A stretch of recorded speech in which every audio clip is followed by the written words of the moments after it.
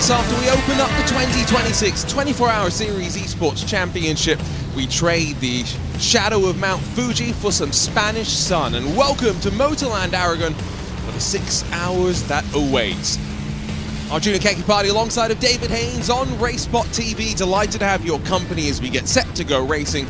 Qualifying about to be in the books, and now just the race lies ahead of us. But David, let's talk about the season, where these drivers are going to go in what is a reshuffled track schedule for these drivers, already with Motegi in the books, and now trips to Aragón, Kota, Portimao, the streets of Adelaide, and a 12-hour race at Silverstone for our drivers to close out the year.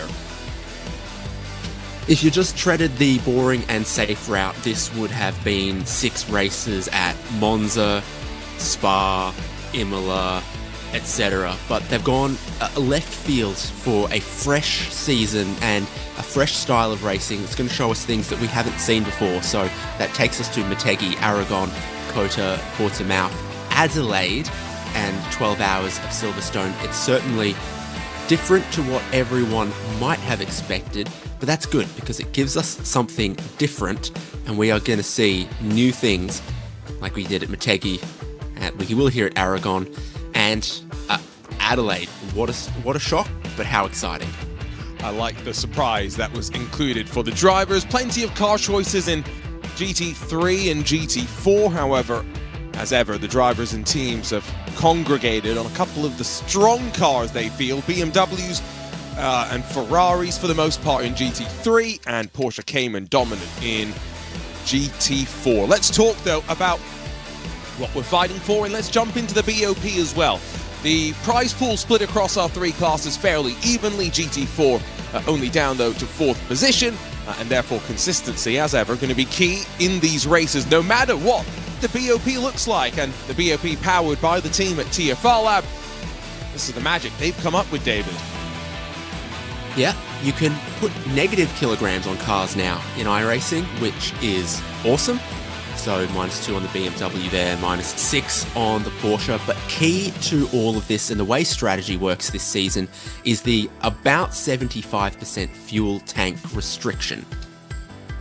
And while the drivers and teams were wondering if we might use some of the new iRacing pit rules, it will still be the regular rules for this particular event in terms of tires and fuel, and if they're done at the same time. We'll talk about that during the race because you know that's a hot button topic for us RaceSpot commentators. GT3 standings basically reflecting how the first race of the season played out, with Grid and Go on top in GT3, clear of Miniti Racing BS Plus competition, the World Sim Racing Esports number 20, and then the second of the Miniti cars, the number 79. That's the top 5.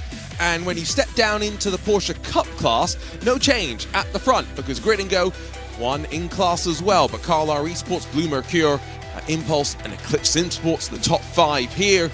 Again, just as they finish the opening 6-hour race from Mobility Resort Motegi, and last but not least in the GT4 class, it's another one of our defending champions that's gotten off to a good start. Team 75 Bernard by SimRC, clear of mono competition by Colino, Core Sim Racing, and XBD Racing Sim Lab. Hard to read too much into this, David. There's a long way still left to go this season.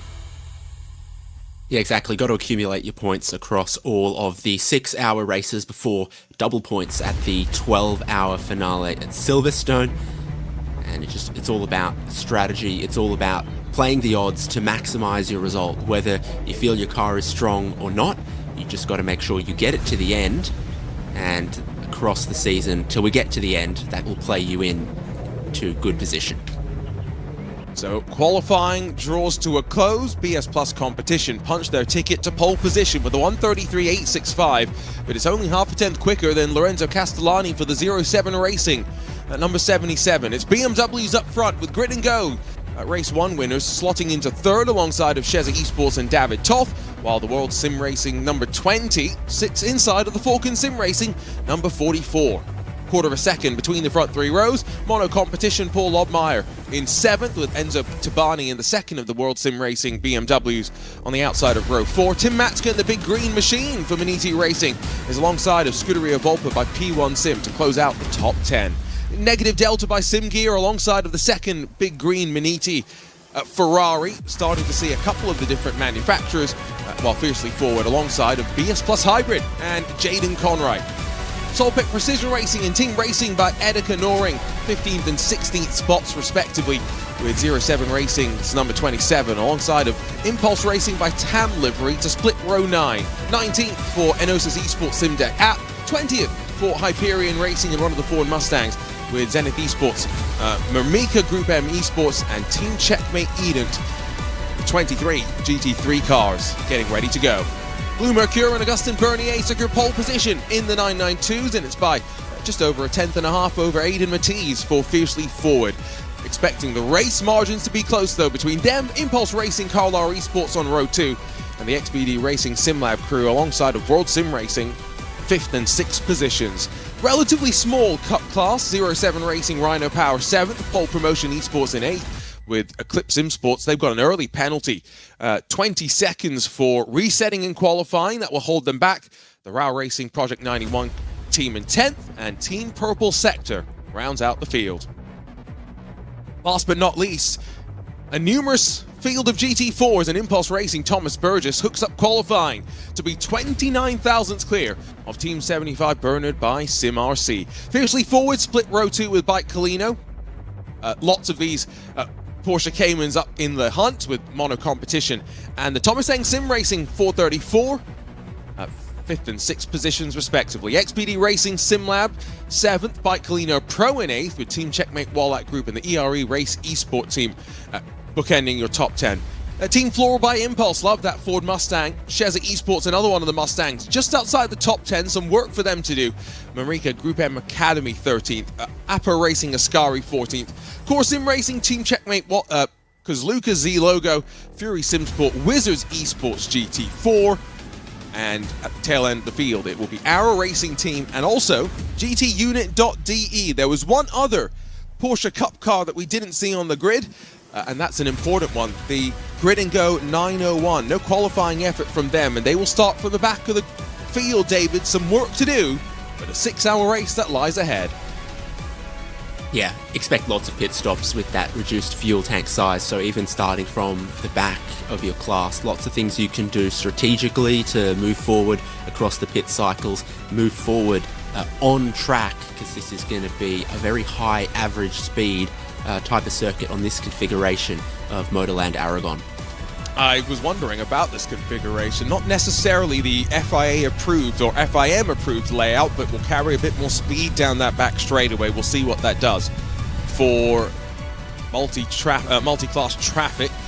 Note from Daniel Ferguson, team manager at World Sim Racing, thank you for this, because the pit stops, David, I mentioned the iRacing update, tires and fuel can be done together, can be done separately, but for this race, for GT3, GT4 teams, for the first time in quite a while, their tires and fuel will not be done at the same time. They line up with the Porsche Cup cars, and I'm a bit disappointed Ewan O'Leary's not around to see this, because he would love this. Tear in your eye for this sort of thing.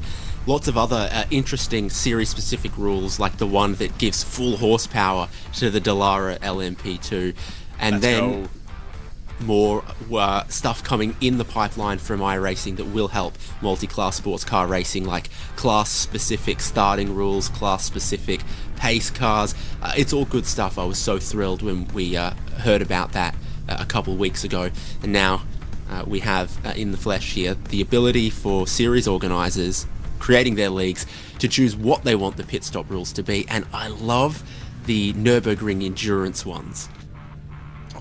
I do like the flexibility that iRacing is now introducing into the platform, something that some other sims have offered a lot of different options for the series organizers, and I'm looking forward to seeing where else we go from here.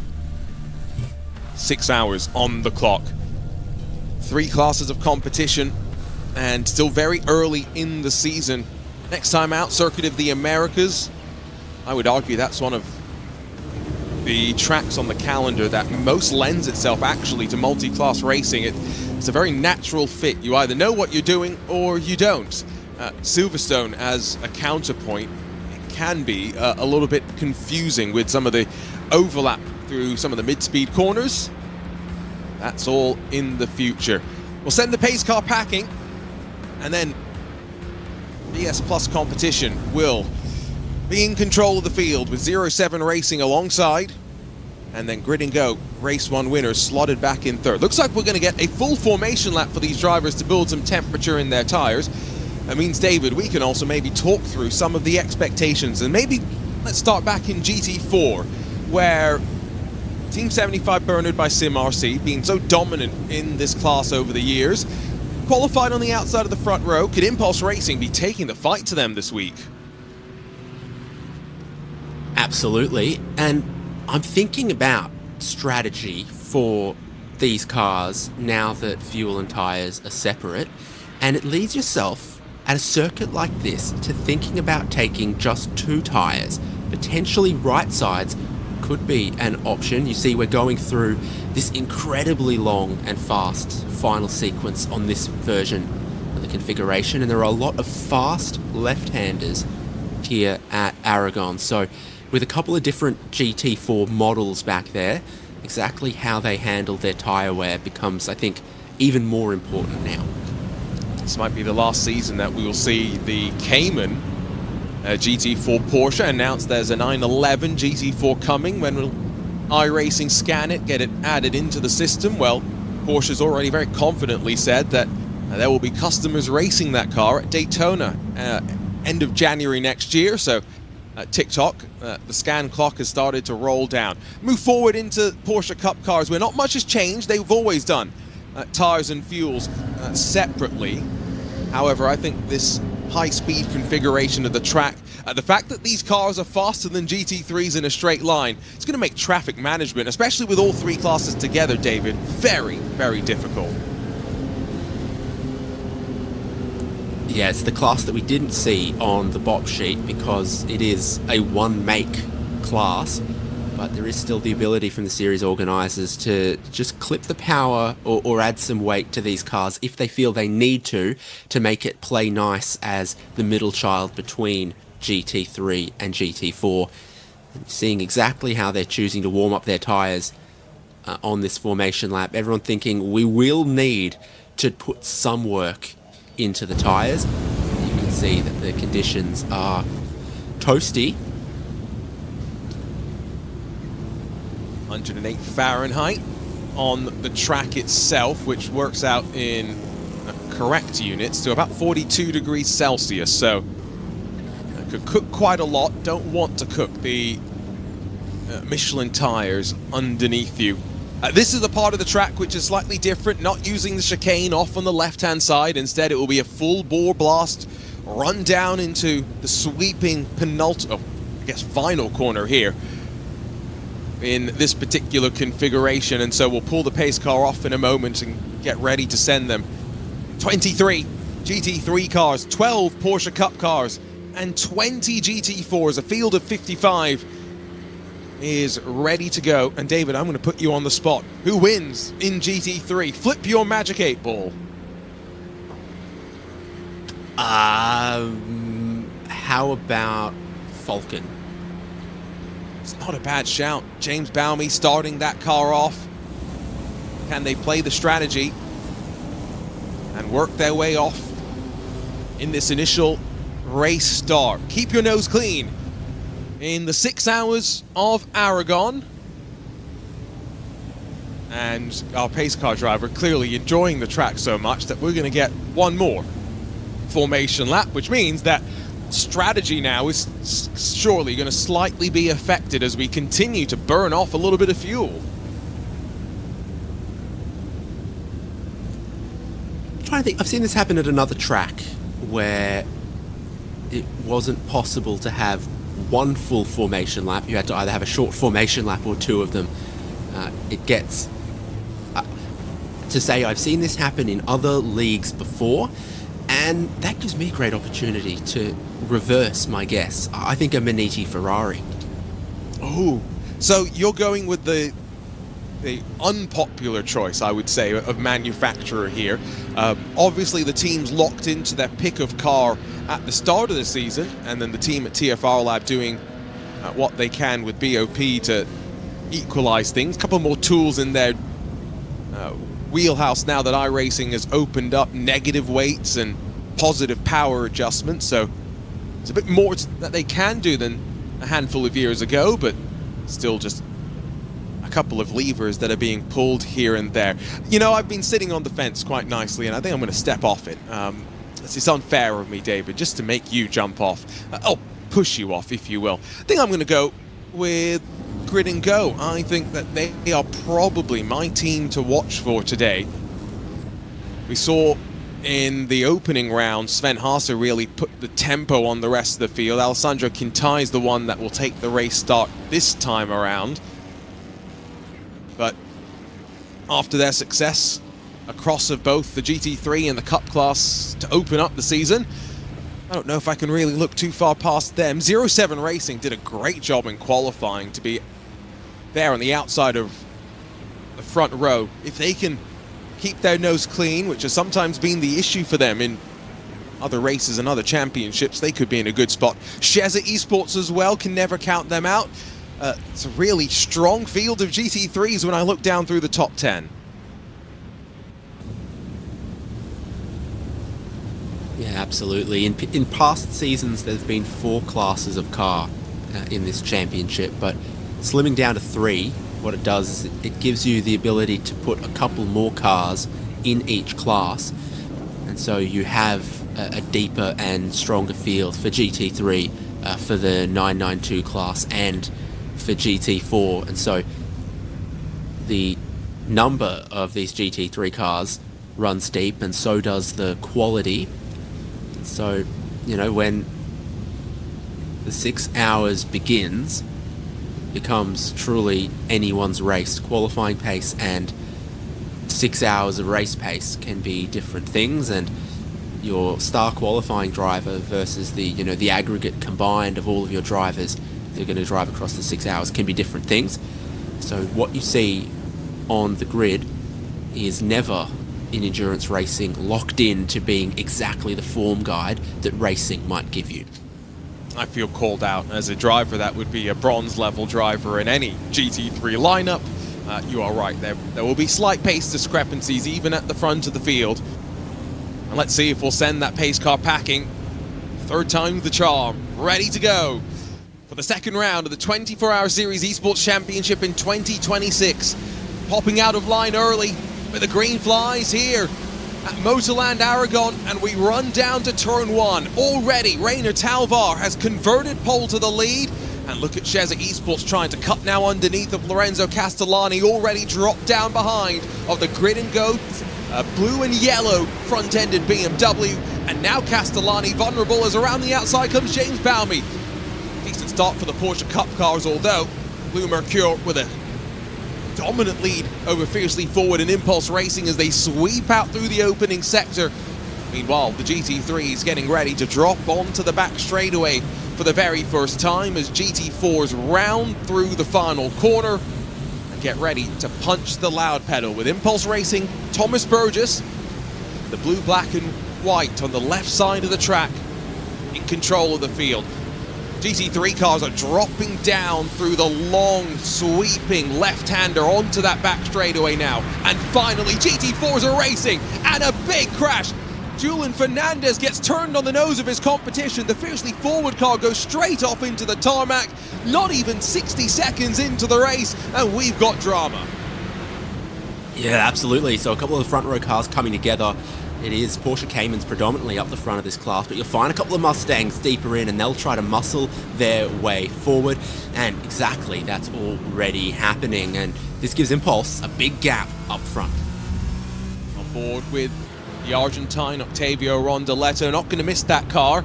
They started round 1 decently, but dropped back the deeper into the race that we went.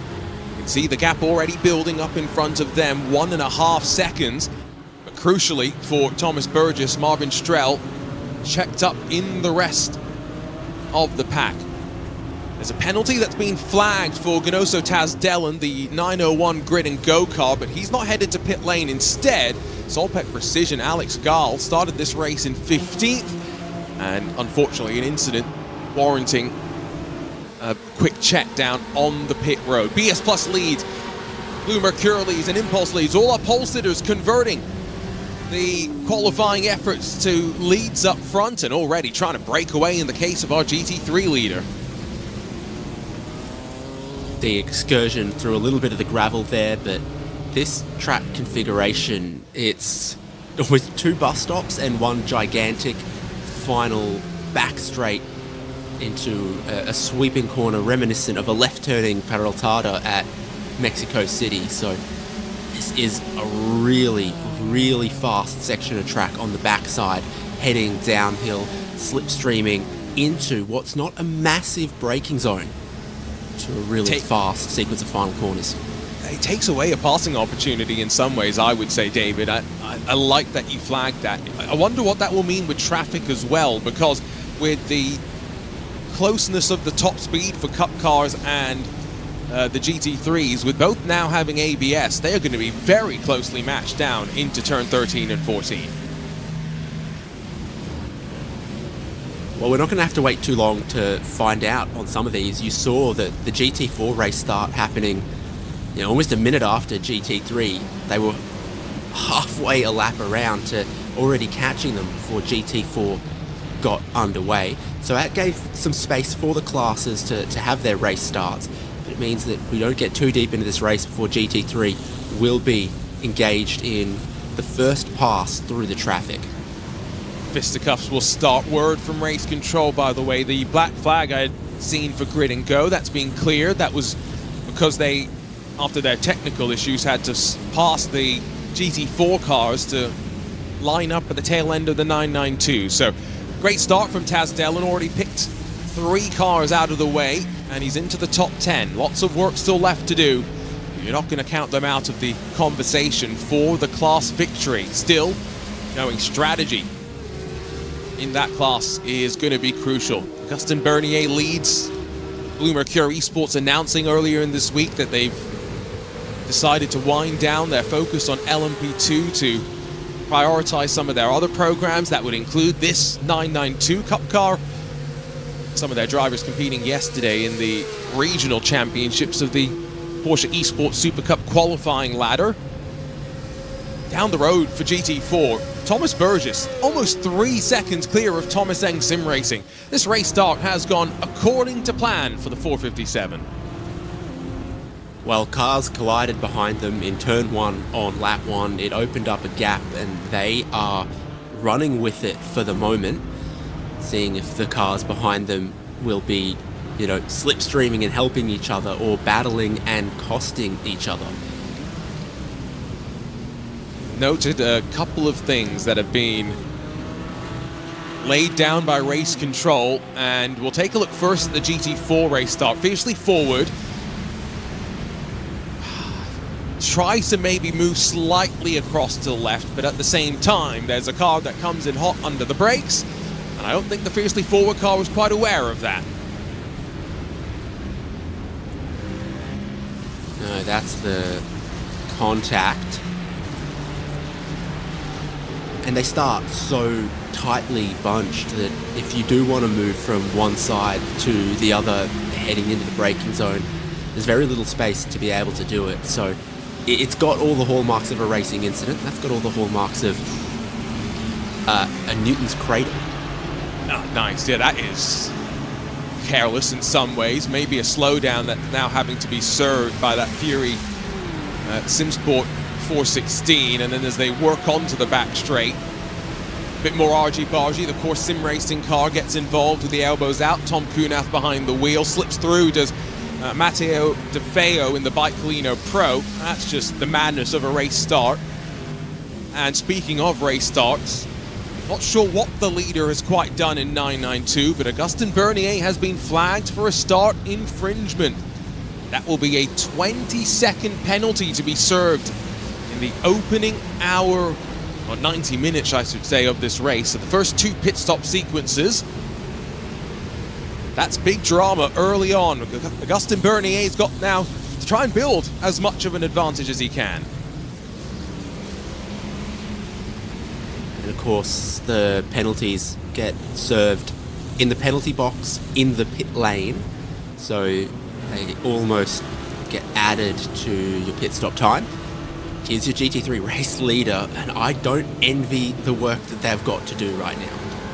No, and I think there are some trying to use this as an opportunity. Sheza Esports, Falcon Sim Racing, they are very close to one another, just behind the leaders. And in fact, maybe moment for Alessandro Quintai. He's been checked up behind Tom Kunath in the core Sim Racing white and orange. Here comes the teal Falcon Sim Racing car, pulls alongside this James Baume. How aggressive are you going to go through this fast, sweeping hairpin? Not the heavy braking zone that we've talked about already. Quintai leaves himself on the outside of the track, knows there's more GT4 cars to work around. The downforce in these cars really helps them to just use the speed and go the long way around. Riding now on board with Lorenzo Castellani, gone down from 2nd to 5th. Quintai holds on, he forces the Fury Simsport car to open the steering up as we work through turn 1. 3 wide, out through turn 2. The drivers, like I said, using every opportunity they can, but not too much chopping and changing just yet. If you're a GT4 driver, there's nothing you can do other than hold your line and pray as all these GT3 cars come streaming by that they make some intelligent decisions. Sometimes they do, sometimes they don't, and this could be one of those examples on board with a GT3 car trying to use that GT4 traffic as a little bit of a pick to make their own gains, but what it does is it almost gives us 4 wide.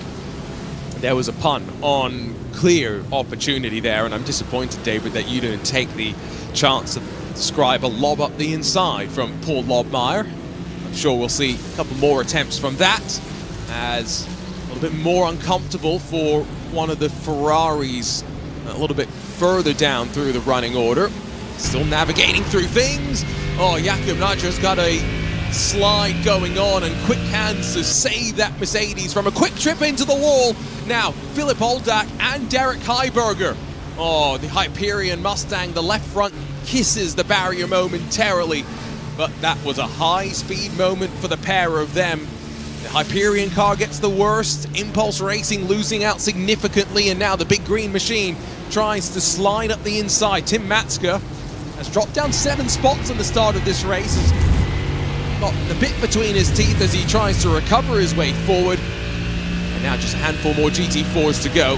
This race start 10 minutes in has been won with a couple of flashpoints. 4th gear on the front straight. How tall's the gear stack for that Mercedes? You need it for the run around the far side of the track, downhill, the slipstream, the super long straight as you build up speed there. So that's the strategy and setup compromise you've got to make for a circuit configuration like this as well. A couple of tight corners at turn 1, turn 5, and this switchback at 8 and 9 coming up, but then one really long straight as well.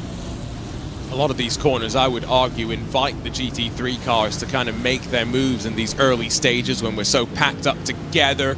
Team Floral by Impulse on the outside of Team Checkmate Wallach Group. It turns back into the inside. There was contact between the two. Sebastian Schoker was stranded in the middle of the track, and that's caused chaos. Sheza Esports Mustang involved as well. And is that... I got scared for a moment. That might be the leading BS competition car, but no, instead it's Jaden Conright, the BS Plus hybrid machine, the IMSA Michelin Pilot Challenge driver and Lamborghini Super Trofeo driver, spins the car back around. But this is showing us just how difficult traffic really is to manage at this place. Yeah, absolutely. I just described 8 and 9 as a switchback. It goes from a right-hander immediately into a sharp left-hander there, and that contributes to catching each other out. If you get too hot into one, you might collect a car as the change of direction kicks in there. Ross O'Connor in the Impulse 915 has got Hendrik Augustin behind, and the 992s, the podium spots have stretched out very slightly. 3 at play for the third and final step on the podium. Whoa, Ivan Vargas very close to running Ross O'Connor deep through turn 1. It would almost have been the NASCAR style bump and run. And we're still early on, I would argue, for anyone to be really trying that one. Bounce over the curbs as the undulation of this track makes itself known through the opening sector. Half-hearted attempt up the inside from Martin Toth in the World Sim Racing 920. Hendrik Augustin holds on to 5th spot for the time being. But as they carve their way through the GT4s, the extra downforce this new generation Cup car has gives them the confidence to make some of these moves. Down the inside, with authority, Martin Toth doesn't want to wait and hang around. Of course, the biggest update to the 992.2 Cup car is that you can now paint the headlights. Who cares about where the radiators are or the louvers over the front wheel arches? It's all about the headlights, Arjuna. Who cares about ABS and traction control as well? I hadn't even realized that. Yeah, how about control of painting the headlights? Yeah, I hope we've got some creative headlight paint designs. Not 4 wide, please, up to the far sweeping 13 and 14. Long way around does work out if you're bold. Hendrik Augustin's going to send him, but watch out. Philip Oldak, the GT3 car, doesn't want to wait behind this 992 battle and trust the extra downforce and mechanical grip that his car generates, as much as he doesn't have an advantage in the straight line. While the 992 fight for third continues, let's try and pick out what happened on this start and why the leader has been dinged with a 20-second penalty, David. Is it going before the zone? It doesn't appear to be a change of lane. That's one of the things that often gets enforced is, if you're in the right lane, you got to start in the right lane. If you're in the left lane, you got to start in the left lane and remain in that lane until you cross the start-finish line. Didn't see anything like that from the race leader, so it must be timing. They've just actually put the update into the sheet for us. They went over this maximum speed, so that's one of those fairly black and white rules you'd assume. Meanwhile, what's happened between Philip Oldak? So Jaden Conright was involved in this moment. Philip Oldak, that is a hellacious hit straight into the wall. I am surprised that car was able to drive off the scene of the incident. But I'm still surprised how Conright kind of got mixed up in things. That's what happened down at the left-hander for the second part of what we were waiting to see. And you're almost blind going in there as well, because that's the exit of turn 9. So we get a replay of all of the action that's taken place early on. You'd have to be looking all the way over your shoulder to see the stopped car there and be able to avoid it. So that's why it became such a big issue. One car spun and then more. This race has been carnage-filled enough that it begs the question, is someone playing James Bond around and dropping oil on track potentially?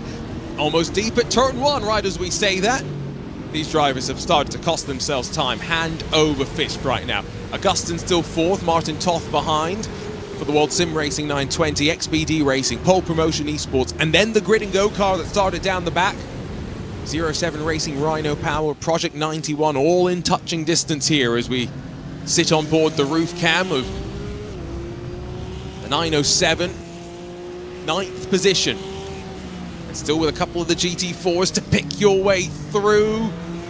That was a little bit aggressive, but recognize that optimism. Did the GT4 car, left just enough width and survived to see another day, which is all you can really do. Speaking of GT4s, 6 seconds. That's the lead that Thomas Burgess now has for Impulse Racing.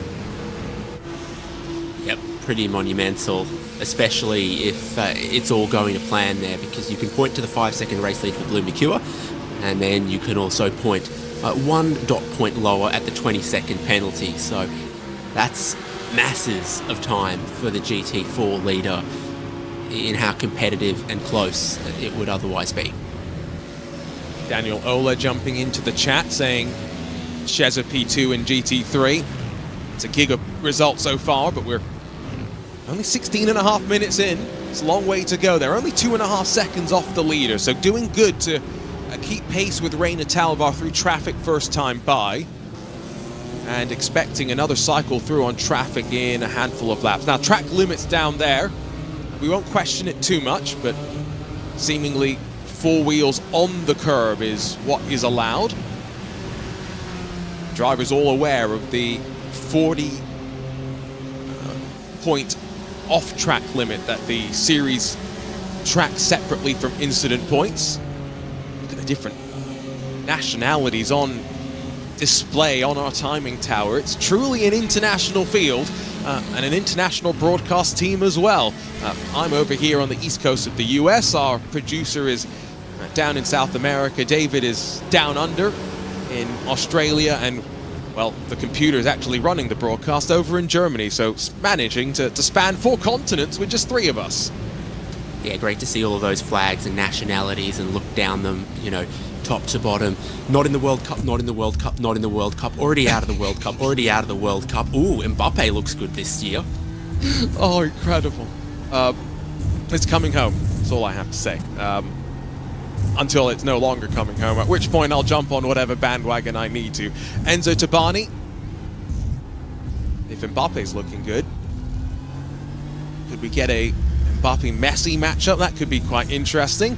Filter through this opening sector in the BMW M4 GT3 Evo, which I would actually have presumed this is not necessarily the track with some of the switchback corners that you deal with that would have necessarily suited the car the best. I would assume the Ferrari's actually quite nimble around here. BMW might be quite a grunt in the straight line though as you work onto the back straightaway.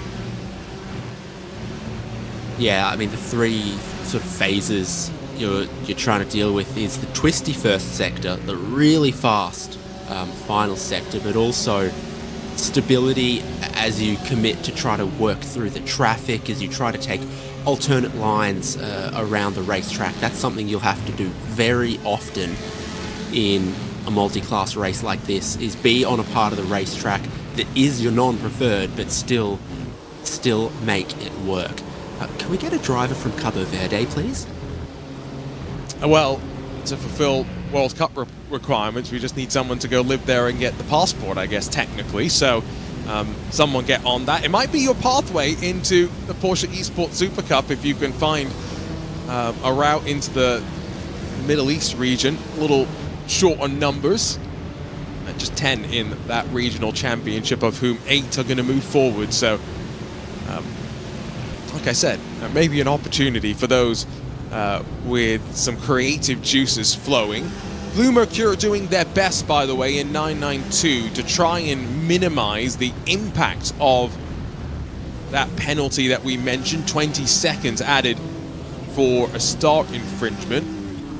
There's also going to be a penalty for one of the GT3 competitors, although I wonder if that's a car that's already been in the issues. No, that's the Mika Group M, number 70. They had overlap with another car before the start-finish line. And then there's a whole raft of things that Race Control is now reviewing. The contact inside of the opening 20 minutes. They've not been kept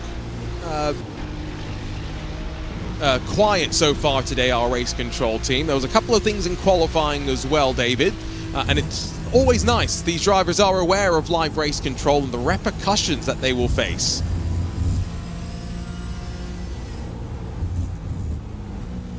Yeah, just looking at the 2 20-second penalties for qualifying infringements.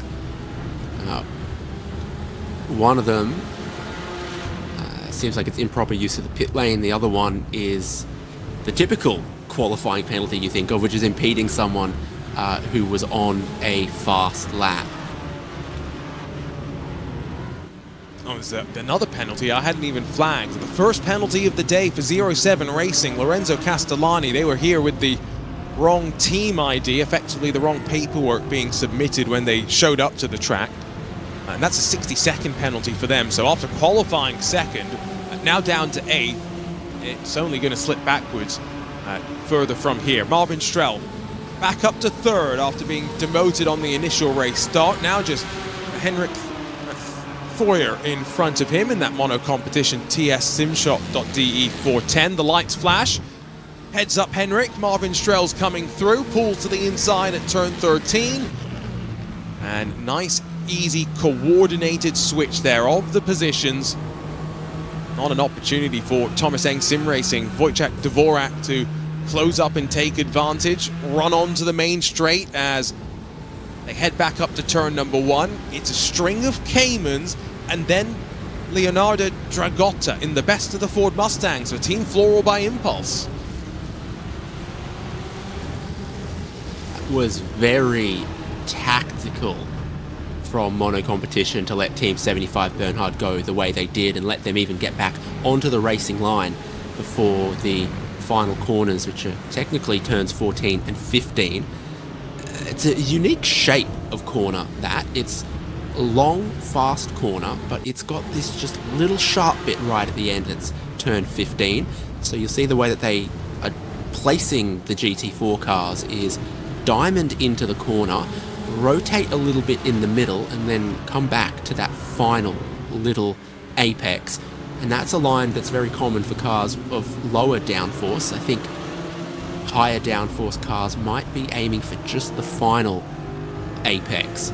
Keep an eye on the different lines in a long corner like that between GT4s that don't have oodles and oodles of downforce and GT3 that do.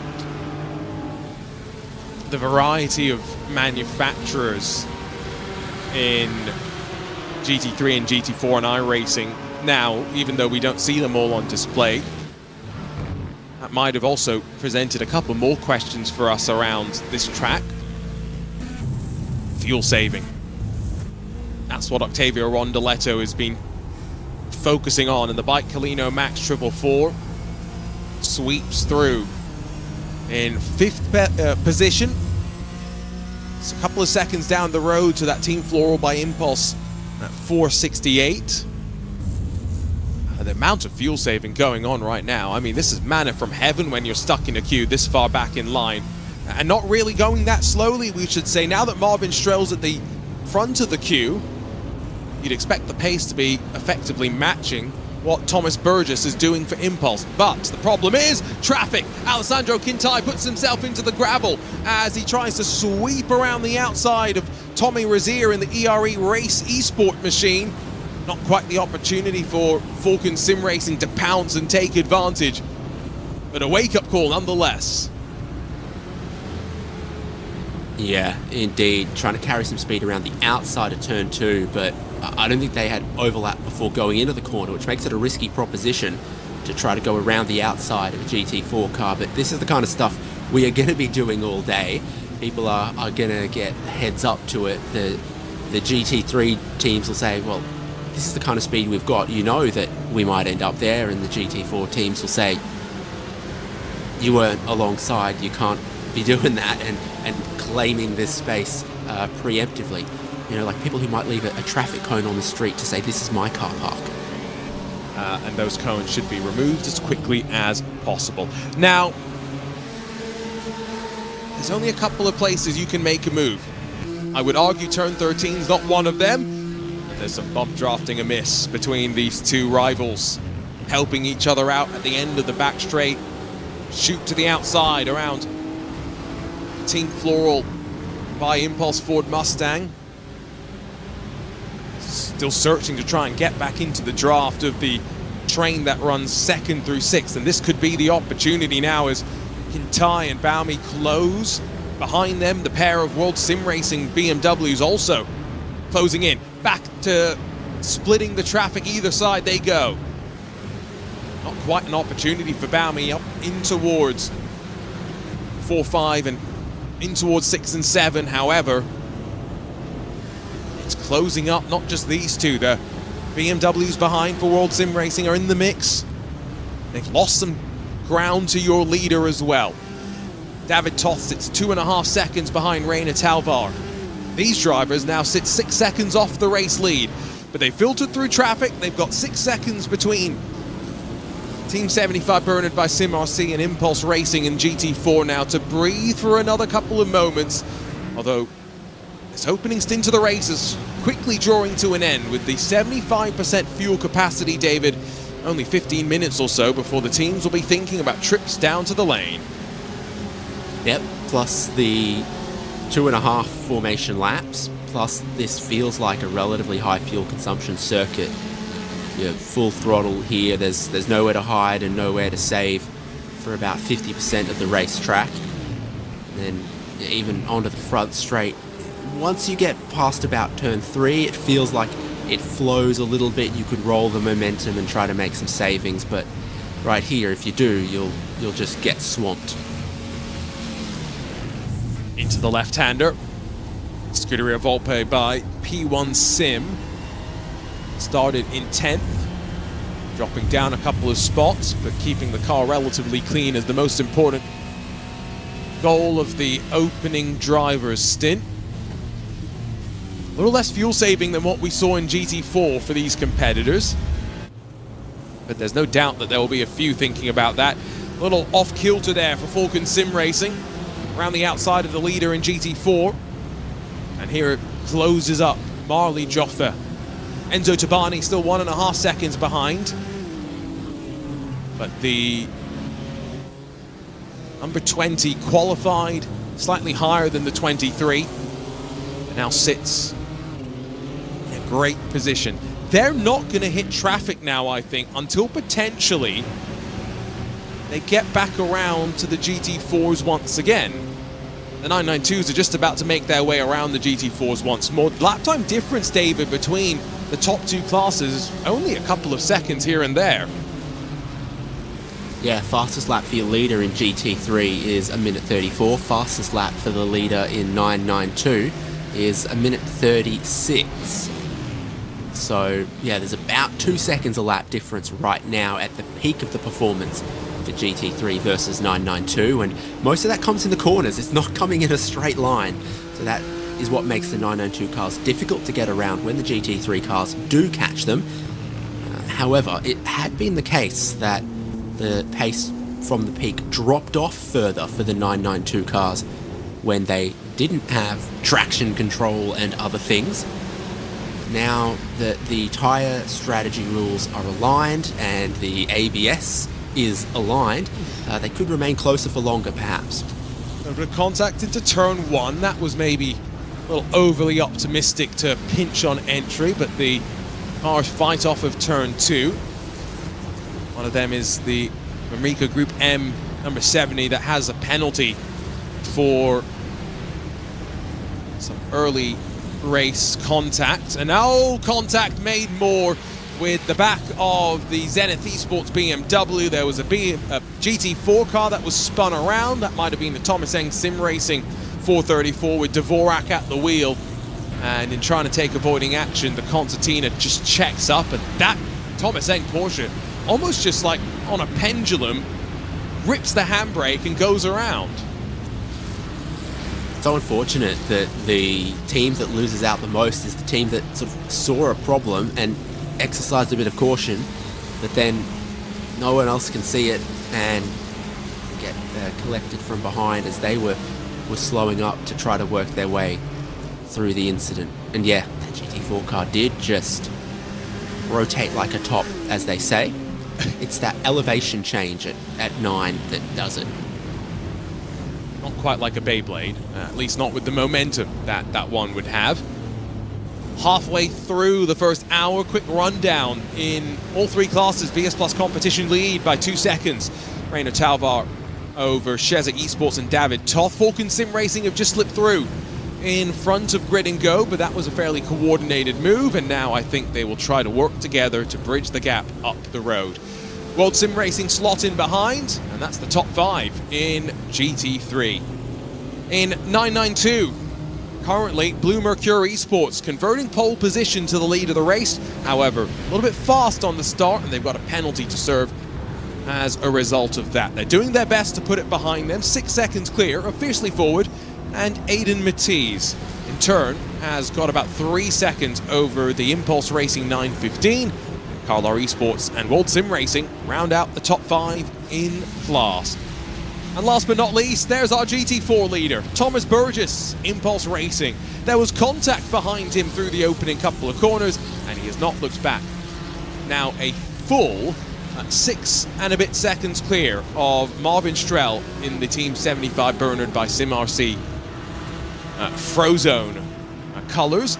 Mono competition just behind, and the train has filtered out slightly, but Bike Colino Max XPD racing the rest of the top 5. But should shout out Ford Mustang, the best of the Ford Mustangs, Team Floral by Impulse Leandro Dragotta has clawed up from 11th to 6th, and really reminding everybody that there are more than one manufacturer in the GT4 class. Arjuna Kankipati alongside of David Haynes for the first 2 hours of the 6-hour race, and David will be back with Marcus Solholm on the run to the checkered flag, so that should be a good sprint, hopefully with some strategy set up, and maybe with a Ford Mustang in the mix as well in GT4. Especially nice to see, given that there's only 3 of them, David, and a couple of them have been involved in the scraps already in GT4. Yeah, and Zenith Esports come into the pit lane, slightly early call, but not so ridiculously early, so going off strategy and not cutting through as much traffic can be one of the things that gets you a gain. As we were watching the GT4 Mustang, have you stuck your head in the door of its sibling, the Dark Horse Cup car? Oh, absolutely I have. I like those a lot. I do too. If Ford is listening, I would love the chance to maybe wheel one of those at a test day potentially. If Ford are listening, I'll go 50-50 with Arjuna. Let's go. H-pattern box, proper 3-pedal car, and while you do have is it a Bosch ABS system, no traction control, so it's just such a great car. I'm very excited. Crazy observation. They smell good. I was at GT World Challenge Australia, and something about the Mustangs, they smell different than everything else. Yeah. You know, could have been the tyres they were on. I'll be honest, I get to commentate on Mustang Challenge North America, but oftentimes I'm sitting in the wonderful NASCAR production facilities, so don't get to smell the Mustangs, but I'm going to be on the lookout for that at VIR next month, David. The smell of the Mustang Dark Horses. Is it just the Dark Horse or the GT3s as well? Did that put out a similar scent? So the GT4 and the Mustang Cup car were both in action that weekend, and I'm telling you they smell different. Okay. I'm going to talk. Actually, I'm going to shoot a message over to Jensen Altsman and ask him. If he's one of the Ford Racing development drivers, I'm going to ask him. Does the car smell different? So both of them were running on the same. I'll get away from this tangent very, very quickly. No, I'm loving the tangent for the record. Both of them were running on the same premium pump fuel. So the difference is going to be either the Pirelli versus Michelin tyres or the brake pad material. Or the clutch material from the H pattern, depending on the skill of who's driving it. Yeah, well, you have now made me realize Jensen is probably the best person to ask, given he did go and race down in Australia in the GT4s. Sam Paley's doing that right now, also racing with Team Floral in GT4 Europe. They finished second at Spa, and why do I mention that? Because I am the master of segues, and I'm so excited for Mustang Challenge and Mustang Cup to head to Spa next year as part of the CrowdStrike 24 Hours. They raced at Le Mans last year. They'll get to race down the Ardennes next year. Focus on this race, at least for the time being, will, in traditional endurance racing commentary style, redirect our attention back towards pit stops, David, because you did mention early pit stops for a couple of GT3s. I think in some cases that was to get some damage repaired as well, because no pit stops shorter than 2 minutes for Zenith Esports, Solpec Precision Racing, and 07 Racing in the opening 40 minutes of this race. We had basically the biggest accident that we've seen was amongst those GT3 cars, and it was sort of here-ish. We saw that the grass was very low grip here at Aragon. Not something I thought I would need to know. But apparently if you get off the road there's a challenge to save the car at high speed before it ends up at the Armco that's set about 50 metres back from the racing line. Paul Lobmeyer up the inside at the final turn, sweeps past Lorenzo Castellani, who again, remember, will have that 60-second penalty. Has to be served in inside of the next hour or so. And after such a great qualifying effort, They're still looking to try and convert that into some sort of race potential. 2.5 seconds between David Toth and Reino Talvar. I mean, the two of them trading lap times back and forth, back and forth. Metronomic inconsistency often we talk about in sim racing. The difference could end up being in traffic, especially if we get the overlap of the Cup cars and GT3s sooner rather than later. With the Cup cars being so quick in a straight line, it's going to lead to some interesting decisions on both sides. Yep, exactly. Those Porsche Cup cars have got so much power. They used to be very sleek and slender. They keep adding more louvers, fenders, and slightly larger wings, both to the Cup car, race car, and the GT3 road car, to the point where the GT3 Touring suddenly became a popular option, so that you can have it your way. If BMW's listening, I'll have one of those too, please. Grid and Go down to 5th, dropping behind the World Sim Racing number 20 in GT3. That's Marley Joffa that's on the charge. First time I've seen that name, but really making a great account of themselves. And the World Sim Racing program growing slightly, it would seem, in the last couple of weeks and months. Of course, they really debuted with a bang, winning the LMP2 class of the iRacing Daytona 24 in their very first special event. Doesn't really get much better than that, but continuing to be a solid competitor here in the 24-hour series esports championship. One of the Bike Colino cars. And that's the Pro 445 Matteo De Feo, just in front of Tommy Rozier.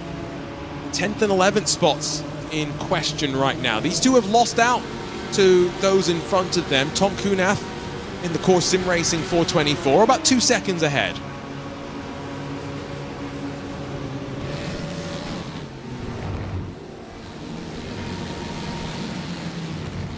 It's so interesting to me, the elevation change on the back straight here as well. It's not just a long back straight, it's downhill the whole way. You pick up speed with extra vigor early in the straight, so then once you are reaching those peak speeds earlier in the straight, the slipstreaming effect becomes yet even more powerful, which therefore means that the fuel saving effect could be even more powerful, something that's happening in all of the classes, but certainly easier to notice Cayman to Cayman in GT4.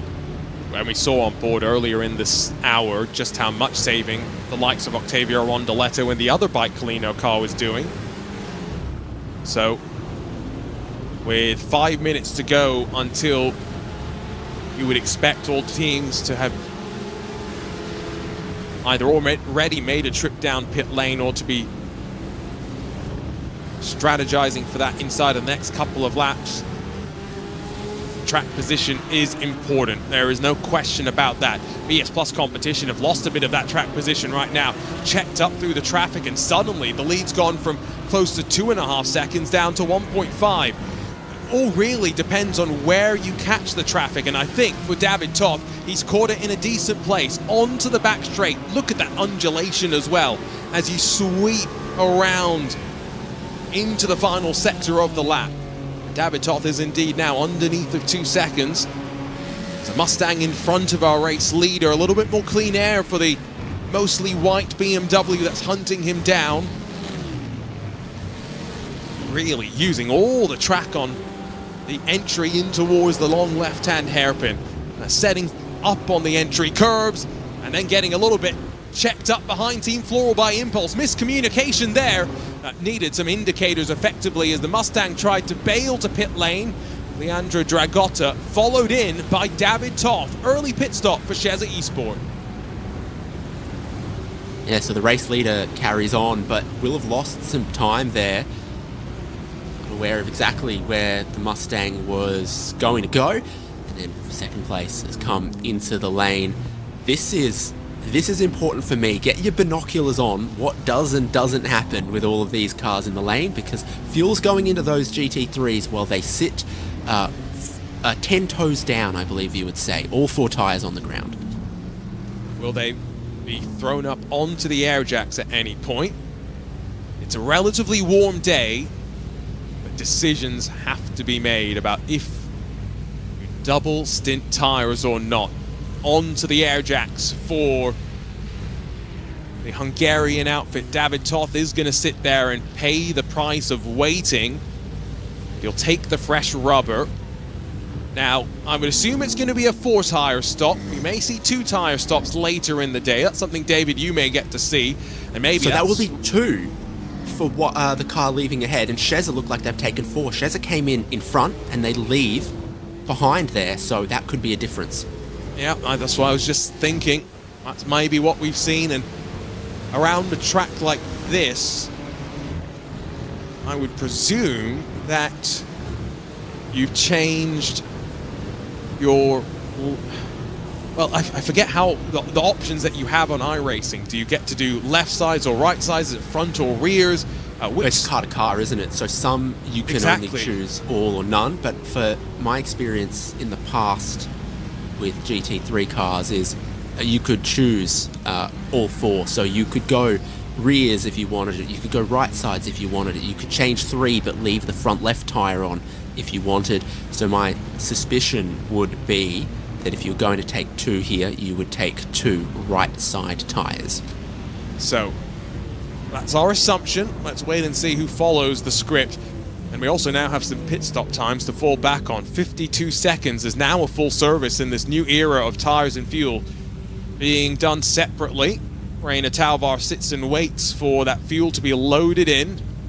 And now up on the air jack. Slightly different sight from a traditional Creventic race where the teams would fill at traditional fuel stations effectively. And that, I think, is 2 stops very quick for Reina Talvar, off and away. And just in front of the Falcon Sim Racing crew, also a 2-tire stop for them. Should we talk about how the pit lane limiter is also different now than it was at round 1? Yes, we should, because that's another place where these teams and drivers look to maximize their time. Yeah, it's more advanced, but a little bit more finicky in how it gets used. So it will optimize your speed more closely to the pit lane speed limit. So there's less advantage to flicking up and down the gears or trying to manually control your speed for an advantage in the pit lane speed limit. But it's also slightly more finicky to engage. I'm hearing from some drivers in some cars that you've got to do is downshift all the way to first gear in the pit entry before you press the button to engage the limiter. In the past, you might be able to steer into the pit entry, press your limiter button in 4th gear, and then take your downshifts as you're braking into the lane. Apparently, it doesn't like that so much anymore, so drivers are changing when they're pressing the button on the way into the lane, but you'll see almost everyone far more likely to use the pit lane speed limiter because there's a far, far smaller window of advantage from not using it. And the risk remains very high to using it wrong. Not a surprise that you wouldn't be able to engage the limiter outside of first gear. That lines up with the electronics in most cars. Long pit stop sequence for Abel Salin. He goes amongst the longest of the GT3s. But the way that the pit stop sequence is cycled out now with the GT4s, just 2 of them left to go through. Mono Competition and Bike Colino had been doing the most fuel saving and therefore extend the furthest on the run as well. But Marvin Strell, I am fairly sure, has come in and taken just 2 tires potentially on that car, or maybe no tires compared to the rest of the field, because it was a very short pit stop to send the Team 75 Bernard by SimRC 475 out into what is the net race lead. To illustrate the difference on pit stop timing, our former race leader, 1 minute 14 stationary in the box, 38 seconds for Marvin Strell in comparison. Yeah, it's good. We don't know exactly what they're doing, but we know they're all looking at this race different ways, trying different things, and it's always an accordion on the strategy. The field spreads out, but then those that took fresher tyres have more pace. They start to hunt down, and the field then closes back in again towards the end of the stints. So it'll give us some very interesting and strategic racing, and it'll mean that we can never count anyone out because they might still have a trick up their sleeve. Noticing that 992 are certainly going quite a bit further on their fuel than GT3 are, so seen pit stops from most of the field in GT3, but very few in 992. And it means that Blue Mercure run overall right now in third, but that's only a momentary circumstance. Octavio Rondoletto and Henrik Thoyer, make their trip down pit lane, albeit with very different intentions. Rondoletto mirrors what Marvin Strel did, and the mono competition car goes about in the middle between the two extremes of what we have seen. I'm just taking a quick look on my side, and in GT4, from what I can tell, 38 seconds is fuel only. Yeah, that lines up with about how it used to be, and so just under 40 seconds was a full tank, but we've got restricted tank here, so that's interesting to see that that's about what the fill rate is at. And then before, it was something in the order of 22, 25 seconds to change 4 tyres. So we'll see in this new regulation sporting set of era exactly what everyone settles on. The reality and is how fast the new rattle guns are. Nice, yeah, well, that's also why I think we're seeing the fill time in GT4 be slightly different. The capacity changes maybe also affecting the fill time as well. But it's all the same, and they're going to equalize out by the end of this race. You'll have fun with that strategy, I have no doubt, in those final 2 hours with Marcus Solholm as well. 10 minutes away from the top of the race hour. And track conditions. The quote Chamber of Commerce weather maybe applies in the air. I don't know if it necessarily applies to track temperature, which sits at a balmy 45 degrees Celsius. We're beginning to see the 992 pit stops filter through. So about 30 laps on the fuel tank for them. And one by one, they are trickling in. They've all had plenty of experience in the pit stop regulations with fuel and tires being done separately, because there's no change for them. They've had that for the last handful of years in this championship.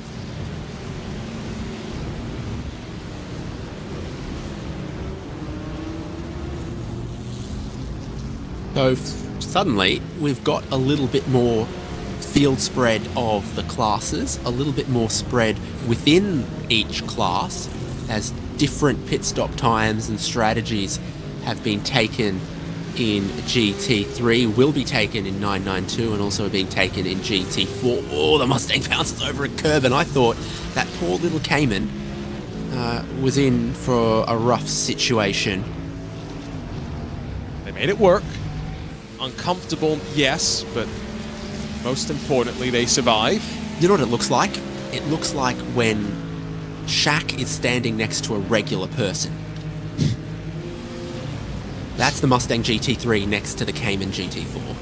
There is the penalty box in use as Blue Mercure serve their 20 seconds for being slightly over the speed limit at the time of the race start, before they were technically in control of the field and allowed to punch the throttle.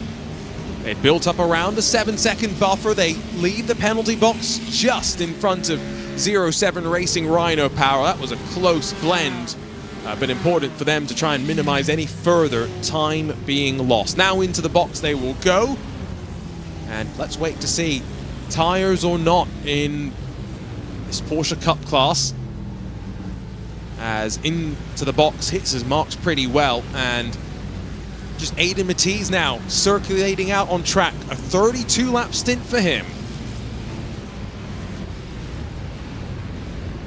It's interesting, even before we get to these pit stops, we had strategy decisions being made out on track in terms of fuel saving. Now we get to the pit stops and we got strategy decisions being made about no tires, 2 tires, 4 tires. I'm excited, but not quite as excited as that person with the red top up on the balcony. There's some very loud clothing up there, actually. Love to see it. iRacing making the spectators part of the atmosphere as well, to say the least. There's some good stuff in that hospitality then, for sure. Oh, I can only imagine. There was Porsche ice cream apparently at the hospitality of Bong Sen this weekend. So I'm sure there's some pretty good stuff at the Creventic hospitality as well. Off and away goes Augustin Bernier. Now he's dropped down to 8th on the road. So from the lead to 8th, there's 5 hours to make up for that one mistake at the start of the day. Honestly, that's still pretty good, with a 20-second penalty at the first pit stop of the race to, not be stone dead last in that situation. So we'll see them continue to fight. GT3 battle and see if the longer the race goes on, if the Ferrari has any advantages in tyre life, in long run performance. So based on that, maybe not, or in fuel consumption. Certainly something to look at as the race goes on, the stints go on. If there's a little something that'll play the Ferraris, particularly from Maniti, back into contention here. It's the 296 GT3. We don't have the Evo yet. Very, very subtle visual differences to the Evo. It's the rear wing upright, and it's 2 louvers in the front that feed more air to the driver's air conditioning. I'm trying to think, but I don't actually believe that when I've talked to any of the drivers that they've made mention of the improvements in the Evo. Maybe some operational things behind the scenes that You're going to tell me that the drivers aren't noticing that the rear wing uprights are 3 grams lighter? No, it's not come up in conversation. Engineers work so hard and drivers are so ungrateful. The Evo kits are always interesting. Well, you can set your watch to Ferrari releasing a new one every 3 years. I was trying to phrase it in a good way, but there's a certain conversation to be had about the economics of the Evo packages. Manufacturers using them to drum up some support. BMWs, by the way, surrounding the big green Maniti machine right now.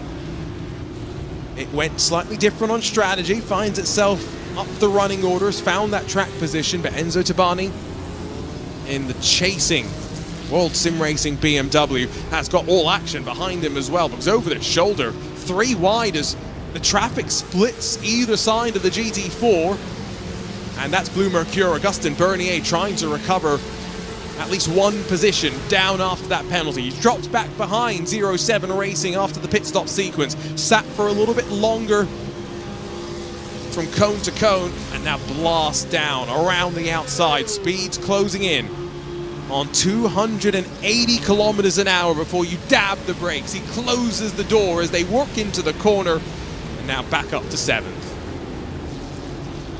Called dibs on that corner on the way in, and now accelerates on the way out. On board with 07. Issue for second place in our 992. What's happening to Aiden Matisse? Had gone long, had led in class at one point. We'll find out. Almost contact as Tim Matson gets the squeeze from Paul Lobmeyer. Ooh, goodness, that's the aftermath of what happened. Very far off the track.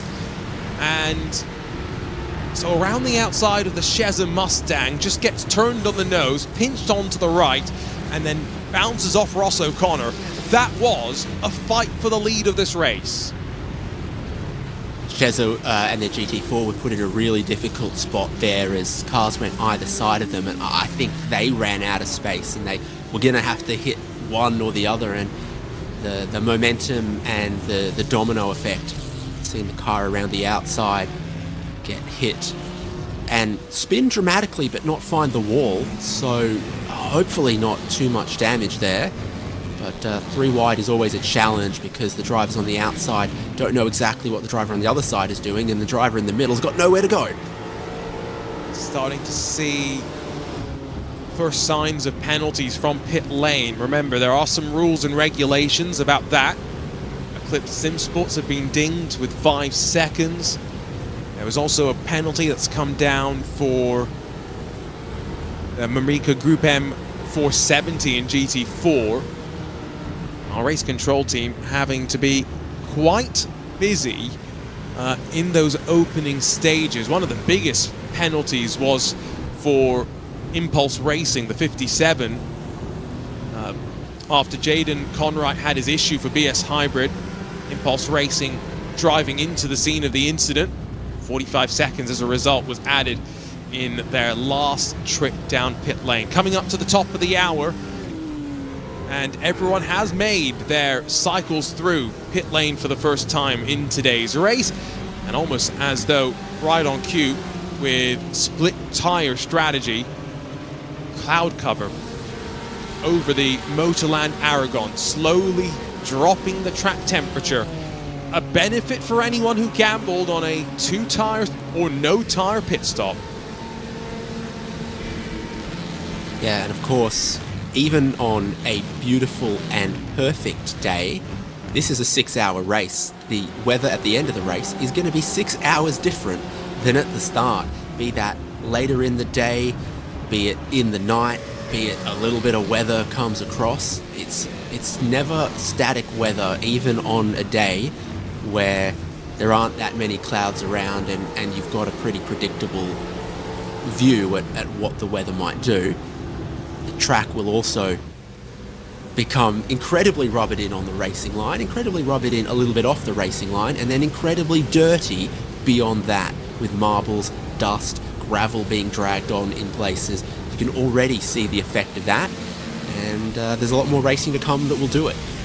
And we're going to end in the relative cool of the sunset, so the track's going to get a little less baked by the time we get to the end. Riding with Hugo in the Enosis Esports Sim Deck number 9. A flat 6 scream of a Porsche. Jinx past some of the GT4 traffic. And this will give us a great sense of the elevation that David's mentioned on a couple of occasions through this opening sector. The rise, the fall on occasions. Your need to understand the flow of this track, and when you can, use a bit of that runoff to open up the entry into a couple of the corners, when you can run around the outside of one of these GT4 cars, and when maybe it's a bit better to back off and try and set back the cutback. Beautifully judged there from Hugo. Yeah, interesting to just keep the momentum, wait that moment, and then make the switch to get by. Easier to do when you've got a couple of car lengths to your car in class behind you, not them immediately breathing down the back of your neck. It gives you the flexibility to be a little pickier about how you want to do it and how much patience you want to show. More trouble for Lorenzo Castellani. 07 Racing are about to drop outside of the top 10. And I don't quite know if they serve their 60-second penalty still, so I fear that they are in danger of dropping off the lead lap inside of the opening 2 hours of this race, but that's still a ways to go. We've officially crossed over 1 hour complete here in the 6 hours of Aragon, second round of the 24-hour series esports championship. The fight for the lead in GT4 sees the leader in GT3 slip through. Marvin Strell, Octavio Rondoletto gambled, took only fuel about 7 laps ago, and now continuing to tick through the stint. It's about a 25-lap stint as well, so a significant amount of distance required from the tires underneath you, and Rondoletto has been very content to sit behind and save fuel, but maybe not anymore. Brakes to the inside, slips through for the lead, and the Argentine is clear in through the final corner. Could get just a little compromised on the exit here. No, I reckon you have the chance to open that up as the GT3 car goes by. So interesting to see what happens across GT4 with some slightly different tyre strategies there, but clearly early, a lot of the teams thinking about their fuel strategy too today. They thought that was going to be pretty decisive. it's a new complication. I say complication like it's unwelcomed. I know there's lots of drivers and teams that have probably been waiting for this for quite a while, and now get their opportunity. Oh, Sheza Esports hunted down by Grid and Go in GT3, around the outside of the GT4 leaders, and with some urgency, with some haste, Alessandro Quintai is on the hunt of David Toth. Although David Toth took 2 tires, I think David Toth took 4 tires, Alessandro Quintai took the 2 tires, based on what we see in front of us. More leaders, there comes the 992 leader, Impulse with 10 seconds over the rest of the field right now. A long ongoing stop for the 992, and I believe they had like a 9 or 8 minute pit stop earlier on, so that car is off cycle and way damaged. For Fiercely Forward Red and Aiden Mataz, they got a meatball based off of the contact that we saw earlier, so there are a couple of either retired or very significantly delayed 992s at the moment, Eclipse and Fiercely Forward Red. I feel for Aiden. That car was looking like it was a real threat today. They had a clear goal and an idea on strategy, and we're not going to get to see it play out. For Eclipse Imports, I wonder if the earlier bit of contact they had was the lengthy pit stop, and then of course they had the penalty as well for a pit lane violation. That hasn't been served. That will happen later on. David Toth still behind the wheel of Sheza Esports, number 26. On the bottom of your screen, you'll notice that some of the teams, the registration lists 4, 5, 6 drivers. You're not expecting to see all of them today. At most, maybe a 3-driver lineup, and split this race into 3 equal 2-hour chunks if that works out nicely. Most teams will end up, though, just running with 2 drivers.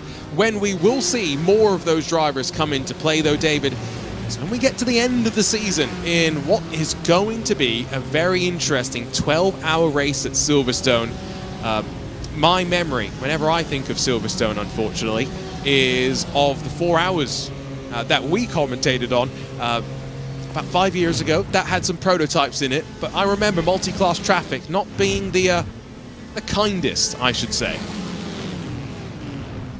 Yeah, it's an interesting track for that, isn't it? Because you have 4 key long straights, which should help, you know, be plenty of opportunity for the faster cars to go by, but then there's a few switchback sections that can lead to issues. That's Club and Vale, it's the Loop and Village, and it's also into Luffield. So yeah, there's a few sort of, the character of the track is fast straight, 2 or 3 fast corners together, long straight, 2 or 3 corners together, and that creates an ebb and flow and sometimes a tension. It's not too dissimilar, I would argue, to this track in some ways. What weather do you think the UK is going to give us when we get there late in the year? Well, is it going to be traditional UK weather? We kind of had that at Watkins Glen last week, the first day that I got to the track. Grey, gloomy, not ideal. But then we got the traditional Watkins Glen heat and humidity. You know, I think that should be a race in which we get some rain. Fingers crossed, I'm hoping. Has there ever been a consecutive 12 hours in England that it hasn't? I would assume no. Somewhere, someone's going to make the argument that yes, it's happened once in a blue moon. I looked at the historic weather for where I live today. The hottest day in Brisbane so far in 2026 was 37 degrees Celsius, and then it rained 40 mil of rain. So that was certainly a day. Doesn't sound like the easiest of days, that's for sure. It's very Sepang weather. Sweep through with the windshield wiper working for Alessandro Quintai, clearly thinking about the possibility of rain. This race has settled down though, and after the madness of the first 10 or 15 minutes, I'm not necessarily complaining about that. I think we needed a bit of respite from all of that. GT4 hasn't quite calmed down though, because the leaders are still close to one another. Although Marvin Strel now the one that's in the position to sip his fuel and sit behind. He won't be complaining about this. You've got all three classes together. Races for GT4, battles for position in GT3, and there's a 992. The GT3 cars are looking at where exactly is my pace advantage and how am I going to get by. And then Shu on the other foot. Big brother Porsche in between the younger siblings. Soon to be joined by a extra 911 member of the family, the 911 GT4, will replace this 718 Cayman. It's going to be interesting to see. I had a conversation with some of the drivers at Watkins Glen after its announcement, just getting their sense of what to expect. Effectively, it's going to be a cup car in all but name. A couple of things different to detune it to run as a GT4, but it's an interesting proposition for anyone looking to rise through the Porsche pyramid. Bump draft? Yeah, I think so. Or maybe just a little bit of fuel saving there from Marvin Strel, but no intent to go for the move down into turn 13. Yeah, there's only 4 hours and 51 minutes left to, save that fuel, cut out some time at a pit stop, and hand the car over to your teammates. So you can play the long game, you can think strategically, and the best teams and drivers do. It's a skill to not become overwhelmed with the moment and continue to picture the end of the race and the big picture. Wonder what tools a lot of these teams are using, as that's a big send up the inside from Oyer Hugo. Judged it decently enough though. I don't think he held Magic up on Doletto. Give it a shake. Love that. Whenever you're in doubt, just the equivalent of asking ChatGPT nowadays. Ask the Magic 8 Ball back in the day. 3.5 seconds at the front of GT3. James Bownley doing his best to keep Rainer Talvar honest.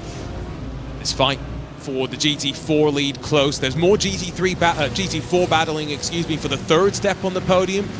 Thomas Burgess in front of Mono Competition and the XBD Racing Porsches as well, but those are teams on slightly different strategies. Remember, Burgess doing the full service in the first pit stop sequence.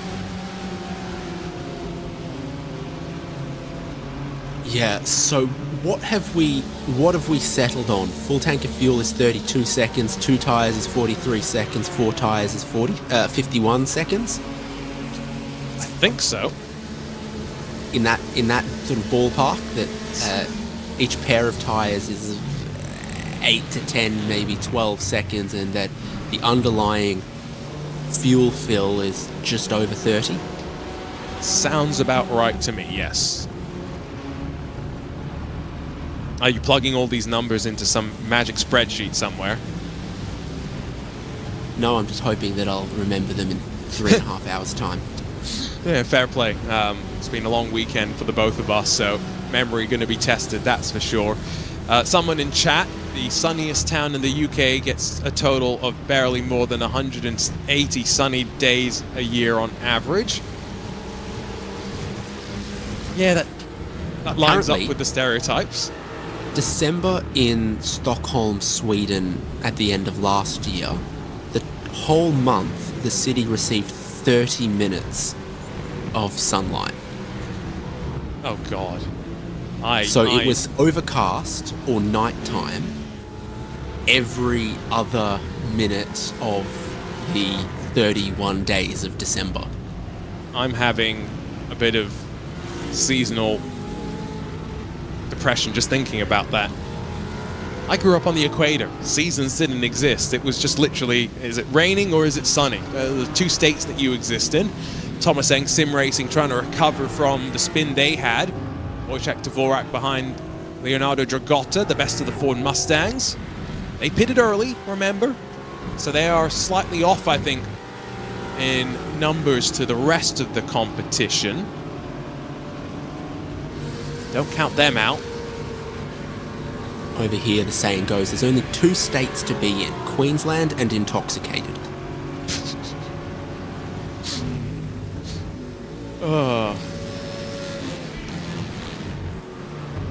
Are there any other quotes for other states, or is that just a...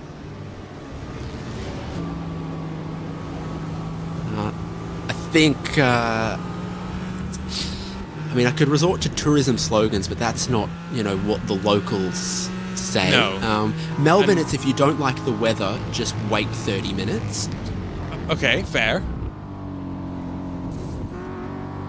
See, I would... The weather can change very quickly there, because if the wind's blowing from the south, it's cold air from Antarctica. If the wind's blowing from the northwest, it's off one of the biggest deserts in the world. So the temperature can fluctuate very, very quickly there, but less so in other parts of Australia.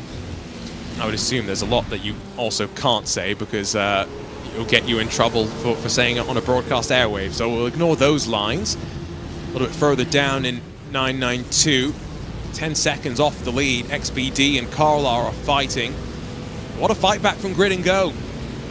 Technical issues in qualifying meant they didn't set a lap, started dead last, and now with a chance of the podium and maybe a bit more than that, they will be thinking about the race win. Now there's a couple of anti-cut curbs I've been keeping my eye on. So I think it's at turn 3 or 4. There's just a little dome one that a lot of the cars have been straddling rather than going around the outside of. And then there are some big anti-cut curbs just here, and particularly at turns 8 and 9, where this field is just coming through. I think as you go to the right-hander of 8, there's a pretty decent red sausage anti-cut curb there, reminiscent of some places at Spa. Drops through. Now sweeping back up into the final sector.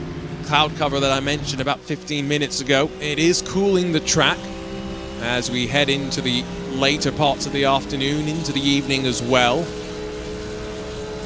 Track temperature slowly dropping. It's not a fast drop by any means. Adrian Greiker pulls alongside, and that's now a spot on the podium. Blows past Carlar Esports, and look how even he is with the GT3 car off the corner as well. The big green machine struggling to pull an advantage as they work back to the line. The difficulties of having the GT4s, the GT3s and the Cup cars on top of each other all at the same time, illustrated for us as then pushes wide and allows the Carlar car to sweep back through. Yeah, he saw the GT3 cars coming and he left plenty of space for them, but perhaps too much space.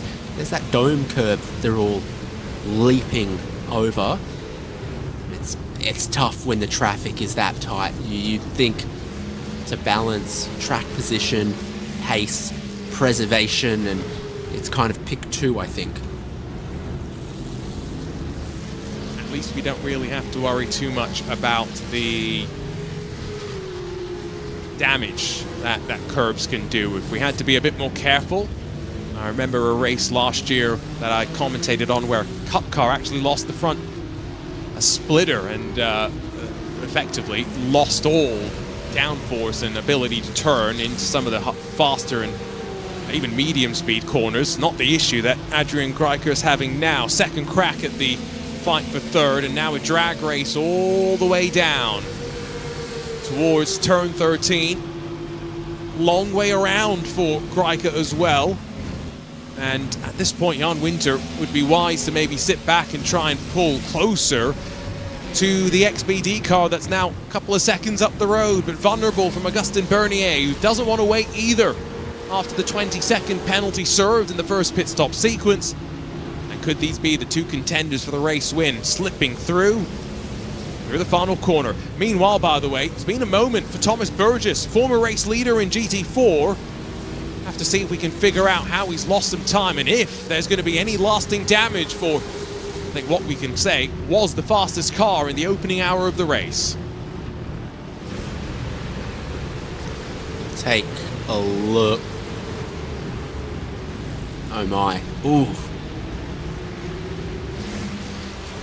Big hit.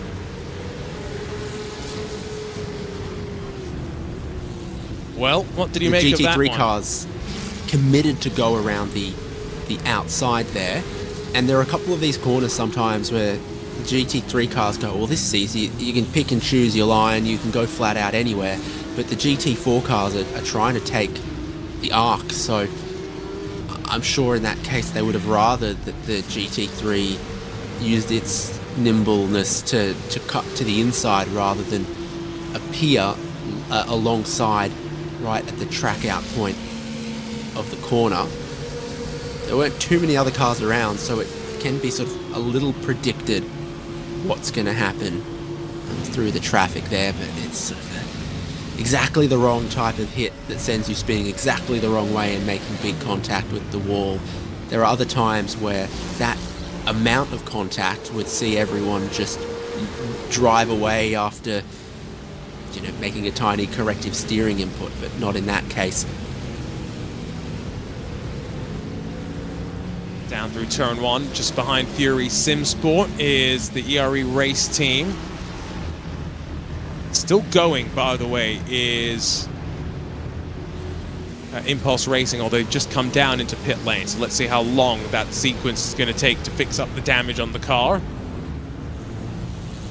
Grid and Go, Blue Mercure have closed up to XBD in second in the Porsche Cup class. They're just behind these GT4s we're keeping an eye on.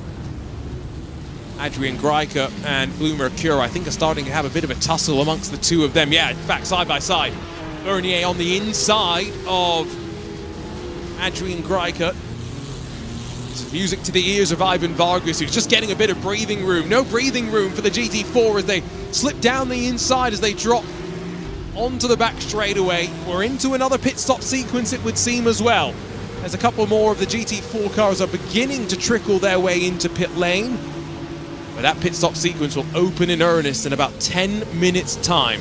A bit more chaos down the back straightaway as Greiker and Bernier single file it out for the time being, but they've closed up on Ivan Vargas once again. And the battle will heat up down into turn number one.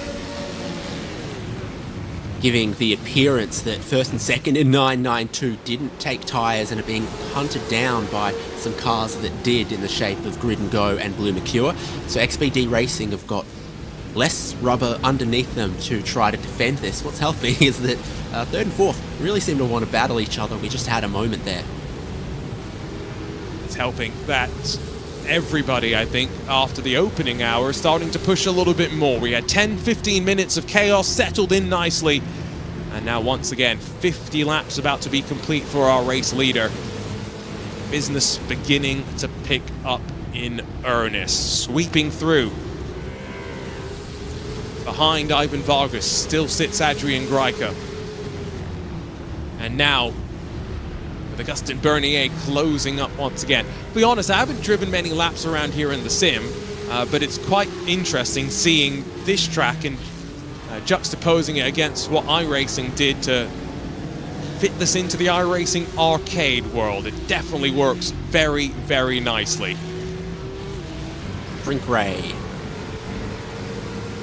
Bottom of the screen, another Grid and Go car in the fight. This one, though, Alessandro Quintai, trying to put the pressure onto David Toth, and for a car that only took 2 tires, Alessandro Quintai is showing a lot of life left in him. Yeah, so our reading of the pit stop times leads us to suggest that Sheza went for 4 tires and most of the others around them went for 2. We were actually watching the pit stops as they transpired, weren't we? Sheza came in with an advantage. Grid and Go came in behind them.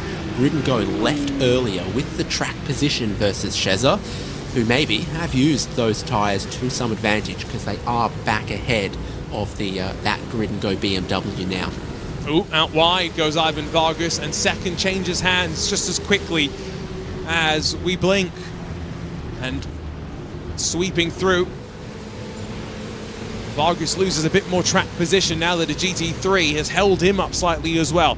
That's how quickly the traffic gives and the traffic takes. Such is the nature of multi-class racing.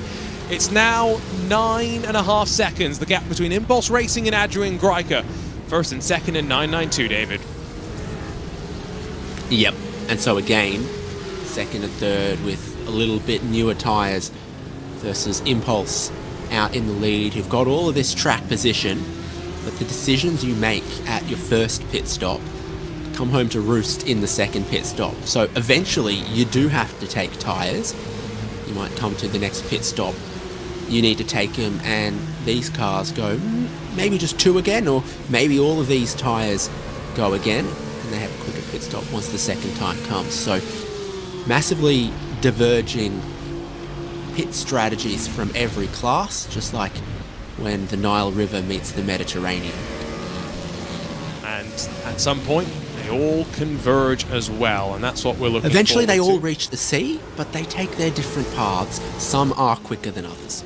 Exactly. Looking forward to eventually reaching that final moment. Bernier with a decent run off the final corner.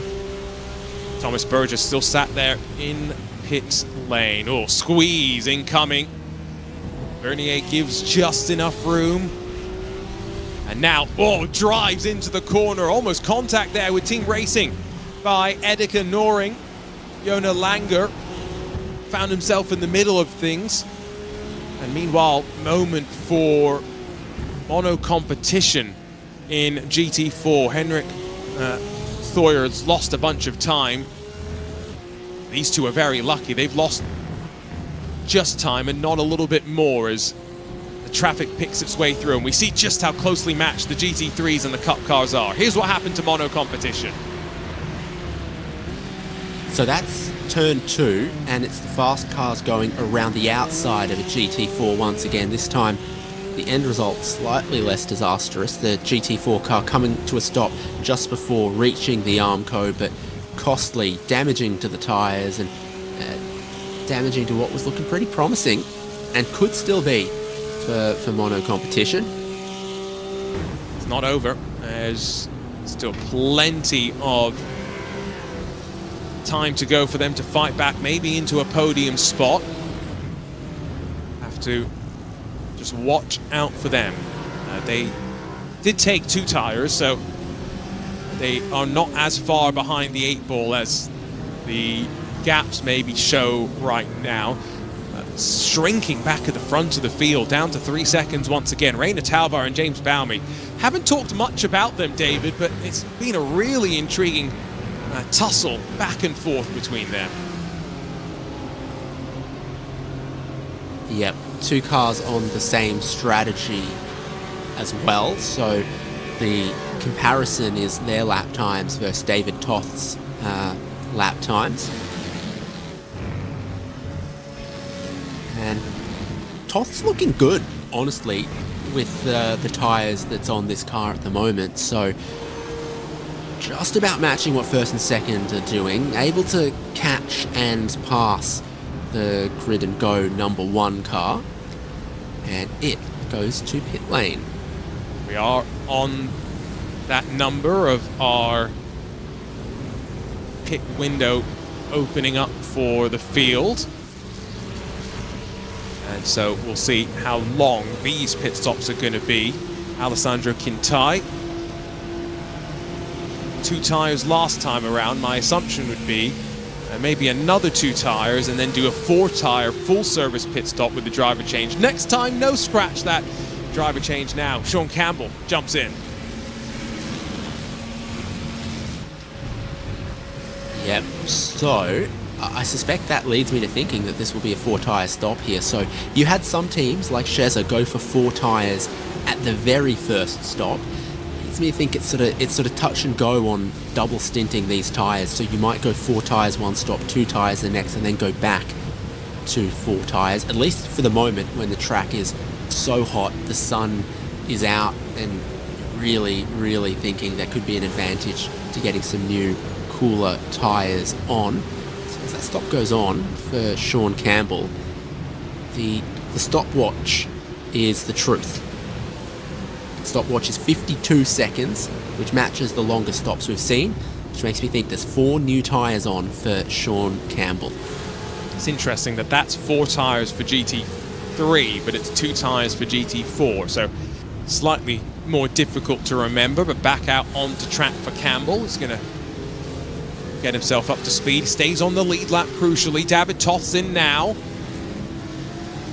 And we'll see if he responds, if there will be another driver change there. Ooh, up the inside. Tough-hearted from Martin Toth on Jan Winter for 5th spot, but eventually sweeps through down the hill. Long left-hand radius. Drives off the track slightly as well, but a tactical usage of the off-track potentially there.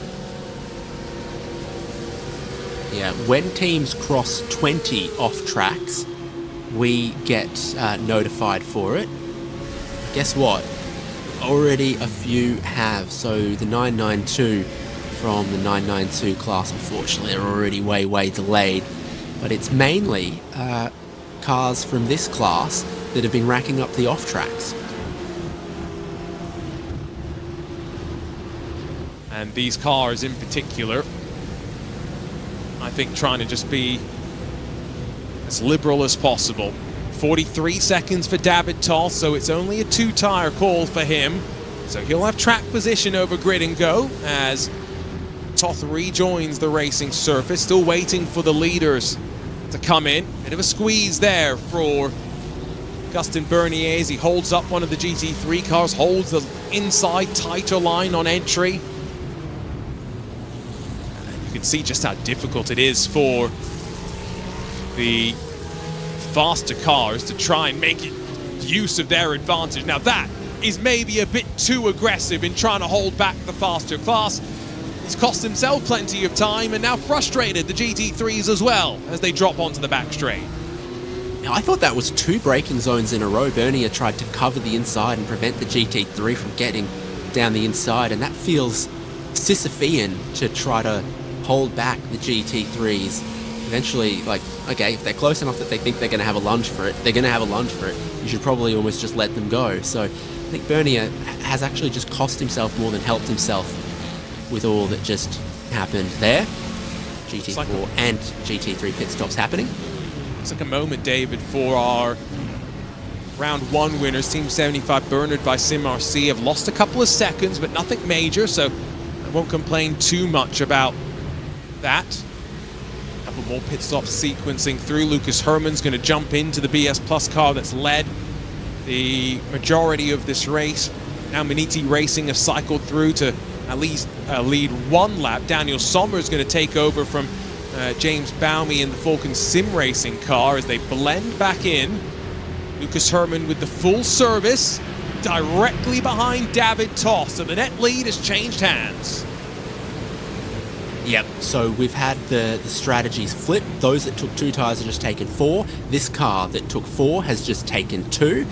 And David Toth has remained with the Sheza Esports car. Also, as they came through pit lane, Mono Competitions GT3 has picked up a black flag. Now, that is not from 24H Series administration. I think that's just speeding on the pit lane for the number 10. That is going to be perhaps more costly than the race control penalties. That's not easy for them to come back from. That has to be served within the next 3 laps as well, so no real hanging about. Ticks past another half hour. Give you an update once the pit stop sequences have settled in and we get a bit of a better running order to run you through. Blue Mercure and Grid and Go, they're still fighting 2nd and 3rd in 992. In fact, Bernier in front of Adrian Greichen now, so positions changed hands since the last time we saw them.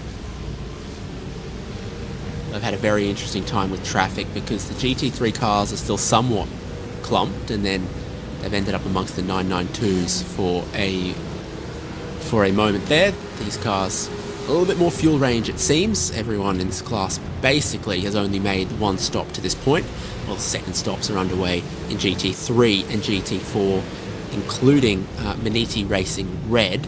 So that cycles Sheza Esports back to the outright race lead, not just the net race lead. 1.7 seconds ahead of Lucas Herman in BS Competition, who have 4 brand new tyres. Let's see this yo-yo. That's how the racing very well could be across all of our classes now. Love the dynamic.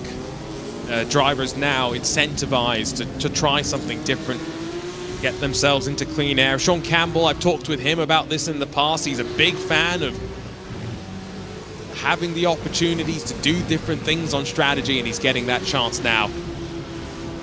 Fighting his way a little bit further back through the field. Is there a car that Sean Campbell won't drive, by the way? Because he's doing V8 Scops in a Ford Mustang supercar this season. I've seen him in prototypes. Here he is in GT3. You know, the answer to that is no. Sean just loves racing, no matter what you put him in. And full credit to him as well for that, because one of my favorite people to see in sim racing because of his willingness. The iRacing Portimao 1000 last year, and one of the new special events, he had a great fight in the HPD with Diogo Pinto, Gustavo Ariel, the red line drivers, although they weren't racing as a red line team. So I encourage people. I know, David, you enjoy the diversity in sim racing as well. I encourage people to be like Sean and drink it all in. Don't go too crazy. Some people get into stuff like sailboat racing and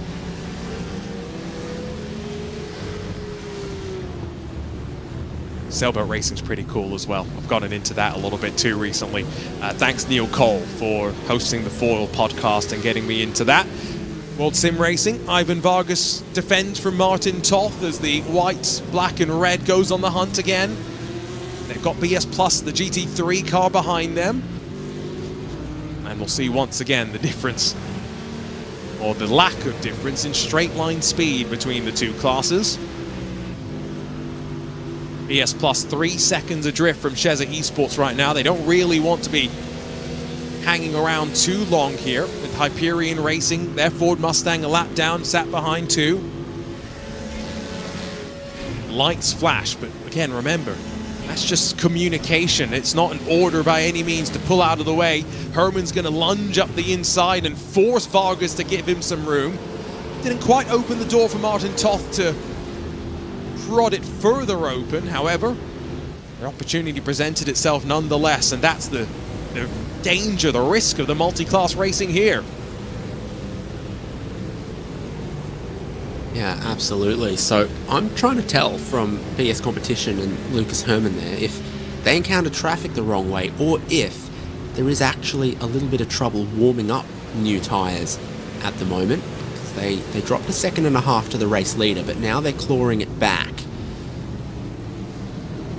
There's definitely an element of that. The cold tyre warm-up phase has been a reality of the tyre model in recent months. In general, the tyre manufacturer is always doing the best they can to try and minimize that. Specifically in one of the few series still with open tyre regulations, the Nürburgring Landstraßen series, they have all sorts of different tyre options available to them. Kind of wish you had those different compounds sometimes in some other series. Sweep out onto the back straight with Martin Toth in the white, black and red for World Sim Racing. Squeezes by, does Daniel Sommer in the Falcon Sim Racing BMW GT3 car. And now in the draft, Martin Toth actually closes back up. Such an interesting balance back and forth between these two classes of competition. And as the Cup car has gotten closer to the GT3s, slight change in the name. They used to be called the Porsche GT3 Cup car. No longer. Now it's just the Porsche 911 Cup car.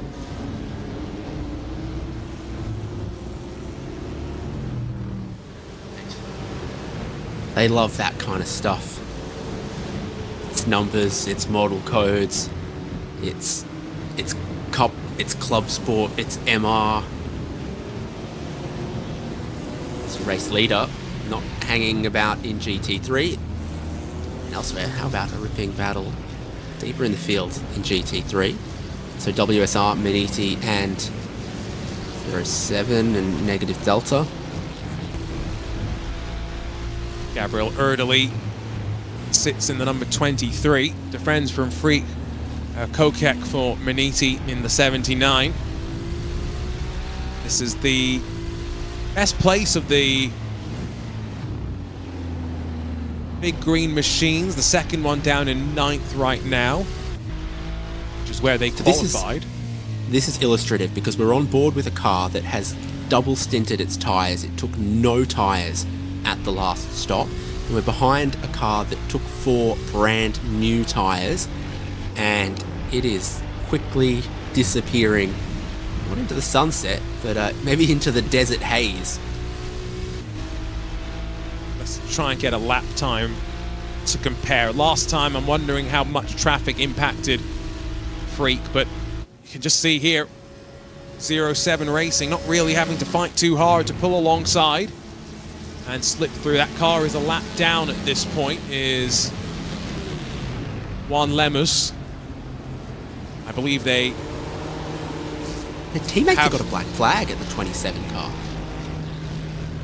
Interesting. It's not been an easy day for them. This car has served its 60-second penalty for the wrong registration detail, so that's why it's 1 lap down. Meanwhile, the mono competition car goes on the hunt behind Carlos Rettig. A little bit of separation. That includes Garrett Berry in one of the lap Solpec Precision racing machines. 2 laps down from the class leaders, and the lights flash. Erdely wants to slip through and focus on closing on the Ferrari in front. Blue flags, blue flags, blue flags is what the driver says to themselves inside the cockpit in that situation. Every 10th feels like life or death at this stage of the race, because you lose all common sense when the race is underway. Every moment between the green flag and the checkered flag is manic, even if you try to remain cool. Just 20 minutes to go till the top of the hour. Let's see if we can give you that update for all but 992 in pit stops.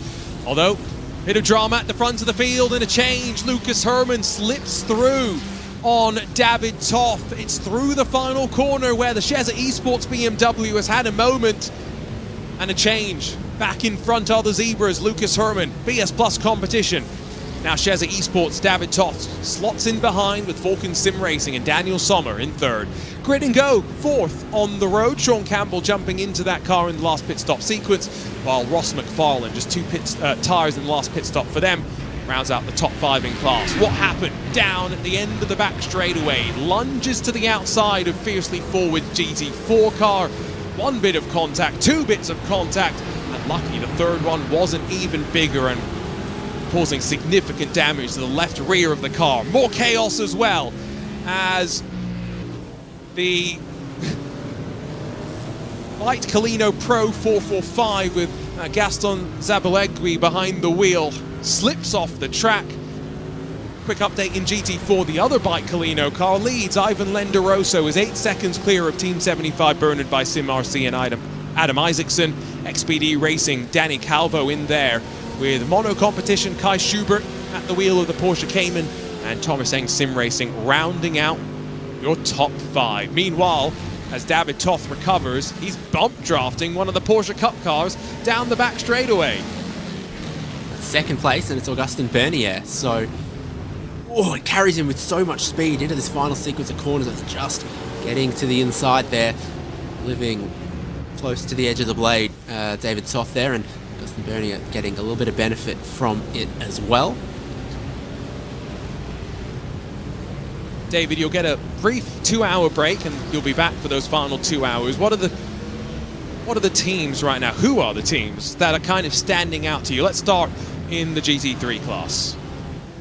Well, I think obviously it's between BS Competition and Sheza up front at the moment, and they've offset themselves on strategy, so that's one to watch. But also anyone taking a big swing on strategy. So Maniti Racing Red, one of the first GT3 teams we've seen to leave all 4 tyres on and go fuel only at a pit stop.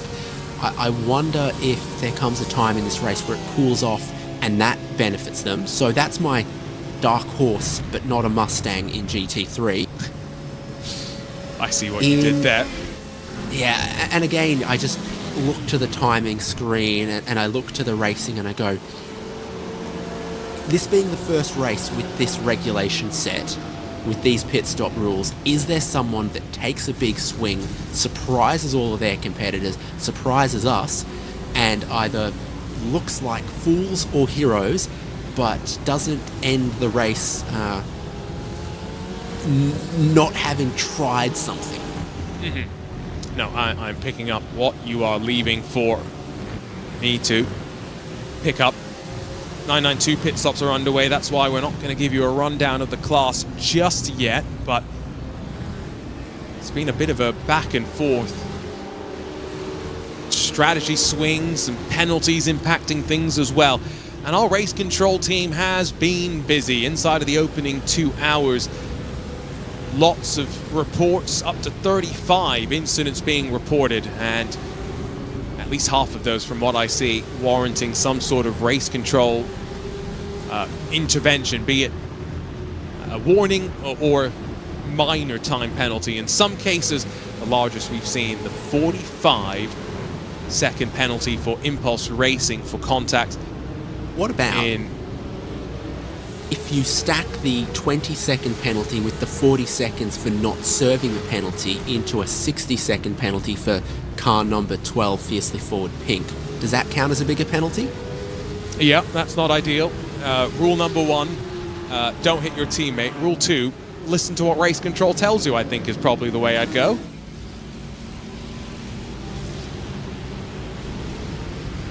It's not the only team as well. There's another team just quickly looking at this race control sheet that hasn't served their penalty on schedule. That's odd.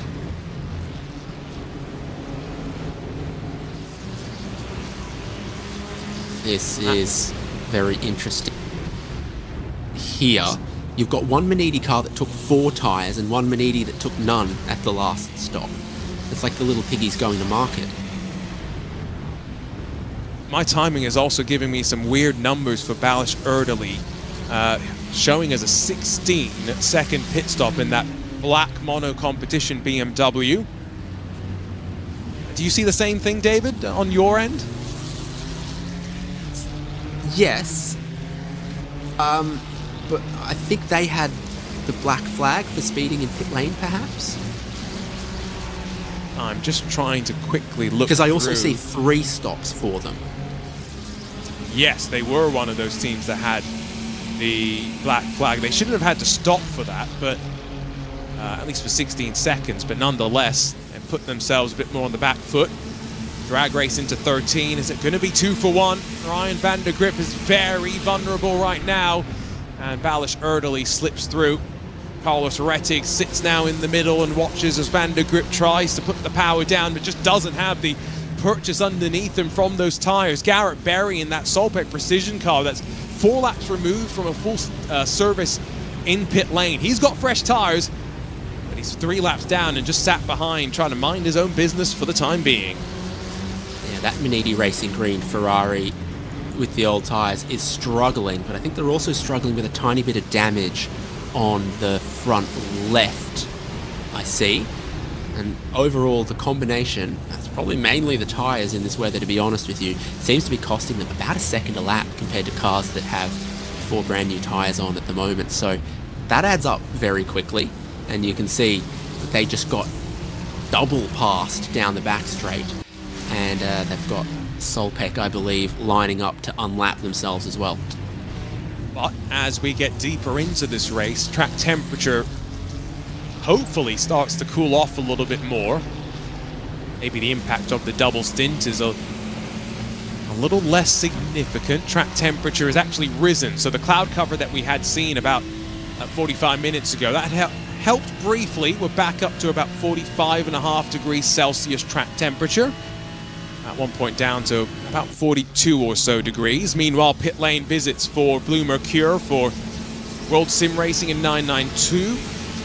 Corentin Lassin's going to jump into that Blue Mercure 932. He was racing yesterday in the regional round of the Porsche Esports Super Cup qualifying stages. Part of the Blue Mercure effort in qualifying there. There's Martin Toth, no driver change for him, but up on the jacks already, getting the at least 2 tires being changed. We'll wait to see if it's a lengthy pit stop, if there's 4 Michelin tires that do end up going onto that car, and just the 2. I would think Corrington Lucena a little bit longer in the stall, so I wonder what's the difference between them.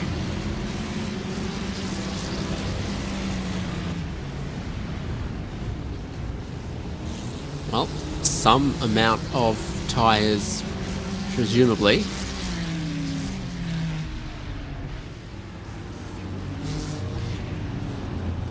Making a speculation that maybe there's some sort of slightly short of time to fill the car than you would traditionally see, just because of the warmer conditions, but that's just utter speculation on my part and not rooted in any sort of facts. David Toth has closed back up to Lucas Herrmann after that mistake. Changed the lead around. It's back down to a second. And David Toth on 2 tires, remember, as compared to the 4 tires that Lucas Herrmann took when he jumped into that car 8 laps ago. Yeah, and in 8 laps, it seems like Herrmann cut down 3 seconds and then got to the lead, and now attempting to expand that lead a little bit. So the pace difference over the stint between 4 tires and 2 tires certainly noticeable, but not outrageous. You don't look at them and go, oh, that's a car that's got no tires underneath it moving all around. It's just a little tenths of a second here and there, and then some of that gets masked in the volatility of when you catch the traffic and how all of that happens. Let's give that 992 update now that the sequence has rolled through. Luke Wallace into the Impulse Racing, leading 9:15. And only 6 seconds clear of Blue Mercure on the hunt. Martin Toth in second, 2 seconds rather behind second place. Grid and go, full service for them. Adrian Greikup still in that car, but seemingly down a couple extra seconds as a result of the pit stop sequence. Might come to him towards the end of this next stint of the race. Our race leaders picking their way through traffic, and we haven't seen too much attrition. Of the 54 starters, 4 retirements, 2 in the Cup class, 2 in GT4, but all of our GT3s, 23 of them, still pounding around the track. Yeah, a few of them a lap down, a few of them interleaved amongst the 992 cars trying to get their outright position back. But yeah, in this race and running, you saw Solpeck trying to get some laps back where they could. Their car still seemed to be running well after earlier delays. And you just never say never. I think now the ability to reclaim time that is lost was almost impossible before, but now you can take a different strategy. You can drive smarter or find something that your opponent doesn't have. So I wouldn't give up if you're anywhere near scoring some points. I think I also am looking forward to when iRacing releases some of the extra things that you've already mentioned when we got underway. The split class starts as one example, but safety cars as well. Maybe there's a full course yellow system eventually that gets added in, and there's all sorts of ways that the fields can find themselves a bit more equalized, and the gaps coming down naturally, at least for the time being, though. In the wheel tracks of Lucas Herrmann is the Hungarian David Toth. 8 minutes to go until the top of the hour, and we'll make our change here in the broadcast booth. Not a driver change, a commentator change. David Haynes will be back, though, at the end of this race, so he's going to be keeping an eye out on pit stop sequences and all the different strategy that continues to unfold. Now, with 4 hours to go, 3 p.m. virtual time in sim, we're not going to actually race into the night, are we, David? It's going to be sunset, but not proper pitch black conditions. Yeah, because when the weather info box comes up, it tells you what day of the year we're simulating, and we are simulating summer in Spain. We are simulating summer daylight savings time as well. So, having not drunk a cocktail on the beach in Mallorca before, I'm going to assume that the sunset is quite late in summer in Spain. I think we need to correct that. Racespot trip to the Mallorca beach soon, please, and thank you. Hugo, hope you're listening. Sorry to break out the Racespot checkbook for that one. Battle slowly loses some steam behind the Grid and Go 992 car. It's a business expense, it's research. There you go. But maybe we have to go and do it at Monaco, right? We can't... Mallorca's hard to justify, but Monaco, that's easy. During Formula One weekend as well, Racespot yacht incoming. Just writing even bigger checks at this point.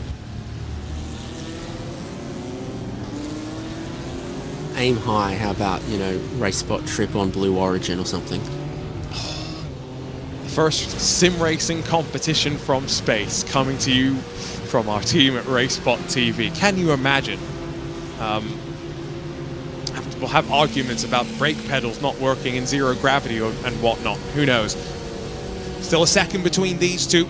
Closing back as well as Daniel Sommer in that Falcon sim racing car. You had called them out, David, at the start of this day. They're still in the mix, as is Sean Campbell. World Sim Racing 10 seconds away in 5th as well. Anyone in the top 5, I would say, still has a chance in this race.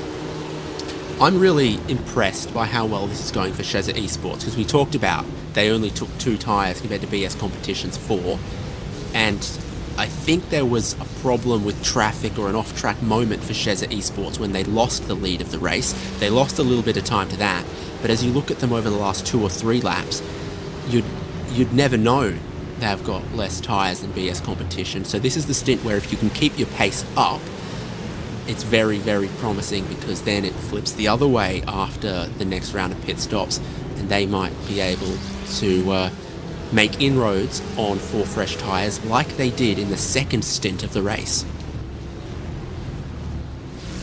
This race is starting to tick by, settled into that rhythm, the middle part of this race incoming. And with driver changes having cycled through for most of the teams already, there's a handful like Martin Toth that are still in the car after starting, likely to hand over the keys inside of the next sequence of pit stops. Still less than a second between David Toth as he hunts down Lucas Herrmann. Haven't seen David Toth out of that car yet, so we haven't really seen a representation of the pace of any of the other drivers, but once again, a visual representation of the bunt drafting between the two classes.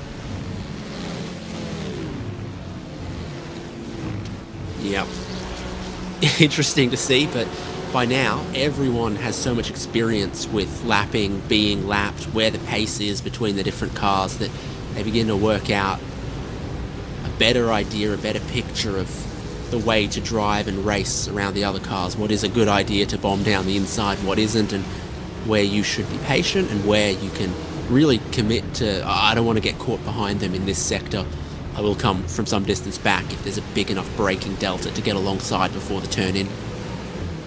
Not many heavy braking zones at this particular track, but as we've already discussed, Coda may be a more natural fit for the multi-class racing that beckons. That's next on the schedule for these drivers. Slightly reshuffled calendar to move the campaign into the middle of the year. That will wrap up the season by the time we get into the month of October. 2 races that month, Street Circuit, the 6 hours of Adelaide, and of course our 12-hour showdown. Switching gears, we've raced historically at Barcelona. Sebring on occasion as well has been a 12-hour finale. But Silverstone, home of British Motorsports, will play host to a double points season showdown.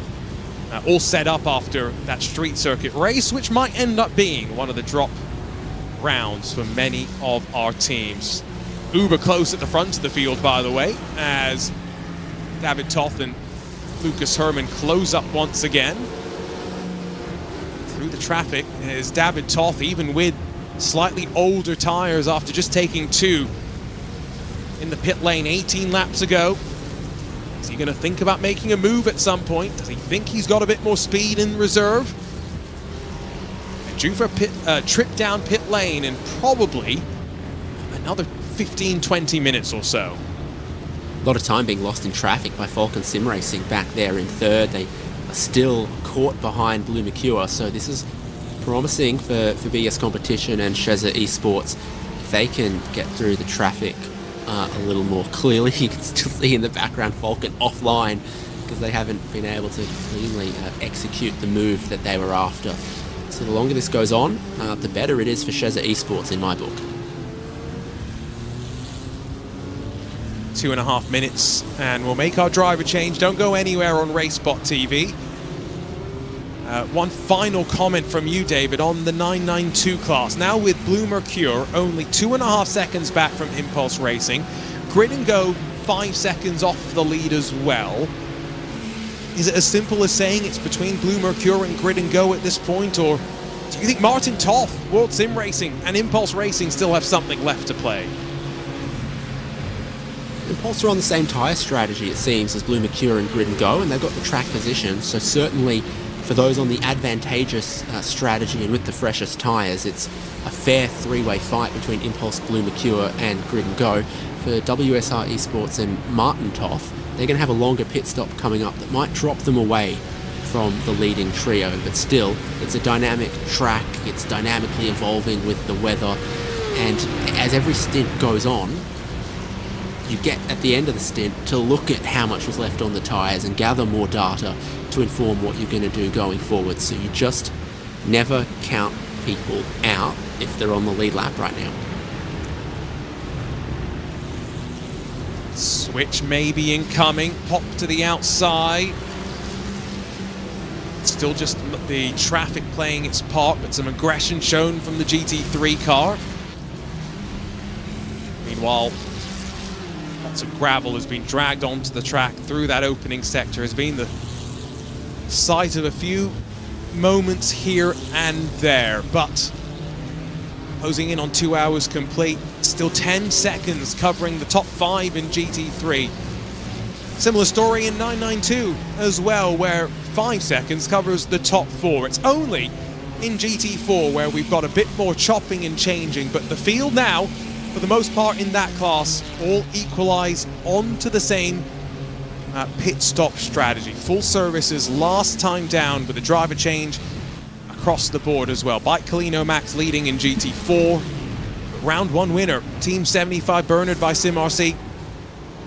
Couple of moments in this race already, including on the initial race start.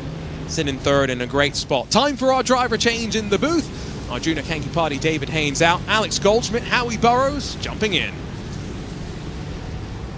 Yes, big thank you to Arjuna and David for the coverage of the first 2 hours, as myself and Howie will be taking the mid-stint here at this second round of the 24 Hours Series Esports here at Motorland Aragon for round 2. And it's been an interesting one so far, Howie.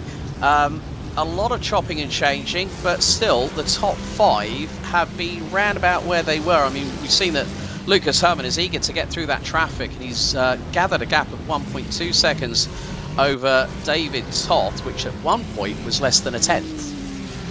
The one thing I've felt from everything I've seen so far on the track is just how busy and tight it is. Aragon's certainly, I think, one of those tracks in iRacing especially that people probably know the least in terms of running around. It's sort of the very few series have always gone there all the time, so when it shows up it's such an unusual curveball, and really there's not even a second to breathe around any corner at all for any class whatsoever. It's just going to be eternal traffic to the end. Some tracks see a lot of spread, but not this one. But it's very different, it's a lot of fun.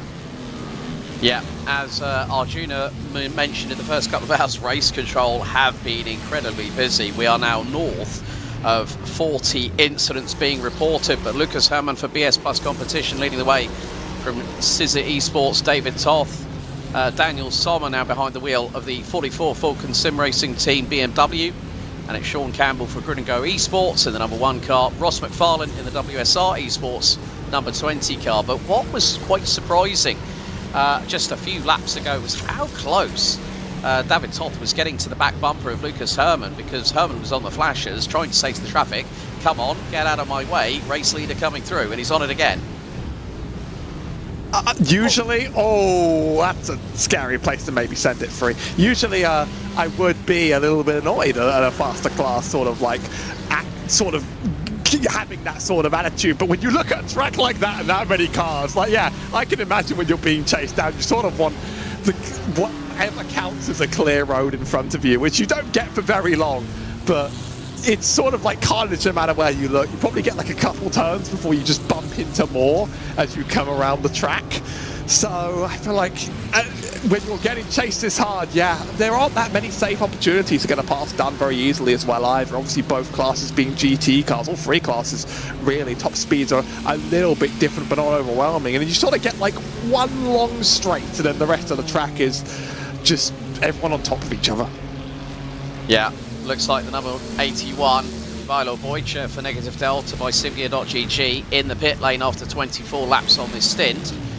But still, the toing and froing, the pendulum swing between Lucas Herrmann and David Toth continues in earnest, as we are now on what will be the completion of lap 76 of this race. 1:36.6 for Herrmann, for Toth. Nearly 4.5 tenths quicker, but again Toth is finding the ebb and flow, and as they were rightly saying with both Arjuna and David just before we had the commentary box handover, still two tyres, and the Hungarian is absolutely making mincemeat of the gap at the moment. Luke Wallace for Impulse Racing continues the run of form as Impulse Racing, the 915, continues to lead in the 992 class. And in the GT4 side of things, well, we've had 2 different leaders over the 2 different hours. It was the 475, Team 75 Bernhard by SimRC with Adam Isaacson behind the wheel. Also shout out to Rondeletto, who was out for Bike Colino Max in the 444, finished 4th in this past week's iRacing Firecracker 400, which was the grandstand finale. So good to see the drivers, including the Argentinian, able to switch from oval racing to a 6-hour enduro, and he's done a couple of great opening stints for the 444 crew as we ride on board down the back stretch here at Motorland Aragon into the sweeper. And you can just see similar lines being taken by Herrmann and Toth. You can hear the tyres slightly scrubbing through turn 13, and then it's power down. And that's the big thing. We're seeing that Herrmann with those 4 tyres has got the overall traction advantage in his BMW, but David Toth through the corners seems to have that little bit more confidence on apex speed.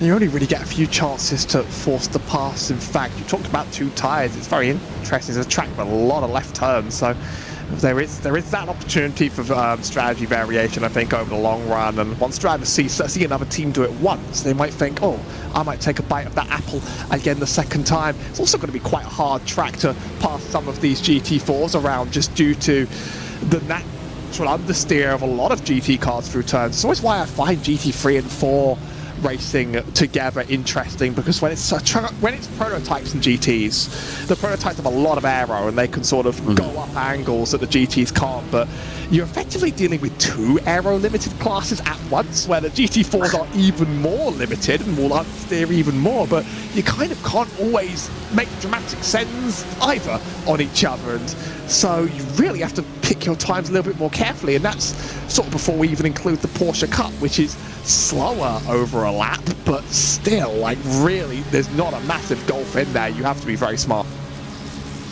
Yeah, you're probably talking about 3 to 4 seconds worth of lap time as David Toth on the flashers in the number 26 Cheshire Esports car. The Hungarian starting to try and again close that gap to Lucas Herrmann. David Toth, I think, needs to throw a 6-pack to Corentin Lassine's direction, because he's been able to bump draft the Blue Mercure eSport 932 that currently runs second in the class at the moment. Biggest mover at the moment in the 992 class is the 901, the defending champions. Adrian Garica behind the wheel, up 8 positions so far. But I also did spot that earlier on that Scuderia Volpe by P1 Sim, that now has Chris Capello behind the wheel, they have tumbled quite a bit, and so has Juan Lemus in the number 0777 car in GT3 that now runs 18th overall. But there is still that opportunity with just over 3 hours.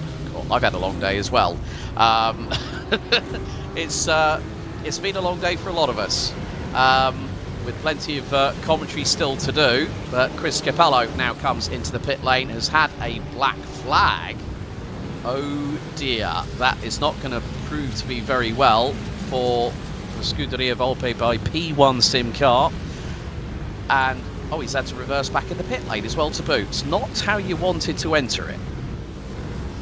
I believe there's a 15-second time penalty for that car. That might be from an entirely different day, and I'm searching logs because, trust me, there's so much going on this server. It literally, every time I look away, like another channel for a team has lit up a race control announcement, and some of it is just track limits. They are monitoring track limits more stringently than iRacing, but some of it is always like incident here, protest there. Yeah, I mean, race control always sort of earn their keep, but I think today might be the most tiring in history. And for anyone British, they're going to have to stay up till 1 a.m. later today anyway, so they better not use all of their energy one way or another. Very, very close to the rear bumper here. This is the 90 car. And chasing down a few Ferraris. Gotta love seeing a few of those on the track. The BMWs have been very, very popular, and even when you're this close to a car, where quite do you force the pass? It's not really a moment that strikes out as incredibly clear and obvious. Yeah, he's right behind Carlo Rettig in the number 42 Ferrari for Team Racing by Edeka Noring. And they're getting past one of the 3 Mustangs in the GT4 grid. Baumann getting a real wicked tow. And the BS Plus Hybrid number 90. He's going to look to the inside. And that is literally slipstream central for Jeremy Baumann from Germany. Up the inside, gets the move just about completed, but there's a Cayman GT4 in the way, and Carlo Rettig has to lift off the throttle completely. Going to take a lot of give and take from both classes, I think. Usually, sometimes drivers have a little bit of an expectation that sort of the slower class sort of has less work to do, but quite frankly, everyone's going to have to put in a lot of work here to facilitate over the course of the entire race distance, because there's just so many chances where there's going to be a big battle happening around you, and you sort of know you don't want to be the one to spoil that by any means. So it's nice to see a pass like that get done quite close to quick. Although I'm surprised Slipstream is so effective, because usually I rarely see it quite work in these GT3s, but that really was just sort of quite gapped on the straight. Exit speed's going to be a good factor as well. Is another side-by-side punt. Yeah, as we've got the 901, Adrian Garica for GridandGo.com Esports in the 901, currently battling with Martin Toth in the WSR Esports 920. That's for P3 in the 992 division. And they've got a BMW GT3 stuck piggy in the middle. They've got a Cayman just in front of them in the GT4s. And good spatial awareness by Garica there to get through. But like you say, I mean, coming back to what Arjuna actually did say about a Porsche Cup car losing a front splitter. Well, I was at Monza earlier on in the first weekend of May at the Temple of Speed, and someone lost the front splitter and it literally went skywards.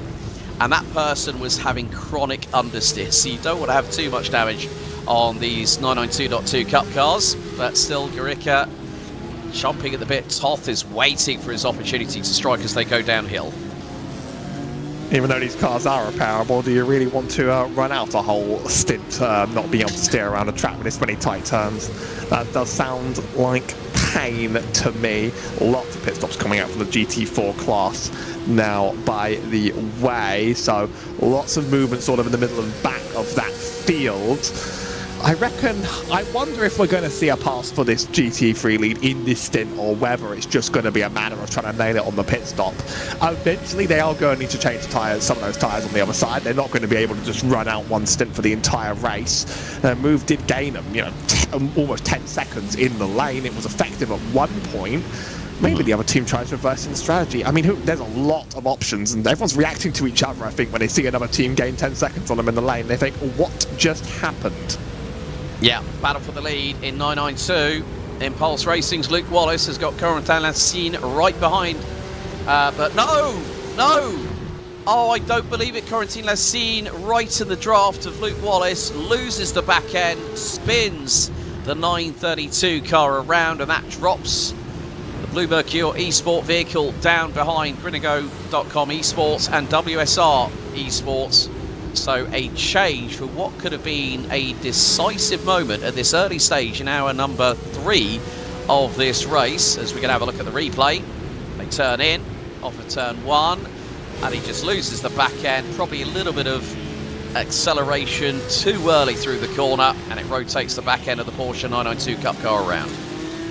Also, very, very big news just, I think, dropped there for our Saziz eSport car. They just got a 5-second penalty for an earlier incident in the race, and this time I mean it, and I've seen it in the channel on time, and I know it refers to today and right now. Only 5 seconds, but they will have to fight that one back. That was for an incident earlier on in the day. They'll be serving that on a pit stop, but that means even if the pass gets done there, they go into the lane. That has very much sort of put a damper in their race, but if they've been able to get up that close, they might be able to do it again. Yeah. So now that releases Lucas Herrmann from BS competition in the number 89 BMW M4 GT3 Evo. No look at a change possibly for Shesha Esports, with David Toth having put in a mammoth opening 2.25 hours. So we may not see the full complement of 3 drivers taking to the circuit here in Motorland Aragon. We're not that far away. Around about 28 laps David Toth was able to do with 2 new tyres on that car. We're seeing anywhere between 25. Balazs Erdali for mono competition in the number 10 car came in after 25 laps. So differing strategies looking to compound their way into what could be the final blast over the last 2 hours here for this second round of the series. And it was quite interesting because I've been keeping an eye on what's been going on from the minute we went green. 2.25 hours here, Howie. And this is not going to be easy. We're seeing now that is I think that was one of the 992 cars coming out of pit lane, possibly. Might have, well, not too sure, but we've had a couple of retirements, 4, so we've still got 50 cars, and that is still incredibly busy around the circuit. Actually, I find it interesting when I think more about that time penalty, that this is the team that, jumped almost 10 seconds with the tyre strategy, and a 5-second penalty just sort of undoes most of that and just sort of puts them back on the regular strategy one more time. So, if that was more brutal, that would be a race ender. Instead, they just sort of have to play that gambit again at one point.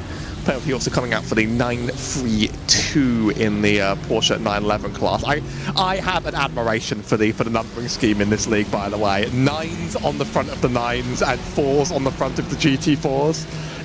Sometimes you just don't see organizational skills like that. It's very, very clear and easy to me at the very least.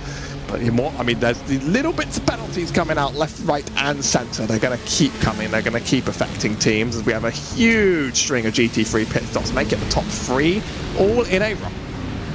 Yeah, you probably like the world of karting then, Howie, because that's where I originally started in my commentary career. And for some classes, it was like 2 digits. Then it was a 1 for mini, 2 for junior, 3 for senior, and so on and so forth. This is a great way just to make it easier for everybody, and I think also the teams as well, to make their way through. More dashes into pit lane, as Jeremy Baumer now is still behind the wheel of the number 90 car for BS Plus Hybrid. Maniti Racing Green's Ryan van der Hype from the Netherlands is also in. Jeremy Baumer's still in pit lane. Yeah, we've had a couple of no further actions, but here we go. the defending champions in the 992 Cup class, and it could be a pass for the lead. He's side by side with Luke Wallace down the backstretch into turn number 13, and Adrian Gorica for Grid and Go Esports gets through here on what is their 63rd lap of the race. Beautiful move, and again, a textbook for what we saw earlier through the GT3 competition. A lot of it happening down that back straight. Obviously the outer layout, which I've been told basically isn't FIA homologated in real life. Like this is something that like exists on the circuit, but there's a reason you don't really find much about it. It has that very long back straight and a very smooth final turn, take you right into the start finish. Usually the braking zones are a little bit more harsh that really sort of dull the potential chances down there, but I feel like that's where we're going to be seeing all of the vital passes. I think so much about your exit out of the tight turns into the final straight. That's pretty much make or break, I think, for everybody on the track. It's just about staying close throughout the rest of it and then getting the exit right and doing that one over and over and over again. Interesting to see that after the penalty, says that ESPORTS and David Toff still in the car, down one place. Yeah, but the thing is that Sean Campbell in the number 1 car, the defending GT3 champions in the 24 Hours Series Esports side of things, is leading, and his advantage over Lucas Hammond for BS Competition is, well, quite a big advantage actually, probably bordering on nearly the best part of 9 seconds at the moment, as Impulse Racing by TAM Liveries Rupi Augusti Kurkipa in the number 57 has now come in after 28 laps. But Grid and Go deciding to go with the earlier strategy, pitting 3 laps earlier than the 2 that were battling tooth and nail over the race lead. And between Lucas Hammond and David Toff, that gap has now gone back up to around about 2 seconds. BS Competition slightly slower in total pit lane time, but quicker on their marks in the pit box. So again, it's always about that strategy, you know, where can you make up that time and in the pit lane, but then also how can that be conducive towards your strategy in the longer game heading towards the end of the race. And I'm looking at those pit stop times, and Grid and Go have done an even bigger blind on the strategy. So when they took fewer tyres, their pit stop was around 35 seconds. Grid and Go's was 26. So they've taken even fewer, and that's how they've been able to jump. They've basically saved 17 seconds in the box. So I presume no tyres at all. We'll see how that one comes back to them. But also, like, you do find that the GT3 tyres are relatively firm. They can take multi-stints, and I love that there's actual tyre strategy at play between all these classes where people are really thinking about different ways to get ahead, and we'll see at the end of the stint how that plays out for them, but that explains where that giant gap came from of 8 seconds. Yeah, Sean Campbell, the man from the USA. Of course, 250 years of the Declaration of Independence celebrated within the last 24 hours, wherever you are in the United States. Congratulations to you all. Freak Cook now for Maniti Racing Red in the 79 car has come in after a mammoth 29 laps. So had the opportunity to see the prowess and other championships of what Maniti Racing Green and Red are capable of. Ryan van der Pijp definitely doing a good one. Here's the battle for P12. We've got Apple Racing Ascari fiercely forward, and Fury Sim Sport. Kostek Soloway from Poland in the 416 at the back end of that 3-car train. And again, just showing the spatial awareness all these drivers are having to have here as we ride on board with the Polish driver. And again, another wonderful car from Porsche, of course. Yes, the 911 GT4, as Arjuna mentioned earlier on in the broadcast, will be in use in competitions around the world from next year onwards. But the 718 Cayman still a stalwart here on iRacing, definitely a driver's favourite, and that's why it's Porsche and Weissach have definitely got a meritocracy here on iRacing. But still good to see some people trusting the good old blue oval, the Mustang GT4. But Soloway has to try and get a little bit of a wriggle on to get through on the likes of Frederic Schwartz and Michael Meyer, who are the two drivers in front. We're seeing more pit stops. Alessio Rugani for the Arrow Racing team in the pit lane, and Ivan Lenderoso and Kai Schubert are now in the pits from the top two in GT4. So change is afoot here, as we're about 8.5 minutes away from the turn of halfway through hour number 3. Still, this is what I love about endurance racing, where the strategies sort of emerge, and it's only when we get to that final 60 to 90 minutes, Howie, where we really get an idea and an understanding who's going to be at the sharp end. And I have to give a shout out to David, because Falcon Sim Racing could be a bit of a dark horse, and Daniel Sommer is only 1.2 seconds behind David Toth at the moment. And I love it when, like, those genuine strategy choices. Sometimes a really long race will just sort of go down to try and save as much fuel as you can in traffic, and then change all 4 tyres every time around and just keep running that one around. And in that case, like, obviously the way you've run the race has had a factor, but you pretty much just tried to fuel save for as long as you can to get the win. I love that teams are, like, really trying different things at the wall, and as they see different teams throw things at the wall, they're going to try responding, because obviously, you know, BS have gone from leading to being 7 seconds back and thinking, oh wow, we have to react. They have actually gained meaningful time. They've gained at least a second, and I do wonder if the wear is going to sort of build up over time. It's quite a hot track, 45 Celsius, so tyres are getting cooked a little bit more than normal around here. But also, you mentioned the Cayman leaving. To me, that's just still unusual that we're losing the Cayman. When I first started racing, it was unusual that they didn't have the 911. And now I think it's really unusual that it's going to be the 911. It throws me off that it's going to be 3 cars in 911. But that's how it is sometimes, isn't it? Porsche definitely love that car. They do. It's their halo vehicle. It's been around for over 60 years. And, I mean, it's...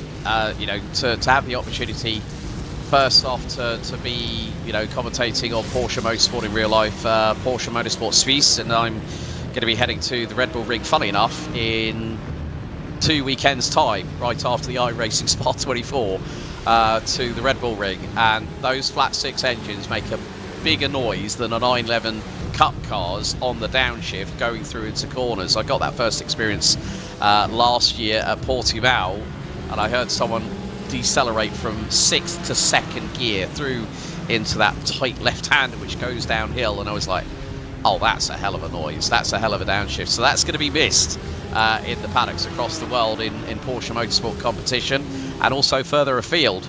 But still, what a place to unveil the car at the Crowd Site 24 Hours of Spa-Francorchamps last weekend. But still, we've got this battle here, and this is for the race lead. Bike Colino Max with Ivan Lenderoso behind the wheel of the 444. And they have now, is that the race lead? Is that, no, that's not. Is that Lucas Herman going through? Possibly. Yeah, that is more than likely the BS competition. And then there's a, I think that's the 920 possibly going through as well. Martin Toth trying to, well, no, it's not. It's going to be more than likely possibly the 960. Henrik Augustin behind the wheel of the Carlisle Esports Cup car. But again, this battle for the race lead. Danny Calvo versus Ivan Lenderoso for the GT4 race lead.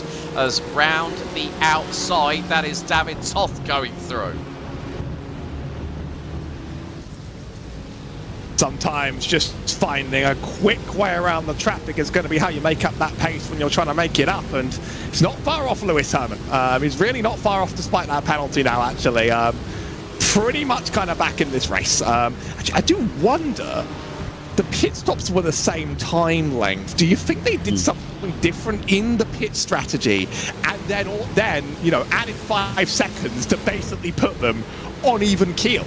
Because that's another way of potentially playing around that strategy, is continue to do the short run in the pit lane and sort of then come out basically evens. That would be yet another twist on things.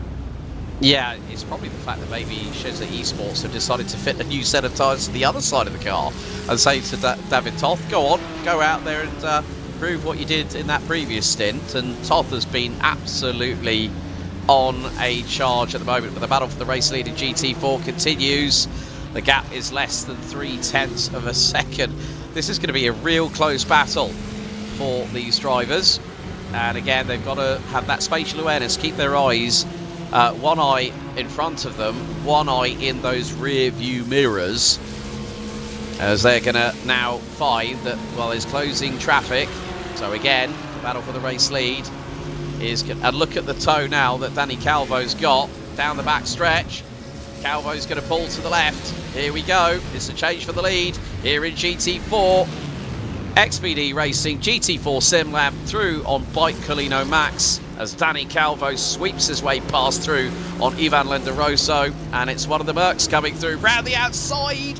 Oh, that was close. Danny Calvo might have had to have gone a little bit left hand down just to keep out of harm's way, but that was close. I seem to recall, just before the changeover, we were talking about GT4s being the only class that settled down. Not at all. We're back to chasing each other on the track. Oftentimes, you don't see endurance racing get this close, even by the halfway mark. Sometimes there's a lot of field spread, whereas there's so much jeopardy up and down this field. I talked about other people maybe not knowing too much about this track. I'll admit I was somewhat reporting on myself, but it's an absolute thriller. It's absolutely an incredibly exciting one where everyone is finding little spots to bother each other, little spots to get their passes done, and it's certainly not a processional run. No, Gabriel Adeli for WSR Esports now pits after 27 laps. It's kind of like the 24-hour series esports game of peekaboo with GT3, GT4 and 992. Just throw them in and see how they handle it. I'm keeping an eye on race control still. Seze's GT4 car, so almost a scary thing to say. But no, Seze's GT4 car, the 426, has got a 30-second penalty. So they already weren't having a spectacular day. I believe they were 10th in class, but taken back even further, that's the one that's going to sort of bite you over the course of the race. And there's a lot of variable penalties based on incidents up and down the field. Fortunately, we only get the incident number. I mean, we sort of can go back and track incident numbers, but we pretty much get the number, and then we're already into the 40s, by the way, when it comes to incident reports. Yeah, I mean the track temperature is still at 113 degrees. There's no moment there, but Danny Calvo gets caught out by the GT3 Porsche, and Calvo still keeps hold. Lenderoso gets out of the way as one of the WSR BMWs gets through. And, well, Ivan Lenderoso showing his displeasure, I think, a little bit, with the flashes going on at that rate, to Danny Calvo, who is still hugging that inside line and making the back end of that 718 Cayman GT4 wider than an articulated lorry on the M25 on a Friday night. But again, other teams that have had some dramas. Obviously, Adam Wright behind the number 4 Hyperion Racing Ford Mustang, and he's made a bit of a mistake coming down the hill. And that's given Danny Calvo an opportunity just to maybe get into his wheel tracks, maybe catch a little bit of the draft.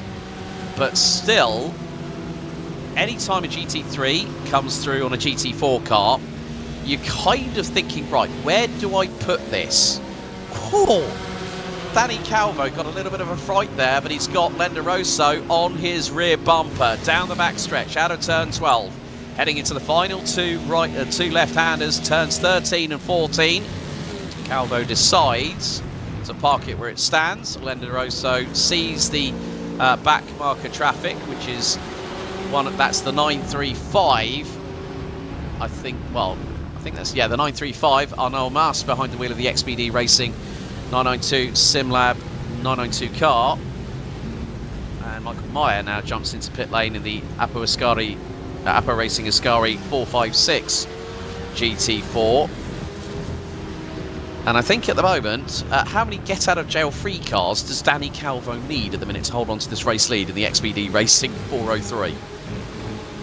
I wonder if he decides to give this up at one point and sort of take it back, because he got it the first time and we're not even quite halfway through the race, rather than being reckless about it, because this doesn't feel like he's going to hold on to it forever. It's nice, by the way. It's just helpful for us that there's only one Porsche GT3 car out on the track, and it's in a very distinctive colour. Otherwise, we would be, I think, tripping over ourselves whenever we see a 911 and have to work out the exact trim on it.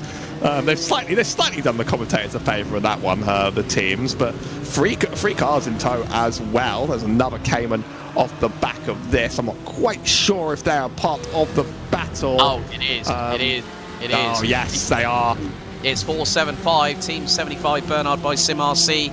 Adam Isaacson has come into this because of the battling that Calvo and Lenderoso have had over the past 2 or 3 laps as we are into the second half of hour number 3. So quick rundown of the top 5. Sean Campbell for GreenandGo.com Esports leads to the #1 BMW overall ahead of BS Competitions Lucas Herrmann, David Toft for Cheshire Esports, Daniel Sommer for Falcon Sim Racing, and WSR's Ross McFarlane in the #20 rounds out the top 5 in GT3. It's a Grid and Go Esports leading the way in the 992 Cup class, with Adrian Garicka behind the wheel, having got past Impulse Racing's Luke Wallace in the 915. Martin Toth in the WSR Esports 920 rounds out the top 3, ahead of Corentin Lastine for Blue Mercure and Carl R Esports Hendrik Augustin. And here is the battle, the top 3 for the race lead, and that is Adam Isaacson through on Ivan Lenderoso, so a change from P2. Just as I'm about to go through the top 5 rundown, XBD Racing's Danny Calvo leads ahead of Adam Isaacson for Team 75 Bernhard by Sim RC, Bike Colino Max with Ivan Lenderoso, and then a further 7 seconds Mono Competitions Kai Schubert and Yaroslav Cebula in the Team Checkmate Kozulka Z logo. 471 rounds out your top 5 in GT4. It has been a frantic first 33 minutes of this third hour as we're getting closer and closer to the halfway point here on RaceSpotTV. Thank you so much for your company wherever you're watching in the world as we ride on board with the Swede in the Team 75 Bernhard by Sim RC car. Can he get through on Danny Calvo as we are on the cusp of hitting 86 laps in the GT4 category? And now he can start opening up the taps. Can he get that slipstream? Gap is now coming down. It's 2.5 tenths of a second. It's really starting to engage now. Adam Isaacson getting the Aragon version of Shake and Bake. He dives to the inside and through goes Team 75 Bernhard for the lead. But look, he runs a little bit deep and straight back through goes Danny Calvo. And there's a GT3 Mustang pit box in the middle of these 3 cars. Isaacson having to dive to the inside to keep out of the way, and then dives through at turn 1. Calvo's got the inside line again. It's going to be a right-hander here at turn 2.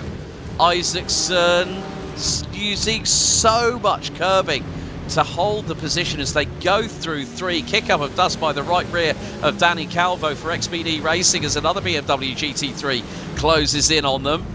But Isaacson finally gets the move secured.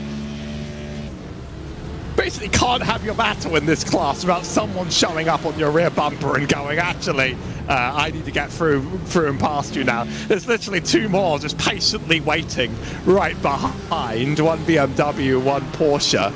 So you get all of a couple turns before someone's coming right for you. It looks like a predator hunting down its prey, the size difference. I know we've always joked about the size difference between the size of the BMW GTs, but even if they've gotten smaller, they feel big. There's a Porsche Cup car making up some, kind of helped them a bit with the gap actually, I think, for now, but certainly not going to run away with that. I think the other 2 are going to compress up just a little, but sometimes the traffic can actually sort of help put cars between you and your rivals just for enough time to give you a tiny bit more breathing room. Yeah. It looks like, well, there's been a draw. Well, 901, Adrian Garicka now in the pits. So what has happened? That pit stop is going to be lengthy. Now, has he had any dramas? Possibly, is the big thing I'm thinking of here, Howie.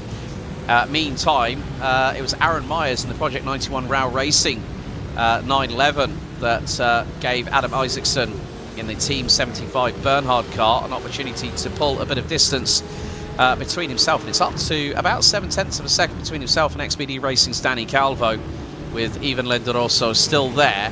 Kai Schubert is starting to make a little bit of inroads because he's just done a low 45.8 and was 0.8 of a second quicker than both Calvo and Lenderoso. So I think as this stint proceeds, we're about halfway through the stint approximately, or give or take. And again, another Porsche 992 car gets through on Adam Isaacson. He's like saying, you're like flies buzzing around a blue lamp waiting to get shocked. As that is the 901 Grid & Go esports car. So a bit of a big pit stop there for Adrian Garica. 55.9 seconds stationary, 1 minute 20 total transfer time for the team that was leading the way. Been keeping an eye on just the size of the gap in that GT3 class, because I'm just so curious as to like whether this no tyre gambit by Grid & Go is going to be effective for them. And I think a little bit more of that gap, if my eyes aren't mistaken, has been sort of slowly inched away. That car's doing 1 minute 36s compared to the 35s behind. I wonder if over the stint they'll still sort of get away with this. If they did, it's a masterclass move, but obviously those tyres are going to start getting burned up over the course of the stint on such a hot track, on such a demanding track on one side of the tyres as well. You're obviously taking a track position risk by not taking anything at all during that run, so we will keep an eye out. Yeah, and as we are heading towards the end of hour number 3, about 22 minutes away, track temp still around about 44 degrees centigrade, 112 Fahrenheit. Air temp has gone up, which is, well, the track temp is very much like what I experienced walking on the grid and doing the interviews for Porsche Sports Cup Suisse at Imola last weekend. And there has been a big heat wave over around the UK and also continental Europe. And I'm not going to even start talking about my trip back from Bologna on Monday night. That was something I don't want to experience, especially when thunderstorms are in the locality and planes are trying to land. I'll leave that for another time. It's sometimes easier to just do it from your home rather than have to think about the weather. And I spent a whole week of broadcast recently complaining about the heat wave, because that's all right when the heat wave was bad. And now the heat wave's calmed down, and all of a sudden I don't even have that card I can play anymore. Just can't do it. It's like, oh, it's like hot, but like for some reason it just feels a lot better. So now I sort of have no material left. Just doing this one peacefully from my room. I would honestly, you would not see me outside during a thunderstorm, except like you probably would if I had to do some grid walk interviews, but you'd never see a more scared person out there on the grid. When I'm outdoors, I can't take it. So honestly, anyone that can brave that, go for it. Yeah, unfortunately that's the pitfalls of being on site, but at least the good thing was when I jumped up to the commentary box after a long walk down the pit lane, I mean, I didn't realise how long the pit lane at Imola actually is, but we ride on board with the Argentinian. Bike Colino Max is Ivan Lenderoso in the 444 car, still holding on to P3, trying to chase down XPD Racing's Danny Calvo. As we're seeing a few more, it's now the cycle of pit stops for the 992 Cup class division. Corentin Lassine is in, Adam Garica is in again, and Team Purple, yeah, I mean, I was quite interested. The last lap time that Adrian Garica was setting him, he was running at the 137s, and then the last lap time of him coming into the pit lane was like nearly a 2 minute pit lane, pit lap. You're not going to believe what just happened. So you're not going to believe what's happened. So the sim reported back to me that it showed to me on the tower that the car was on a wet tyre. Sometimes I've seen it make mistakes, and I was like, I don't believe it. Okay, sometimes the timing just has a problem, and it will say that. And I looked at his lap time, and it was that slow. So I do think the 901 car put on wet tyres on the track, realised after 2 laps, and then very quickly returned. So add another self-inflicted penalty. So that is brutal. Oh dear. That is really going to hurt the team at Grid & Go Esports in the 901. So 07 Racing in the 907 car. Fabio Ponta now behind the wheel. As we are heading towards 3 hours and 19 minutes left to go. So 19 minutes until we hit the halfway point. And I think also this is the time in the race where that consistency has to come into effect for lap times. You know, I'm seeing a big change here, because Lucas Herrmann is absolutely flying at the moment, because Sean Campbell on those very old tyres, they're now on their 20th lap. So, and he's just posted a 1:37.3. Lucas Herrmann 1:35.8. That is a 1.5 second differential over one single lap here at Postland Aragon that Sean Campbell has just lost. And the team will be saying to him, right, hold on to these tyres for as long as you can. But when he's having to worry about back marker traffic, he's going to have to take a little bit of risk, but sometimes try and keep that conservation in mind. But when you tell that to a racing driver, they're not always going to listen to you, are they? Sometimes drivers very much drivers very much get in their head. They focus. By the way, that was the tyre on the 901 Porsche Cup car in the pit lane, which has a few too many treads for a slick on this track. You press one button wrong in the pit lane and you end up in a lot of trouble. That is quite the unfortunate mistake, but also it kind of makes me smile. I think at this point the family fortunes buzzer really needs to be brought in right about now, but that can happen. You know, you might think, yeah, we're going to get that done, but it just goes to show that one wrong move and it can all fall upside down on its head like a sand timer being turned over.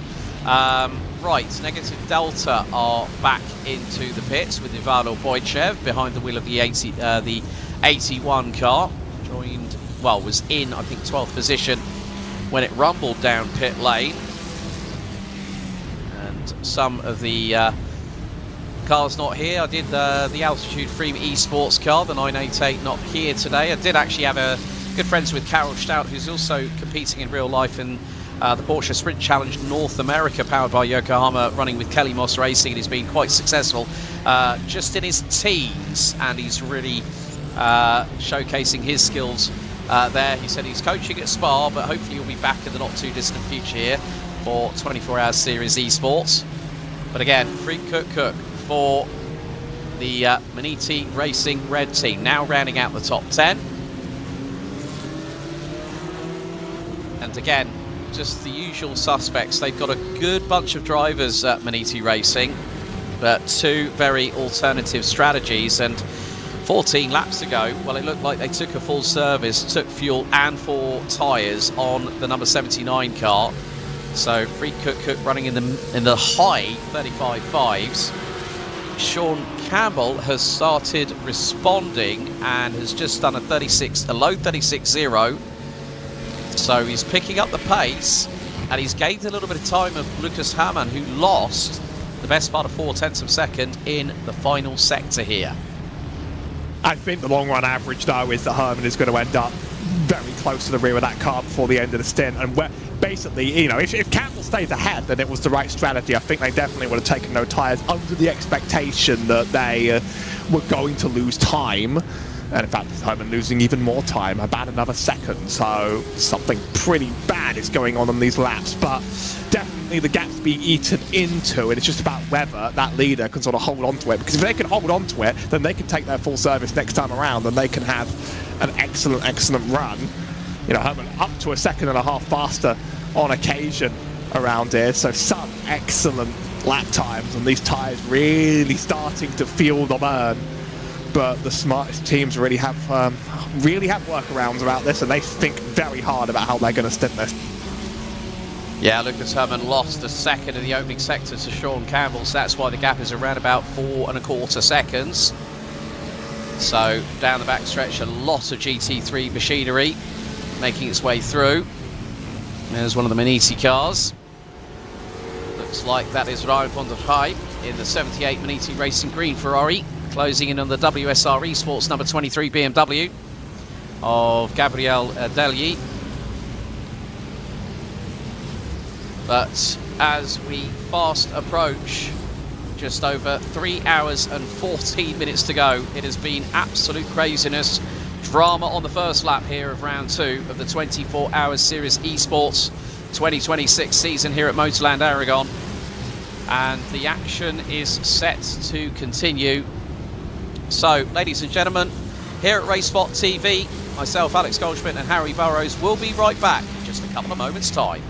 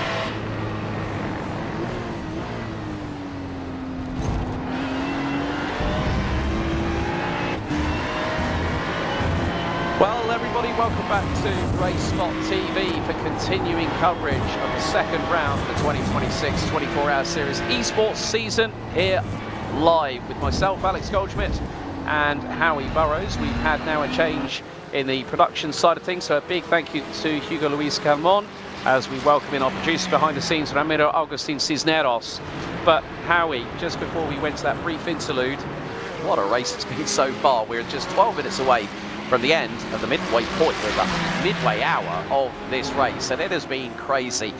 Everywhere to look, there's been battles all up and down the order as Alessandro Quintai now takes over from Sean Campbell in the #1 car. So Lucas Herrmann retakes the race lead, being chased down by Cheja Esports' David Toth.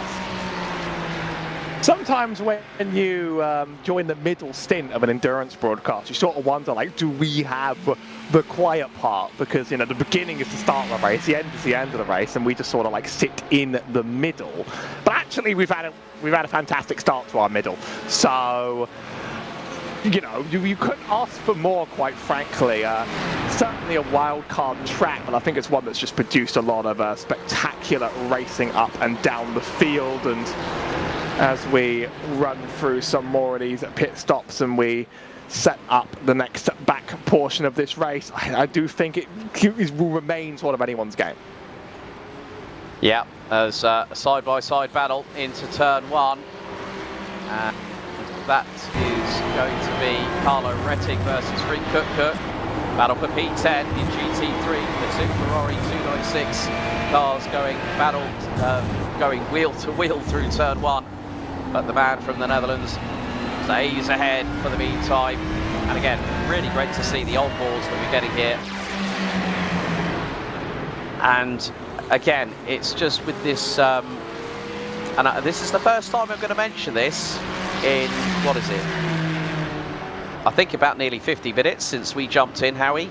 The BOP's really made things so close in all the respective classes. I definitely like seeing the variety out there on the field. I do think some choices were made sort of based on earlier builds of the sim. I say, looking at the GT4s, my favorite GT4 was the slowest for quite a while, and now it's certainly a more solid car, but no team for any forthcoming series has picked it up unless a new series has started right now. I'm usually a McLaren GT4 fan, and like only finally now is it finally started to make itself powerful. But definitely some good fun variety alongside the GT3s. I personally like seeing my Ferraris, but BMWs are sort of all in among it, and it's a very controllable car. It's a one that certainly treats you very well and is very stable, and so it's very well suited to long endurance races, really, if you want something that just you know and can predict under you.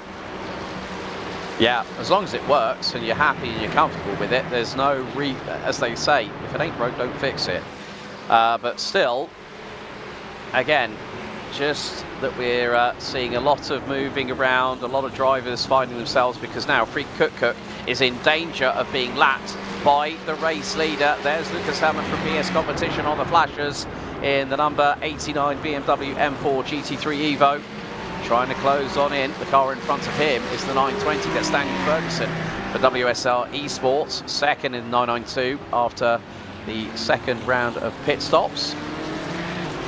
So, and looks like Daniel Ferguson is going to try and close what is nearly a 19-second gap at the minute. 19.2 thereof on Ross O'Connor. Impulse Racing still on the verge of, I think, well, along with BS Competition at the turn of each hour, Impulse Racing in 992 and 89 BS Competition, they have been the leader of the race at this point for both hours so far. We've had a change in terms of GT4s, where it was Team 75 by Bernhard after hour 1, by Colino Max after hour 2, and now the pendulum has switched again.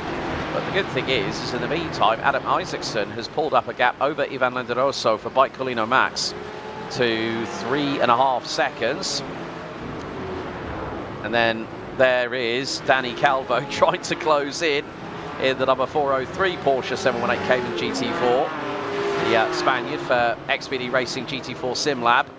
And again, it's those pesky 992 Cup cars that seem to get in the way of the good old GT4s. We're speculating a lot about the unique strategy from the one car, the Grid and Go GT3, and whether it really pay off. Now, obviously, the exact tower is a little bit misleading just because they've made their stop, no one else has. But my prediction is this bet hasn't really totally worked. They're definitely going to jump for P4. I don't know if they'll jump for P3. The longest pit stop you can take is 51 seconds, and they are 1 minute and 3 behind the leader, and the leader are all within 2 seconds of each other, basically.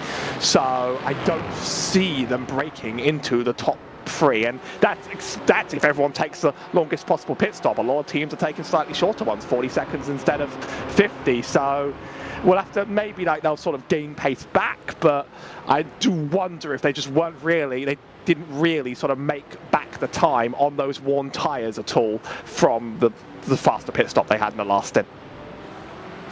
Well, it hasn't stopped Alessandro Quintai in the number 1 car really start to light up the timesheets. He's just done a 1 minute 35.486, and in comparison with race leader Lucas Herrmann, 136.316. So looks like they have put 4 new Michelins on that BMW M4 GT3. And they said to Quintai, right, now you've got to put in the fast laps. And I think that was a really, I have to say, credit to Sean Campbell before handing the car over to really put in what was a pretty convincing stint, 25 or so laps on very warm Michelin tyres, which, despite the fact that the track temperature is now starting to cool, as we are just over 5 minutes away from the turn of the halfway point of this race here at Motorland Aragon. And still, the battle between Ryan van der Grijp, he's just lost out to Carlo Hettig, so a change between the 42 and the 78 Ferraris has occurred. So Team Racing by Edeka Nöring get through on Manisi Racing Green for the final position in the top 10. That's quite crucial, and Carlo Hettig managing to get it through on the Dutchman. I think every place matters for a lot of these drivers, and looking at where drivers have sort of moved up and down over the course of the race, really one of the most impressive movers is the 90 car, the BS Hybrid, up 8 from where it started on the road.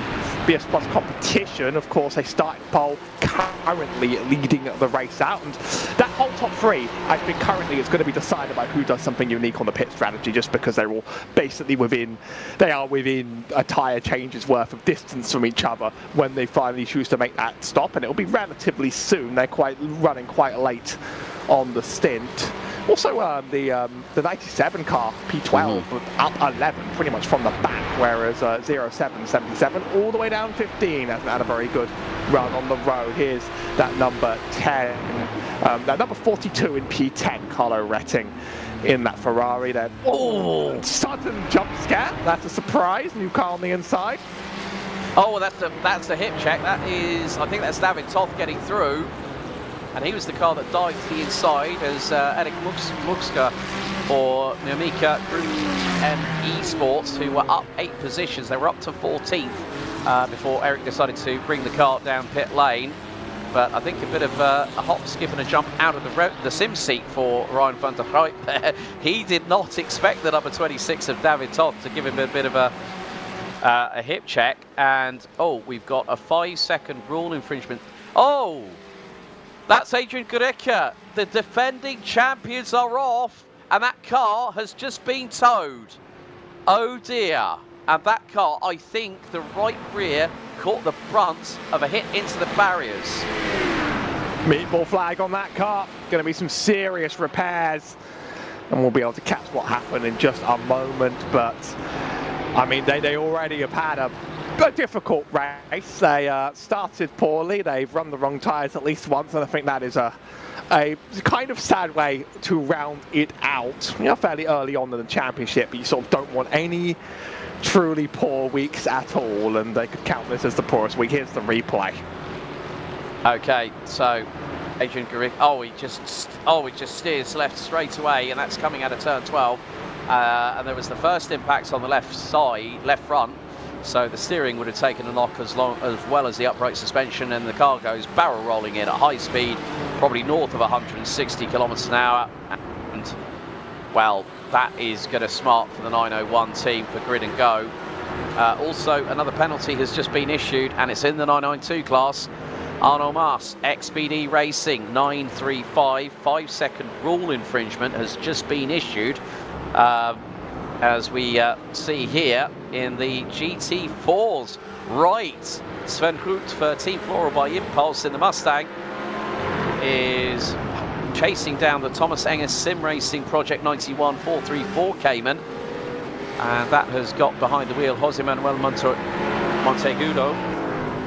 So that is the battle for P5, and then they have the GT3 Mustang come through. So right, that's the team racing car, and now Jonna Langner behind the wheel of the 42 rejoins in 15th position, fiercely forward pink in the number 12 car.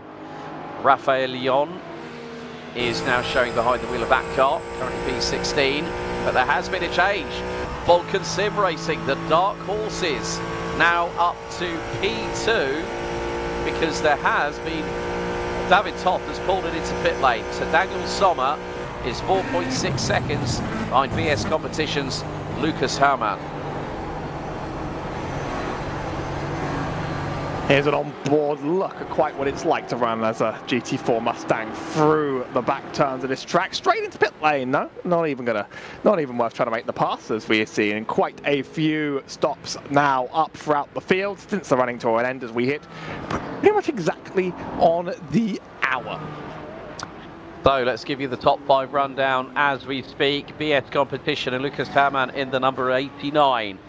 Have led all 3 hours. At the turn of each hour as we hit the halfway point here for round 2 at Motorland Aragon for the 2026 24 Hours Series Esports season. And a big thank you to everyone still continue to watch along with us. We're going to be right through to the end. We will have one more swap over in the commentary box, as David Haynes will be joined by Marcus Sonholm when we turn to the final 2 hours. So it's Lucas Herrmann for BS Competition. Vulcan Sim Racing now back up into P2 like they were after the end of hour 1. Then it's WSR Esports number 20, Ross McFarlane in P3 as Lucas Herrmann pits from the race lead. Will Daniel Sommer cover him off? The answer is yes. And there is the sole Porsche 992 GT3 making its way. I think that's the Ionosis Esports Sim Decap 24 Hours car with Oya Hugo behind the wheel. So Alessandro Quintai for Grid and Go. BS Plus Hybrid with Jeremy Balmert behind the wheel, up 9 spots now, runs P5 as the top 3 have come in. I'll quickly run through the other top 5s before there's any changes, as Danny Calvo has pitted from P3. Which has promoted Mono Competition's Kai Schubert in the 410 to 3rd position. Ross O'Connor for Impulse Racing. They again lead another hour ahead of WSR Esports' Daniel Ferguson. Corentin Lassine for Blue Mercure Esports in the 932 rounds out the top 3 ahead of Jan Winter in the 960 Carlot Esports car, and pole promotions Esports Felix Verta in the 933 rounds out the top 5 after dramas for Adrian Gericke coming out of turn 12, slamming into the left-hand side tyre barriers and then pinballing, rotating 180 degrees with the right rear taking the brunt of the impact off of another tyre stack down the back straightaway. Well, that timing tower makes me look like a fool for thinking Grid and Go we're not going to make the time back. Oops. They have actually made the time back, and they've made their way up to P1 by quite the margin. Looking at pit stop times, BS Plus competition, full service, says at eSport, full service. WSR set up. Yeah, pretty much everyone's taken the absolute full length service. They've not really, no one's played any unique strategies, but G&G are completely off the cycle, so they are now 8 laps off on the stint, and so as a result they're always just going to be somewhere slightly differently placed compared to the rest of the field, and they're going to stop obviously well off the cycle, and we're going to sort of wrap back around again. Yeah, as there has been a driver change at BS competition. Lucas Herrmann handing over back to Rainer Talvar in the number 89 car. Gap for the lead is now about 9.3 seconds. So it is going to be the case of how do they get through this 4th hour. So we're into hour number 4 live here on RaceSpotTV. As again, we're going to see Alessandro Quintai in the number 1 car. He's having 4. And whoever was that in the Ferrari right in front, cut across the nose to get out of the way. And there's GT4 traffic as we're riding on board with Quintai in the number 1 car. Real good opportunity to see how he's negotiating the traffic on now his 9th lap in this stint. We're currently on lap 114 of this race. So still really good to see how committed and how good you can get a good feeling underneath you, having the consistency and the confidence when a brand new set of fully stickered slick Michelin tyres are bolted onto your wagon. Down the hill we go. Just look at that, Howie. Alessandro Quintai has got real confidence within the car, but when you get to the back end of what could be a potential 28 to 30 lap stint, the tyres do start to get into that sort of plateau phase.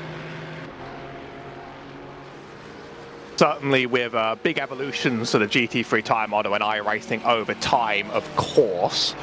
I do remember an era when they were pretty much similar across the whole stint, but now you have those cold tyre laps and you need to get them up to heat. But definitely this summer sun will get them up to heat pretty quickly. 8 seconds out for the Grid and Go, and the difference between this stint and the last one is obviously they're not going to have any tyre deficit anymore. They're just going to be able to run full pace all of their laps the whole time, and this is actually going to play into their hands quite well, I think. Obviously I can't do 3 hours of projections to work out how many more pit stops the teams have to do. Unfortunately that long might be out of my pay grade for now, but like if they don't have to make an extra stop and they've calculated this out perfectly, they've actually calculated this one out perfectly, because they've eaten that stint where they were going to run slower on worn tyres, and now they're just going to be running the fastest they can, and they have very fast drivers. Yeah, exactly. It's just going to be a case of how hard Alessandro Quintai is going to push. Matteo Varga now has taken over from David Toth, who has put in a mega opening half of this race. So David Toth with the split tyre strategy, let's say.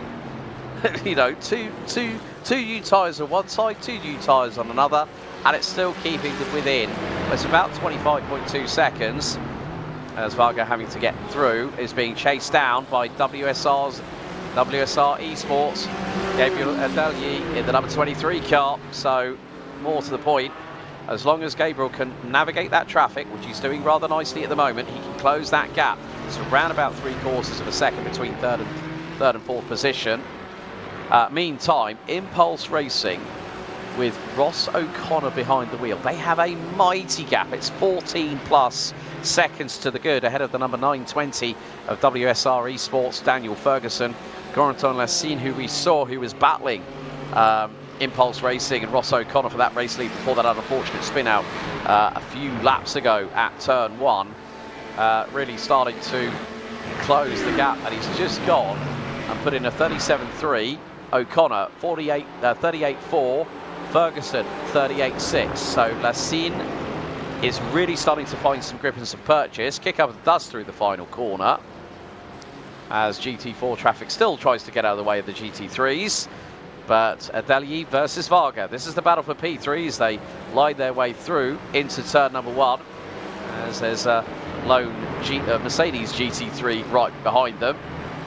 Garrett Berry now showing behind the wheel of the number 62 Solpec Precision Racing car. And Matteo Biotto behind the wheel of the 07 Racing car. That started a little bit further down the order. It's currently showing 31st. I need to put my dentures in, Howie. I'm showing my age here, unfortunately. But we've still got 50 runners and riders here with 2 hours and 52 minutes to go. And it's still a real showcase of the depth and breadth of talent that we've got over all 3 classes. No, I make about as many embarrassing mistakes as an hour, and then I wonder, I look back and I wonder quite what happened every single time. But an update on the 901 that Porsche Cups car that, well, took a hard trip into the wall. They actually reported back that it was a hardware failure on their rig as well, which is an even more heartbreaking way to lose the car straight into that wall. It's been a day filled with troubles, and it's completely over at this stage. As I pass down the back straight there for WSR, getting it done around GT4s along the way. Could there be a chance for it? There could be a chance for a return here, though, I think. Certainly, I'm surprised by how much these cars getting on each other down the straight. Yeah. I think Varga is just biding time and just waiting for a potential mistake from Adeli. And sometimes that's all you need. Because, well, now getting back behind the wheel of the Bike-Colino Max 444 Porsche Cayman, Octavio Rondeletto, fresh from his antics at the iRacing Firecracker 400 this past Friday, July the 4th. Which actually came down to a big old scrap. It was a real pleasure to be a part of that broadcast alongside Taylor Burris for what was it? Quite an early part of the morning to do your first ever iRacing special event, but it was one that was definitely very entertaining over 3¼ hours. But still, back to the battle. Cheshire Esports closing in on WSR for P3. It's only going to be a matter of time before Varga gets that good run as they're going to go down the hill. Now this is where the slipstream might come his way. And the gap is 1/4 of a second. Once more, there we go. There's the in-speed coming in for Mate Varga. And at this point, he decides discretion being the better part of valor once again. And sometimes it's about that consistency, because maybe, I'm just thinking outside the box here, Howie, that Mate Varga might be doing a little bit of a fuel save as, oh, right, that was the Team Checkmate car, I believe, Casper Benedict, and that car has disappeared, it looks like, the 97 car. Yep, and that has been out for quite a while now, which is never a great sign. It's fun to battle in these long races, and obviously if an opportunity is open to you, take it. Oh, very loose on the exit of the turn there, but certainly I feel like you have to choose your battles, and sometimes just decide, all right, he's past me, all right, time to play the saving game, time to play the long run game. It will come back to me. We're halfway through a really, really, really long race. Any sort of things can happen to anybody on the field, such as that switch from Gabriel in the WSR car. That was a little bit scary, I'm sure. Up 5 from the starting place, so has had a good run, but that car is going to dive into the pits very, very soon, so probably going to lose all those places, and I don't know what I would say, 26th into its stint, so it's only really got a few more laps in it. Yeah, looks like the Team Checkmate E-Dent with Casper Benedict behind the wheel, that has reappeared, and don't worry, folks, if you are watching the live timing, don't worry about the 0.2 per sector. It just seems like it was a little bit of a ping issue, possibly. But still, this battle here, they are losing time to Renault Alvar as Adelier dives into pit lane. He was at the tail end of his stint, 26 laps on those tyres. So the man from the UK hits the pit lane speed limiter and will dive into his box. Of course, we've seen it a couple of times in this race today, where a couple of drivers have missed their marks and have had to either reverse or go forwards to do so. But with the way things are standing, I'm wondering whether Grid and Go in the 901 will continue onwards. They are tumbling down the order. 15 minutes of repairs, and it's still ticking up in terms of the counter. So I think they could be what will be our 5th possible retirement of the race so far, bringing us down to 49 cars still running. 16 GT4s, 9 992 cars, and 22 GT3s still running at Motorland Aragon, with 2 hours, just shy of 2 hours and 48 minutes remaining. We're on lap 119 of this race. There's a couple more GT4, well, one of the GT4s coming in. And I'm wondering whether Gabriel Adelier, who's going to stick behind the wheel, as we're going to see the Rail Project, gets a touch, and that was from one of the WSR cars. Got a feeling that might have possibly have been, just wondering who that was, because you got Nicholas Pedersen. That was Ross McFarlane involved, the number 20. I don't know if this is from that incident or an earlier one, but they've just been given a warning for dangerous driving 2 minutes ago, which suspiciously sort of lines up with the time that a Porsche car went around. But at the same time, there was contact and there was a spin, so perhaps that we might see something else out of it. It's been a protest submitted. Let's see what happens down the line with that one, shall we? Oh, I do enjoy the suspense. It's about for 5th in GT4 though, as these cars race just as well, even when they are being continuously harassed by bigger fish. In fact, that might in fact be a part of the fun. Yeah. We've got Leonardo Dragota for the Team Flora by Impulse Mustang being chased down by ERE Race Esport Teams. Tommy Razier in the 423 Porsche Cayman. So a nice little battle for 5th place. And who's with them? Wojciech Dvorak for Thomas Enger Sim Racing is now with them, making it a 3-car scrap for 5th spot. But, well, all I'm going to say here is that look at the lap times between Alessandro Quintai and Rainer Talvar. Quintai is lapping considerably quicker, but Talvar's just responded with a 34.687. Quintai a 35.166. Now Quintai is the one that is going to have to keep an eye on how quickly the Estonian behind him closes that gap. But there is another one of the Maniti Racing cars. Looks to be Freak Cook in the number 79 Maniti Racing Red Ferrari, running 9th at the moment. That is the last of the GT3 cars on the lead lap, with 2 3/4 hours to go. But what has been interesting is just you were saying about this earlier, Howie, about the amount of different strategy changes that we have witnessed over the course of the race distance so far. But here we go, a little bit of GT4 side-by-side action as Wojciech Dvorak gets through on Tommy Razier through at turn 1. I've been meaning to talk about Thomas Enge Sim Racing for a long time, only because that's a name I recognise of all things from anyone that played the Legacy Sim Grand Prix 4, where 2001 was an F1 season with so many driver changes, and I think that game caught quite a late season roster. We did only 3 races on the Prost car, but that name just stuck in my brain, and I saw it on the tower, and I thought, why do I recognise that? And then I had to go back and then back and then back and research and go, oh, wow, yes, the very same, by the way. He's also raced many other motorsports, and now investing in esports teams and reminding me of my childhood. while we're at it. So it all goes full circle in the end. Currently holding that P6 place, and you sort of have to dart in both directions in that 423 just to let faster cars through. One way, through another. It's kind of like driving on a very messed up motorway.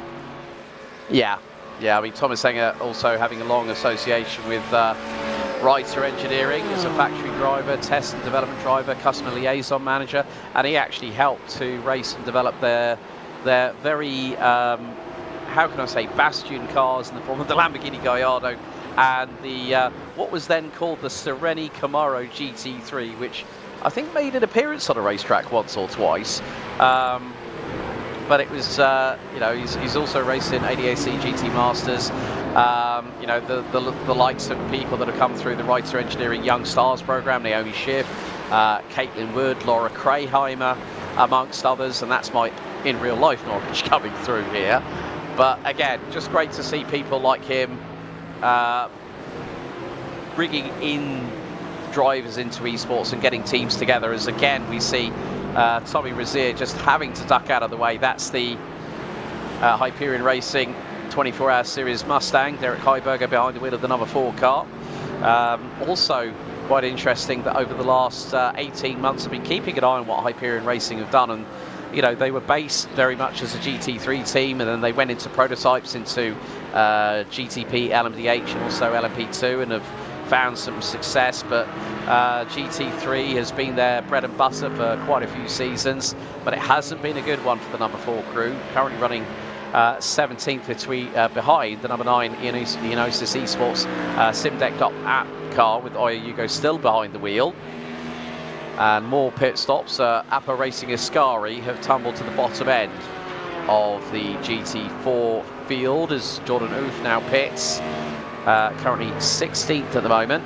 And oh dear, right, car 20 WSR Esports have just been handed a 15-second time penalty for the contact with 911.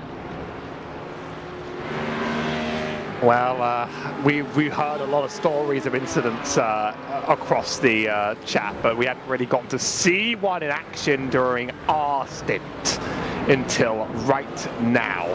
By the way, there are 7 cars who are over 30 off tracks. There's a 40x limit for a penalty, but unlike a typical iRacing series, they are only using off tracks to determine these automated penalties. So usually in iRacing, you collect points, you get 1 if you go off the track, you get 4 if you make contact. In this, they're scrapping the contact points. They're obviously adjudicating every contact individually. Go off the track 40 times in any context, and you will get yourself a penalty. And there's 7 cars that are currently risking and flirting with that line. Yeah, the number 7 might be lucky for some, but for 7 cars that have over 31x, they are getting dangerously close to having a penalty thrown their way. So again, it's just that matter of fact of, you know, how much risk do you want to take? And when it's having to be GT3s going round the outside, off of the racing line, round 992 Cup cars and the GT4s, that is where the most encroachments will normally be. But it's also dependent on whether the driver will keep the car fully keep it 2 wheels in track limits, because it is down to the responsibility of the faster traffic to make the moves, you know,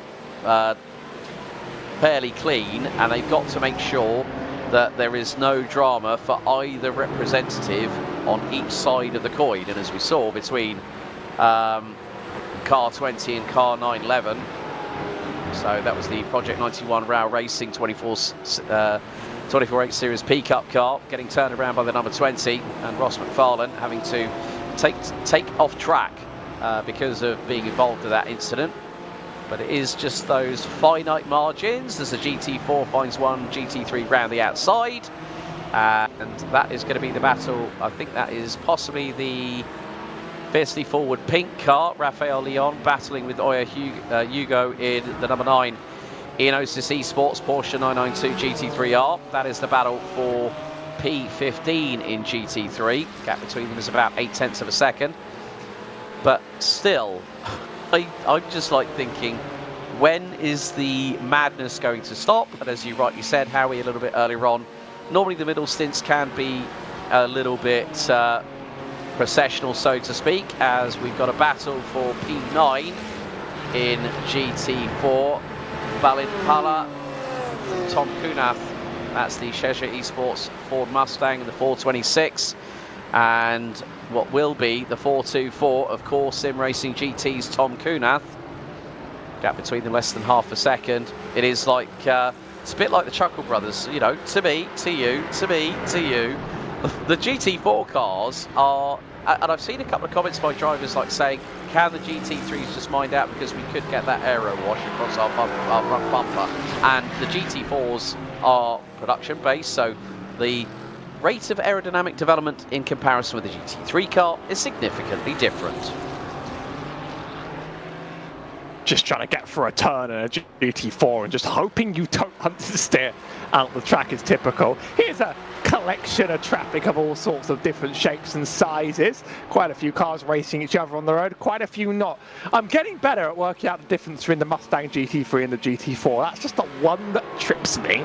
I'm getting a lot better at that. Side by side for position though, as they're getting gapped by cars. So interesting when you have your own race and you have to deal with traffic, because sometimes you just want to use those GT3s and hope that they just put an inconvenient wedge between you and the car that's chasing you. Wouldn't that be helpful? Sometimes they just get you down the straight though, and you don't get to have any of that fun. Yeah, especially when you've got a car in your wheel tracks trying to chase you down, as Negative Delta by SimGear.gg in the 81 car have come in after 24 laps, so that's another pit stop marked up on their counter. And yeah, it's quite funny. You mentioned about the difference. I'm going to put it this way with regards to the difference between GT4 and GT3 when it comes to the Ford Mustang. The GT3s look like a very aggressive form of Barricade from Transformers before in his vehicle mode. So if anyone's watched the live-action movies of the Transformers, Barricade normally will be a police livery Ford Mustang. And it does not have the words "to serve and protect" along the door panels. Oh, that was a bit of a Code Brown moment there for Balint Pala. And as to the inside, that is what you do not want to find yourself swapping paint.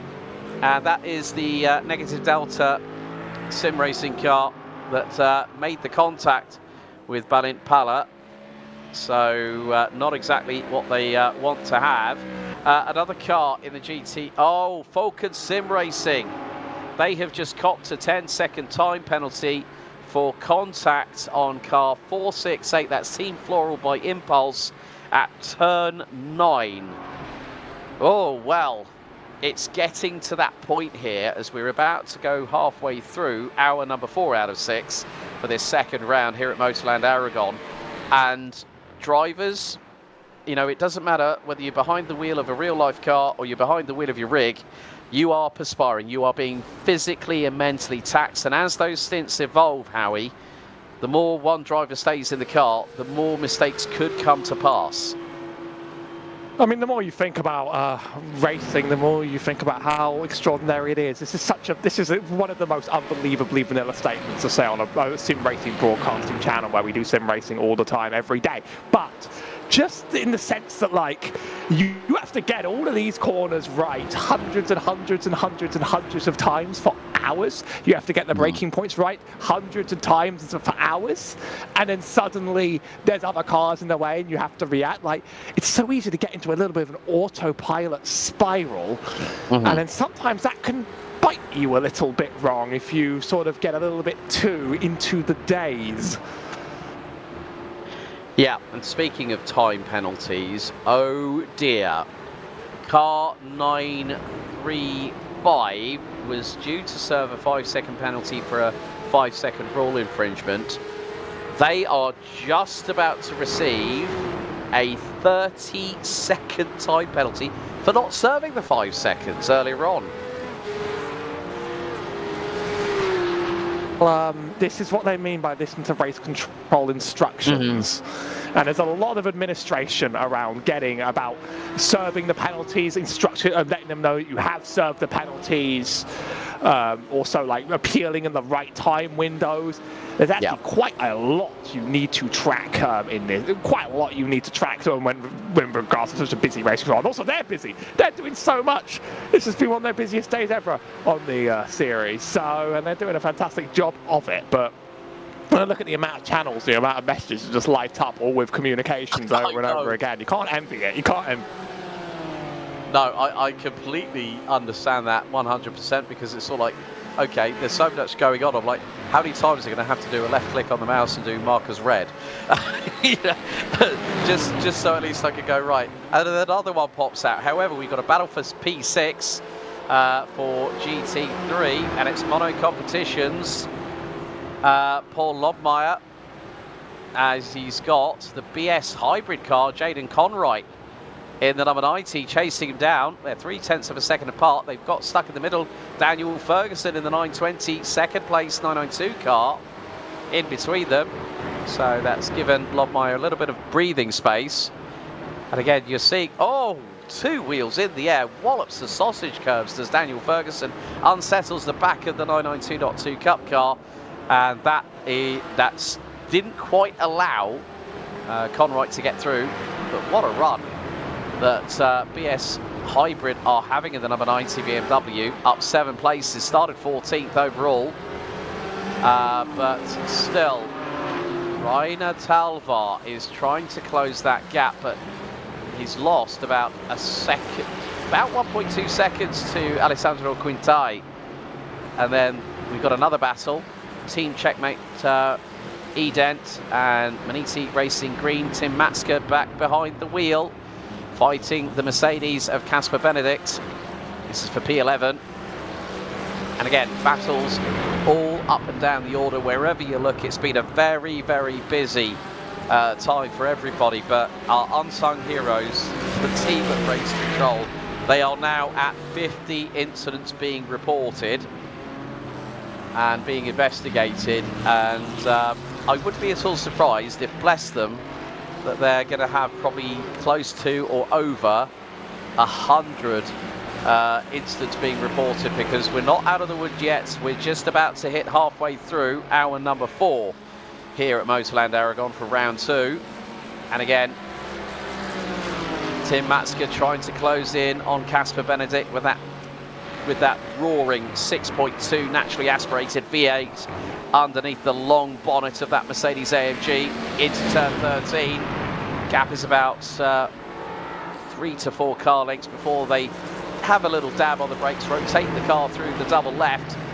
And I'm wondering how quickly Tim Matska can close that gap, because he is trying to respond, but he's losing a little bit of time. And on that back straightaway, that Mercedes definitely has the advantage over the Ferrari in terms of straight line speed. Do enjoy the Ferrari. It's easily my favourite. I am a little bit biased, but I do love seeing Ferraris in general. I think I was drawn in by the red car on TV when I was young, and that forever changed me. But I do also quite enjoy seeing some of the one or two of the mid-engine cars around here. Unfortunately, I think it is the only mid-engine one that's running, and I do like to also cheer for our lone Mercedes AMG on the track. Doing its best out there. It's a very fun car to drive. It's got a very sort of like, it's a loose rear end, but it's a predictable one as well.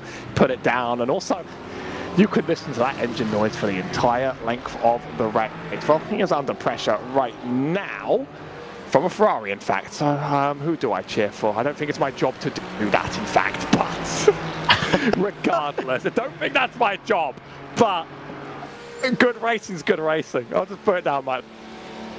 I like your politically correct way of segueing out of that kind of situation, Howie. Well played. But yeah, I mean, you can see here now that Tim Matska's got a real good toe. That gap is coming down, but it's not close enough for him to try and throw it up the inside of Benedict. So still the battle for P11 in the GT3 division continues. We're into the Second half of hour number 4 out of 6 for round 2 of the 2026 24-hour series esports season, live here on RaceSpotTV. Thank you so much once again to everyone joining us so far over the course, and the chat has been lit ablaze on the YouTube channel for RaceSpotTV, so thank you very much everyone for tuning in. And of course, this has been a very, I think it's probably, if not the shortest circuit on the calendar, to be honest with you, Howie. So when we get to Kota, there's going to be a little bit of more real estate to play with, especially down some of the complexes, especially coming down that start-finish straight and going down the back stretch between turns 11 and 12. But still, Reiner Talvar trying to close what is a nearly 10.5-second gap that has been built up through the efforts of Sean Campbell and Alessandro Quintai, the Italian-American pairing at Grid and Go. They're on lap 131 at the minute, and now they pit. Quintai into the pit lane. He was hard on the brakes to hit the pit lane speed limiter right on cue, as we see pole promotion esports Nico Schiffer exit pit lane as the 915 Ross O'Connor now hands the lead over to WSR esports Daniel Ferguson in the 920. Quintai hits his marks. Let's just keep an eye as we've got picture-in-picture Tom Kunath, currently running P10, and he's right behind the Cheja Esports 426 Mustang of Balint Pala. So Reiner Talvar will retake the race lead. Going to be interesting to see the strategy here from Grid and Go on what they decide on the tyre strategy, because Quintai was really wringing the neck of them.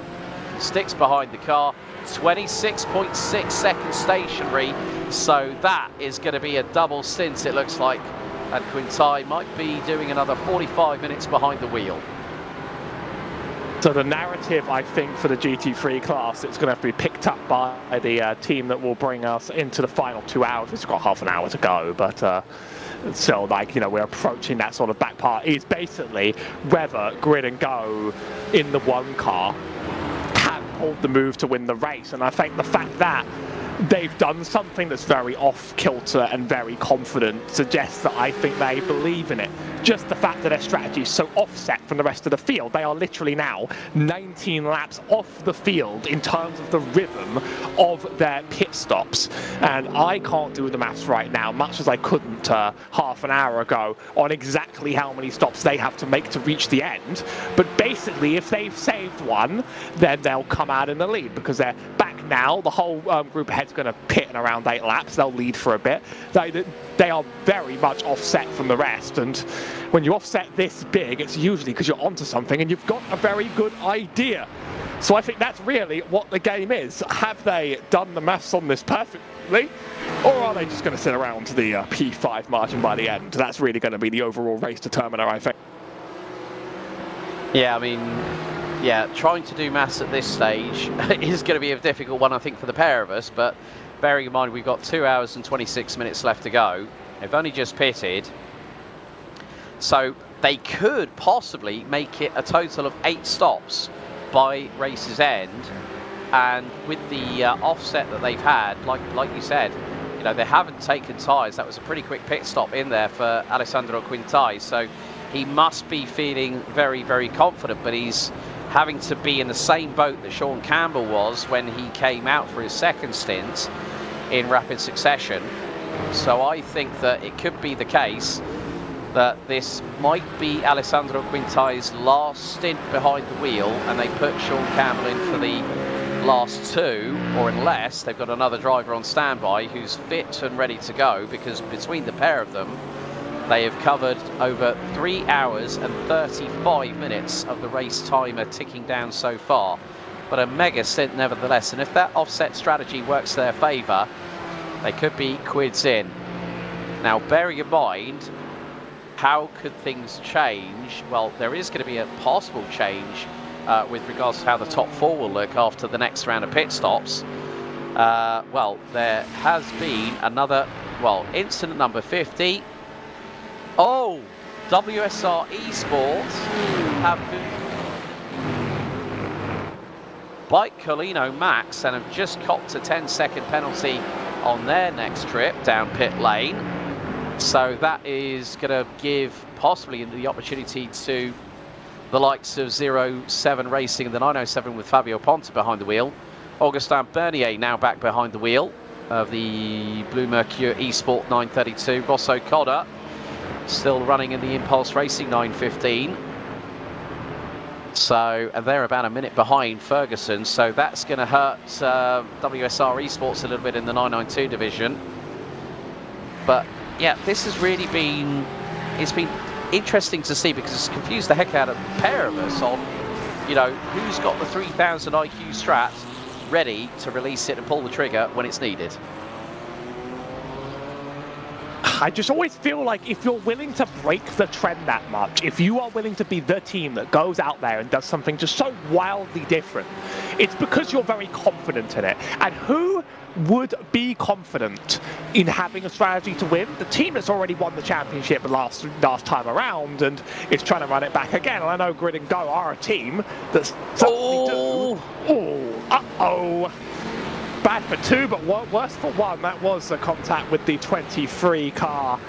And it's another case of really passing GT4s around the outside is what risks this. Because you know, as I've said and we've talked about, they are likely to understeer in some point on the corner. Yeah, and that was on Henrik Tyra in the mono competition 410 car. So they've already had, well, looking at it from the list that we've had so far, that is now going to be possibly more than likely incident 51 thrown up to race control to be investigated. I mean, they've already had a warning. The 20 sister car has been given a 15-second time penalty with incident with Project 91 in the 992 division. But still, Paul Lobmeyer is hoping that Jaden Conroy is going to try and close him down. And, well, Lobmeyer throws it around the outside of one of the GT4 cars. But Conroy still keeping him very, very honest at the minute. Lobmeyer again, throwing it to the inside. And Conroy making good use of that GT4 traffic. And there we go to the battle for, looks to be P8. It's the battle for, effectively for P7 at the moment, with Ivan Vargas for XPD Racing and Michael Hermann Frey, Project 91 Rao Racing. That is very, very close indeed. So it's not going to be easy. Well, it's actually Hermann Frey that is in P8 at the moment. So, yeah, it's going to be a case of he is chasing down the 935. That is Ivan Vargas. So, at this moment, it's going to be tough to see how this will work out, because they've got a GT4 in the slipstream. And Vargas is going to have to watch out for Hermann Frey. He gets a little bit of a close on in. Balint Pala for Cheshire Esports in the 426 Mustang, kind of running 12th in the class. Has been in pit lane for just over 30 seconds, 15 seconds stationary. So still, plenty of real estate to play for as we're 20 minutes away from the turn of hour 4. And then it will be our final relay switchover here in the commentary box as David Haynes and will be joined by Marcus Solholm for the last 2 hours here on RaceSpotTV. But what a race it's been. I've always kept an eye on what's happened in 24 hours Series Esports land and watched all the broadcasts, some of the broadcasts when I've had the opportunity. But again, it just shows that this is going to be a really competitive and very close fought season here in 2026, Howie. And conversely, it's very much been my first time around this series, and You know, it's great seeing one with so many of the top teams, great seeing one where it is genuinely close and nobody's quite going to run away with this, and one where the teams are bold and also the tracks are interesting.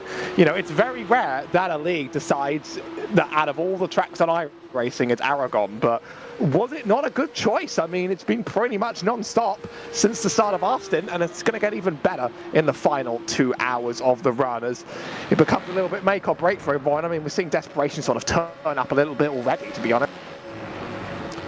Yeah, and unfortunately, Balint Pala has got a mechanical black flag, so I'm wondering if the 426 Mustang got involved in an incident.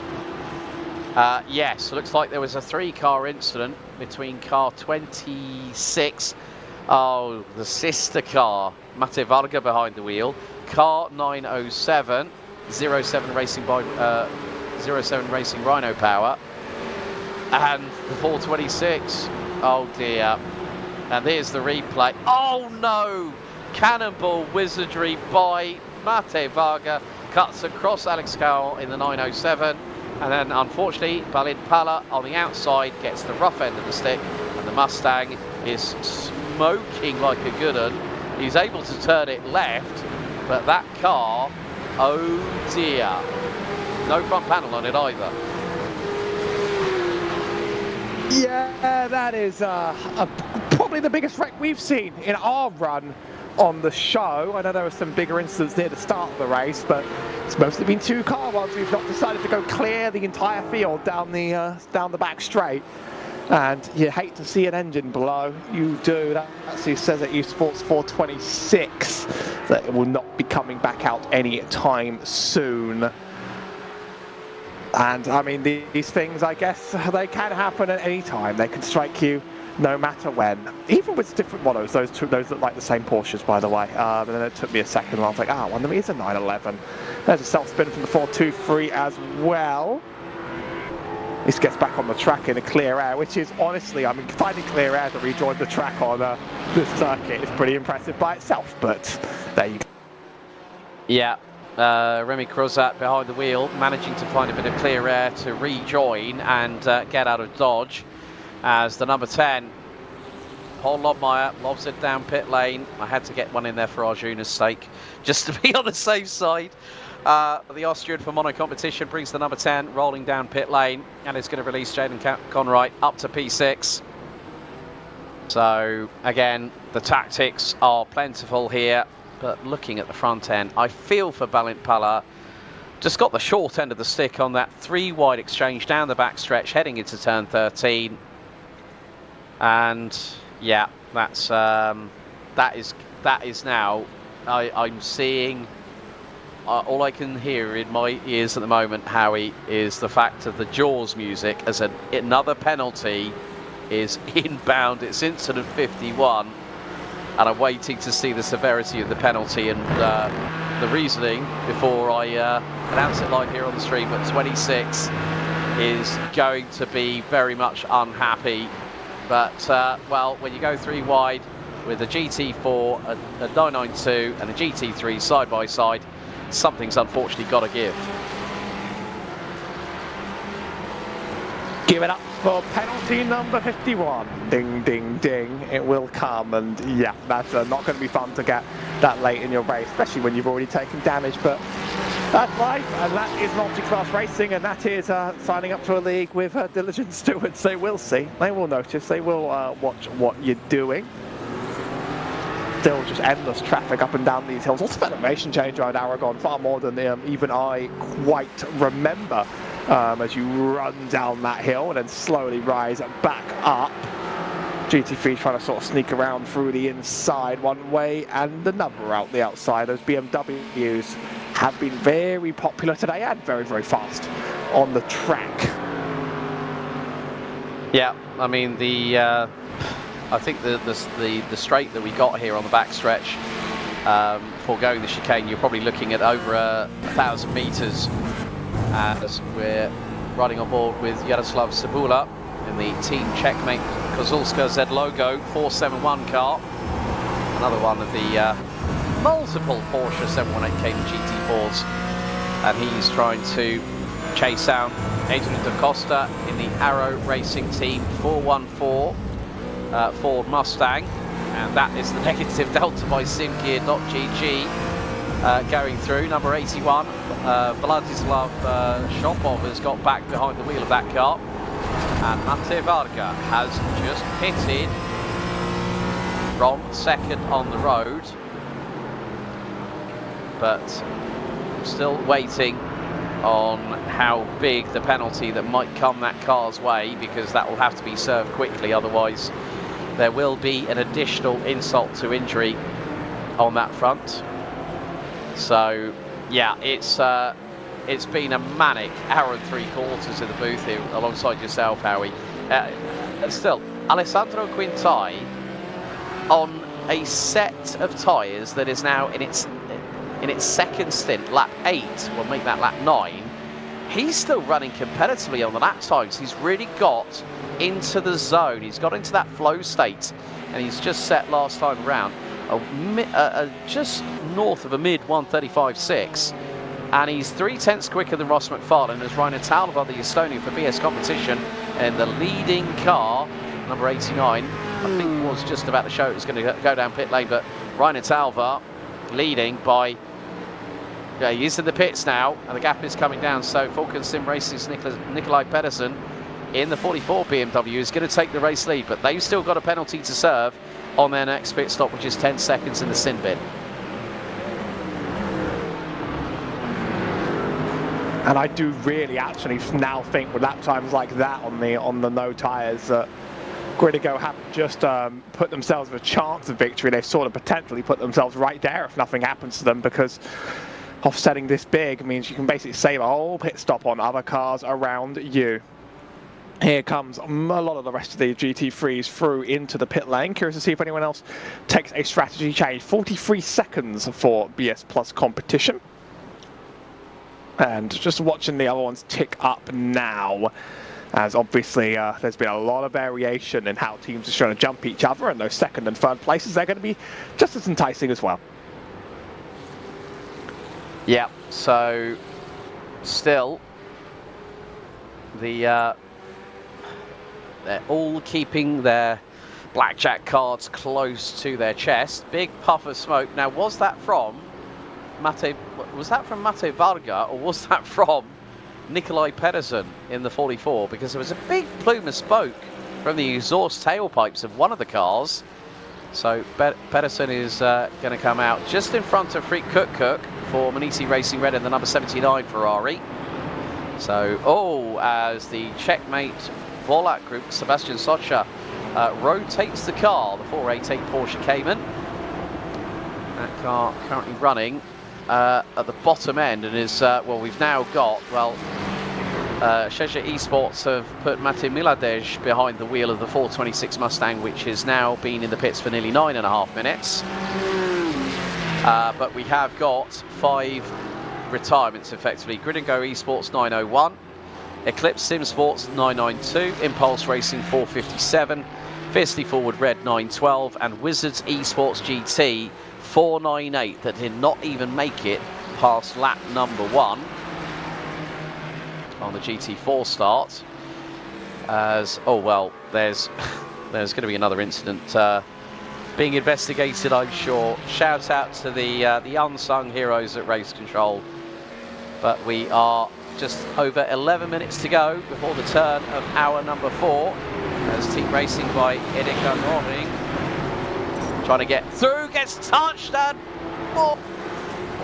glance on the right rear. I wonder if that's damaged the back axle. Yes, looks like a little bit of a drama there for Jona Langner in the 42 car. Gets turned around. I'm wondering which of the 992 cars that was involved in that collision, but tried to thread the eye of the needle, got a little bit of a touch, and bang, the car turns around, and it's the slightest glance on that right rear of that Ferrari 296, as Freak Cook now pits the Maniti Racing Red number 79 Ferrari from 6th position. Marley Joffa now up into 6th position, as there has been a change. Octavio Rondeletto, the Argentinian, back in the race lead, as Team 75 Bernhard by Sim RC are now in for their next pit stop, which will be pit stop number 3 with 2 hours and 10 minutes remaining. I mean, the incidents really are sort of ramping up as drivers just get a little bit, well, a combination of tired and a combination of also a little bit hungry to get moves done now. You know, once you approach that final third, the gloves start to sort of come off. You have to do a little bit more. Here's a side-by-side with the 911 car, and ouch, there's another angle, and not a nice way to send a Ferrari down and out, gotta say. No bias at all, but you know what? It's just rude. It's just can't tip him like that on the rim. Yeah, that was Michael Herman Fry in the Project 91 Rao Racing 911 car. Right. Finally, the wait is over. Drum roll, please. Car 26 has just received that 3-wide pinball wizardry down the backstretch, a 35-second time penalty. So Sheza Esports have had all that hard work that was done, that we saw earlier on by David Toth, has quite literally been thrown under the bridge like water. But the thing is, I'm wondering if, and I'm looking from this perspective, yes, I do work for Porsche Sports Cup Suisse, but it was difficult to tell from that angle who was the culprit in that incident, because if the Ferrari that went around the outside tried to make the move, and if it was just too much of the steering wheel being closed in, it's difficult to tell. But from that angle, I'd like to see from another perspective, maybe from an overhead shot, to really get an understanding of how that incident played out in real time, Howie. Yeah, I'm seeing dissent from the incoming batch of commentators, and they might be more right than me. I was just yeah, you're actually not clear. You're actually not clear. I don't think. That Porsche is pretty much off the track. So, you know, a complaint of being rude could be rescinded there. Curious to see what the stewards will do to it, but that top-down angle certainly does help a lot. Yeah, especially from a rear-facing angle where you're getting the back end of the cars, it isn't always giving you a complete idea of the spatial awareness, but unfortunately for the that car, it was just they thought, okay, I'm clear. No, I'm not clear. Ouch, this is going to hurt, and that just goes to show for the team racing number 42 car by Edeka Nöring with Jonna Langner behind the wheel. You can have a look on the replay on board with the Project 91 car. Yeah, goes to the app. Yeah, it's just like, the wheel always shakes around a bit when you're touched, so really that's not terribly useful. I mean, not angle, but it's not terribly useful to say, oh, we may have turned left. No, it does that when you get contact, but you could just see how little the margin was for that Ferrari, so, you know, I get it. Yeah, it is what it is. It's part and parcel of racing, as the Grid & Go Esports BMW, Alessandro Quintai on lap number 13 of this race, and Rainer Talvar, let's have a look at his lap times, about half a second quicker at the moment is the Estonian, as we're going to have a replay here. That's the Mamica Group M Academy car, 470, running 14th in GT4 as Adrian Da Costa pits the Arrow Racing Team 414 from what was I think top 10 there. As again, we're seeing now, this is the battle for third place, and it's Varga versus Adeliyi, who's taken over the wheel of the number 23 car, and they've got, oh dear, they've got, I think that's Jonna Langner in front of them in the team racing by Edeka Nöring car. They're sandwiched by a couple of Porsche GT4s. Oh, just hold your breath, folks. The roller coaster here at Motorland Aragon is far from over. Oh my days, again, it's when we get through these pit stop cycles that drivers that have got tyres and brakes that are still getting up to temperature are finding themselves in a little bit of a, between a rock and a hard place here, Howie, but still, nevertheless, the amount of decisions that drivers are having to make on the fly.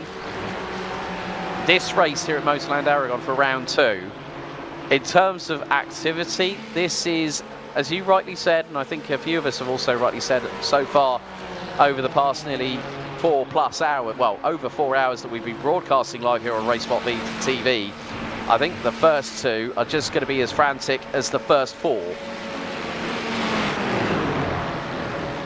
You turn a corner, and who's that? Greetings, it's the entire field. Exiting a turn. No matter where you look, it's the entire field.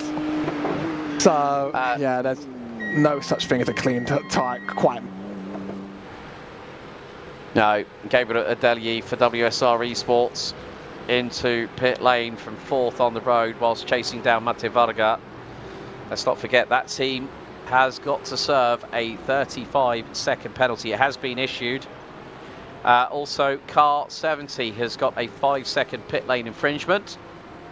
So that is going to be a penalty heading the way of the Mamica Group esports car with Jakub Stofko behind the wheel, currently running 16th at the moment behind the lone Porsche 992 GT3 of Ionosis Esports, Simdeck.app, Oya Hugo behind the wheel. But still, lights up, well, it's the lighting up of the rear tyres. I thought it was exhaust smoke, and that is a quick pit stop, 29.6 seconds. So WSR Esports deciding, no, we're not going to switch drivers, we're not going to change tyres, we're going to put the full amount of fuel we're allowed and see how long these tyres will last.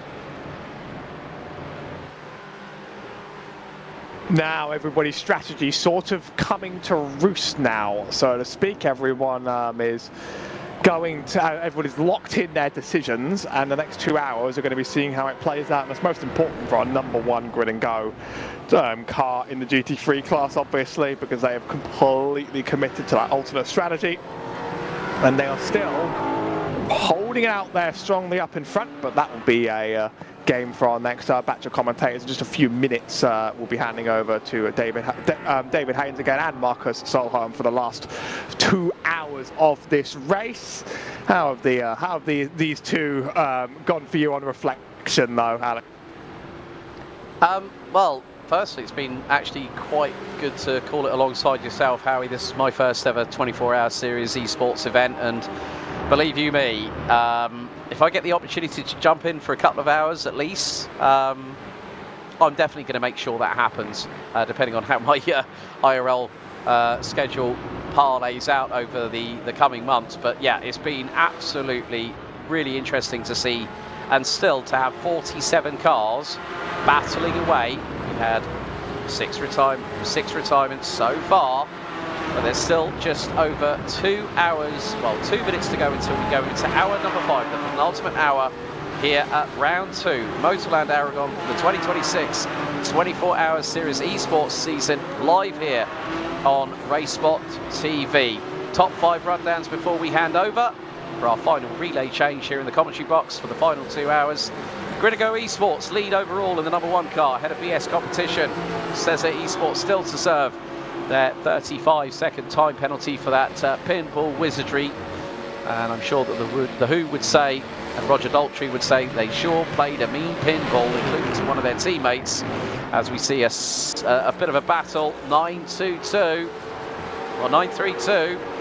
That is Augustin Bernier through on Daniel Ferguson for P2 in the 992 division, and they've got the 911 of Project 91 Rao Racing just in front. But it's Grid and Go #1 that leads overall in GT3 ahead of the number 89 of BS competition. Cheja Esport #26 rounds out the top 3 with the number 44 of Falcon Sim Racing, and WSR Esports rounding out the top 5 in the number 20 in GT3. 992 is Impulse Racing in the 915 versus Blue Mercure Esports, who are 4.2 seconds off. WSR Esports rounding out the top 3. Carlo Esports in the 960 round out the top 4 with the 933 of Pole Promotion Esports rounding out the top 5. And finally to GT4 is the Team 75 Bernhard by SimRC 475 that leads in GT4 out of the 444 Bike Colino Max, with XPD Racing GT4 SimLab in the 403 rounding out the top 3 and completing the top 5. Mono competition in the 410, Thomas Enger Sim Racing in the 4-3-4. So now it's time for myself, Alex Goldschmidt, and Howie Burrows to say goodbye as we now hand over to David Haynes and Marcus Solholm for the final 2 hours live here at Motorland Aragon. We're 2/3 complete and 1/3 to go for the second round of 24-hour series esports. Hello, I'm David Haynes, joined by Marcus Solholm, and with 55 cars taking the start of this race and 47 of them still running, it is busy and congested on track. There's always a battle to be found, and the strategy games have the puzzle pieces moving on the board, all with a view to a checkered flag in 2 hours' time. Alongside me, Marcus Solholm, someone very experienced with this type of racing, with long stints, with coordinating with the teammates, and with trying to work out the strategy. How are you seeing this play out on a very hot track that's very busy for traffic? Yeah, so for the final 2 hours of a race like this, you start to get a way clearer picture of what the result's going to look like at the end. You sort of start to get into it with what strategies your competitors are running as well, because throughout a long race like this, you're mainly focusing on your own thing, and the offsets in terms of fuel stints and stint lengths and stuff like that becomes a bit difficult to follow. But as you get closer to the end, a clearer picture starts to get painted, and you sort of get a better understanding of where you're actually standing in a race like this. In this battle for second and third place in the 992 class, it looks like Blue Mercure Esport managing to pull away from WSR. They were much closer, but the fastest 992 on track last lap was Blue Mercure Esport, and it seems like they hold the fastest lap of the race in their class at the moment. At the start of the race, the track temperature was, I think, as high as about 44 degrees Celsius. It's come down to a very balmy 39.4. That's still too hot to walk your dog on pavement. Yeah, but it's still almost hot enough to cook an egg on, at least for an iRacer, As long as the temperature goes above 30, you have to think a lot more about tire management than when you're running in maybe a 20-degree track tip or something, and it actually becomes a lot more difficult and to keep the tire alive. You need to underdrive the car a bit more to make sure you don't suck the life out of the tires and ruin them, not just like throughout a stint, but also throughout a lap, because a slide can really mess things up on the tire for the next 3 corners or so, and you sort of need to bring it back a little bit and make sure you sort of balance yourself and don't overdrive them. What do you make of the changes to the pit stop rules? Opens up a little bit more strategy across all of these classes, and the same pit stop rules could apply to the prototype cars that I know you love to drive. Yeah, absolutely. We used to have it in the same way a couple of years ago in iRacing, where you couldn't change tires and take fuel at the same time, which really adds sort of a penalty to taking tires. You can't just do it at the same time. You have to sort of consider whether there's a strategy element to it. The only thing is, when the track is hot like this, and on the current tire model we have in iRacing, tires get worn out pretty quickly anyways. So for a lot of these cars, for a lot of these drivers, they just have to try and make it last as long as possible, but pretty much changing tires each stint, each pit stop anyways, whether it's all 4s or whether it's 2s, at least in the GT3s, and it definitely adds a big strategy element, especially for those night stints where maybe double or triple stinting tires might even be something to have a look at. Well, we saw the pit stop for this number 23 car, Gabriel Adelier, in the WSR Esports BMW, and they went fuel only. We'll see what that does for them. They're only just ahead of BS Hybrid and Jaden Conwright, and they're trying to work their way past some traffic, both within their own class and of the 2 other kinds out on track. They're a lap up on the 07 car here. They give just a little bit of a squeeze on the outside of 1. Track goes the other way through turn 2. Looks like WSR will be clear by turn 3. This first part of the lap has a lot of sweeps and changes of direction, and no 2 corners feel exactly the same terms of how tight they are. And that's where the old tyres can become painful. All of these changes of direction, braking zone, traction in the lower gears out of here. Once you exit turn 9 and you run all the way down the back straight, you don't mind so much.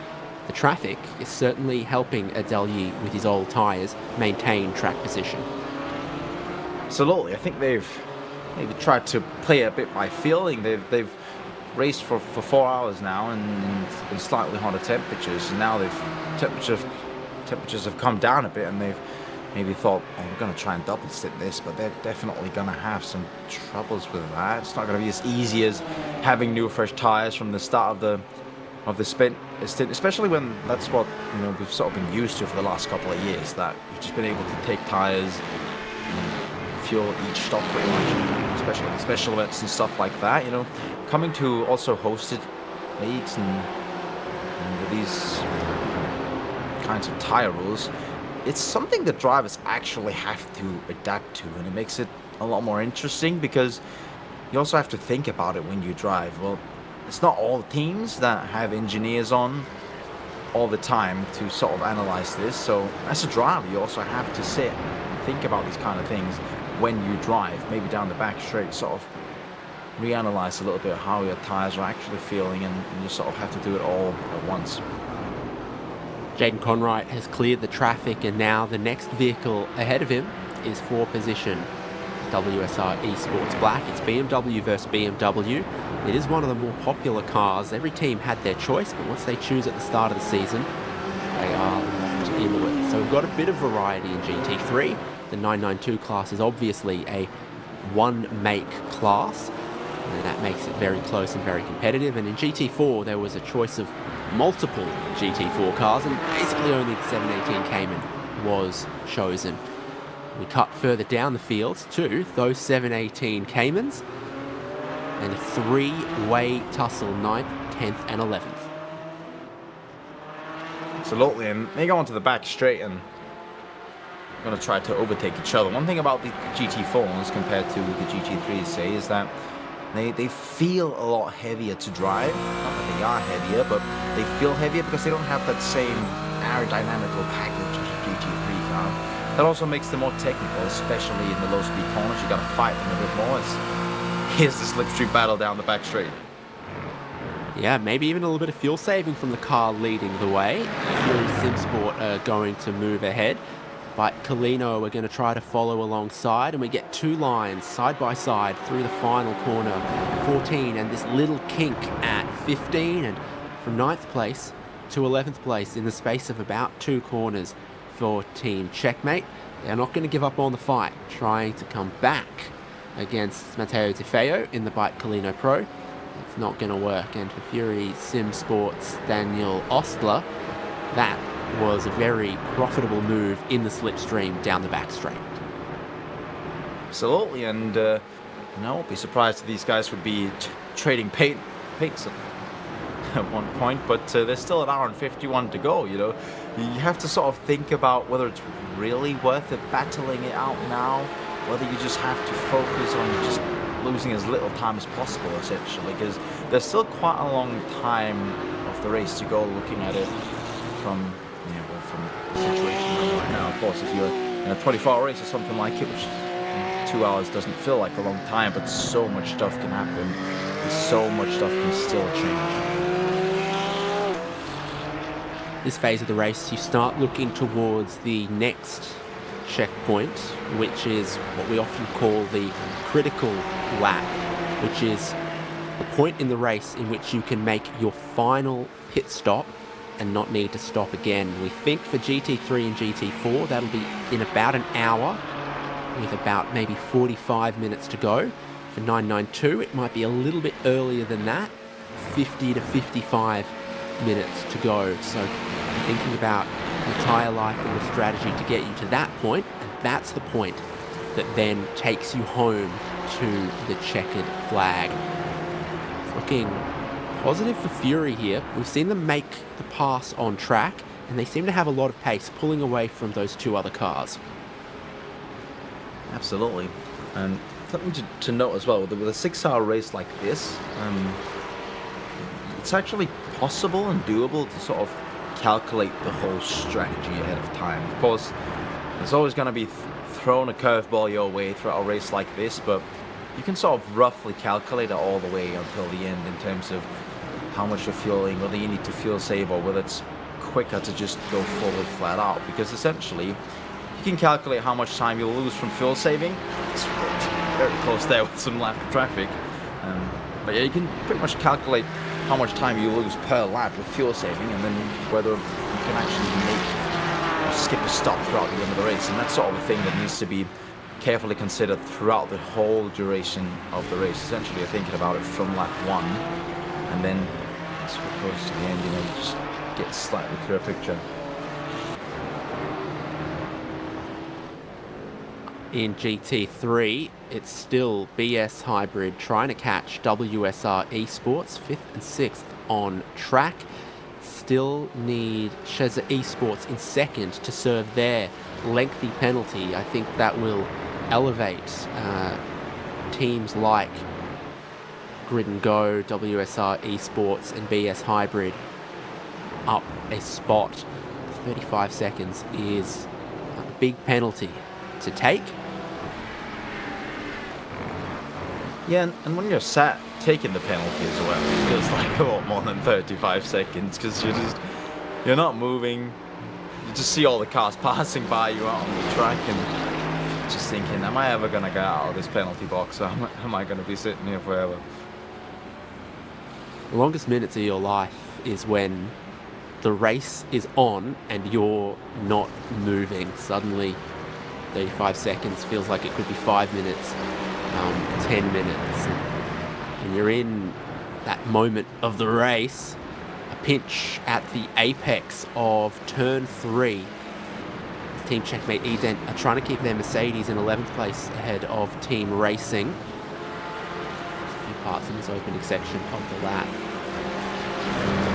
Another thing with the penalty as well, another thing with the penalty is that it can really easily throw you out of the flow.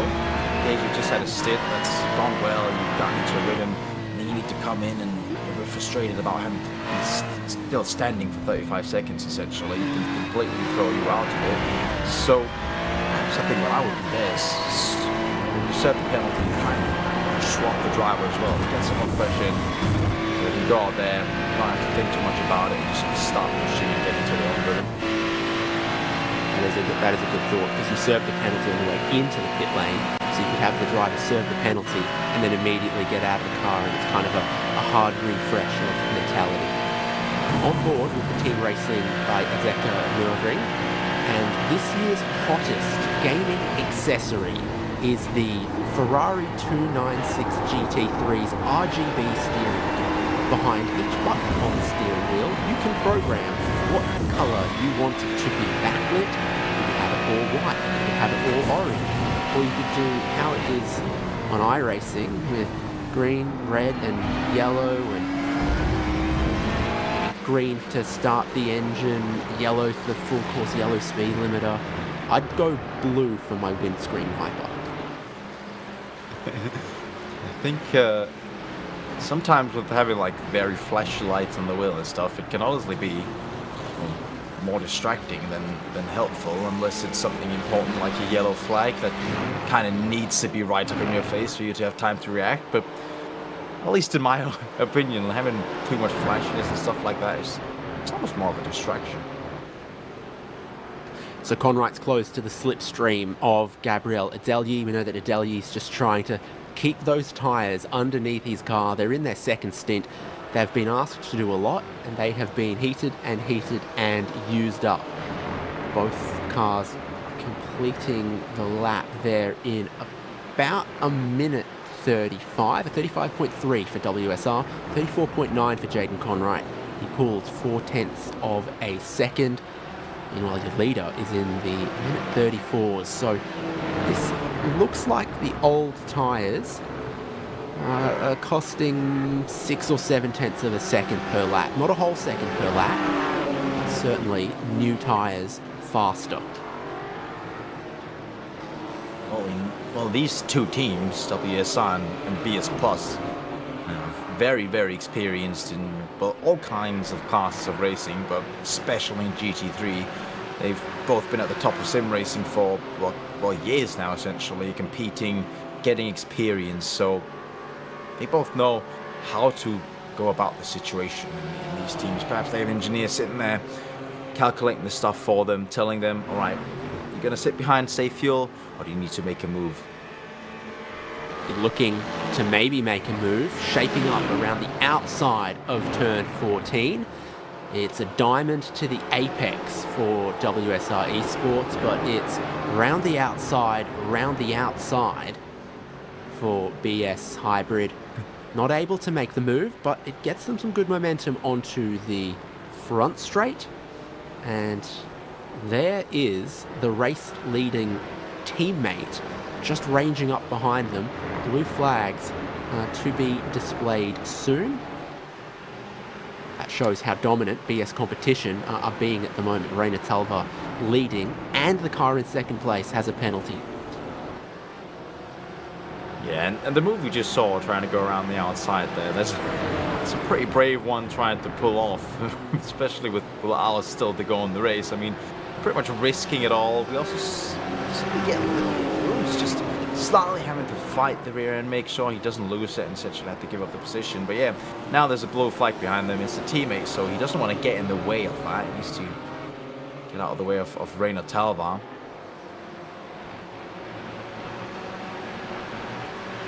Is there anything that tactically the teammates can do together here that will help out both of them? I think maybe BS Hybrid are thinking, I want to get on with this move before my teammate gets here. So as they head down the back straight, downhill, picking up speed, going over 275 kilometers an hour, it's a game of chicken once again for Jaden Conright to try to go around the outside, hold his car position. I think he's further up this time, so he'll have to be left space on the outside of the final corner, and they touch. He wasn't left space. WSR slide off, nose first into the barrier. There was a car on their outside. They pushed wide, and the contact didn't favour Gabriel Adelyi.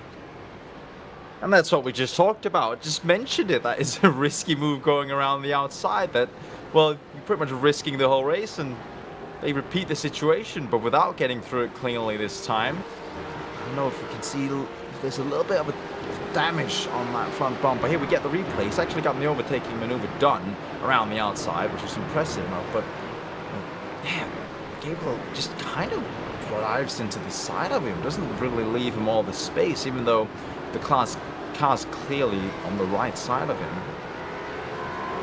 Yeah, the nose was ahead for Jaden Conright. He was around the outside. He left space, and the old tyres for BS Competition looks like they just didn't hold on there. Seventh place has ERE and Fiercely Forward's Caymans battling. Car that went for a spin and a slide earlier in the race was the 423. They were on some old tyres then, so they've already established what old tyres feel like in the GT4 class. They think looked like they either took 2 or 4 at their last stop. Well, it might have been fuel only from Fiercely Forward behind. ERE, I think, have just made this move in the final corner. They were 0.8 quicker on the last lap than Fiercely Forward, who seemed to be struggling with the changes of direction and the car being a little unstable.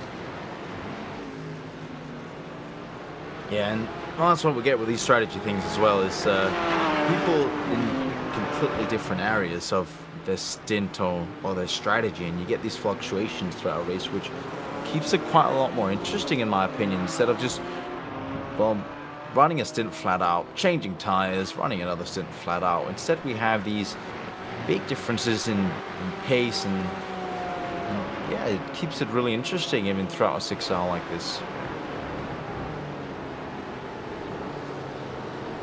Seems like there might be some technical problems for Mono Competition.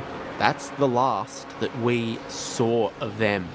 So nothing more to report other than internet power or computer issue, a technical issue of some kind there. Here is the race leader, and their teammates have let them go by the looks of things. So BS Competition now a lap up on BS Hybrid after that great move by Jaden Conwright. Incredibly brave. He left the space and did all of the right things to keep his car on the road. He will get 6th place because of that. Just double check that the 35-second penalty for the car in 2nd place hasn't been served yet. So if you add 35 seconds to where they are right now, I think that puts them still just ahead of BS Hybrid. So the field spread in GT3 means that a 35-second penalty won't feel as bad now as it would have in the first hour of the race. That's one thing that's for sure. And just to slightly change the topic, I'm just in-game looking at the WSR car from the incident we had before. And the car looks clean. Doesn't look like it's taken any big damage or any damage at all, to be completely honest, from the incident we just had. So that could be a positive for Gabriel Zelli. They have continued. They haven't come into the pit lane after the slide and contact with the wall. I think it was the belted tyre barrier on the outside of the final corner is the part of the track real estate that they found. Pit stop's not too far away for our top 3. The car we're focused on, BS Competition, with Estonian Reina Talva, Hungarian Mate Varga in 2nd, and Norwegian Nikolai Pedersen in 3rd. No, that might be the flag of Denmark, I'm sorry. It is, yeah. It is. He's What Danish, a horrible audience for me to make that mistake. He's also raced in real life in the Danish Super GT series.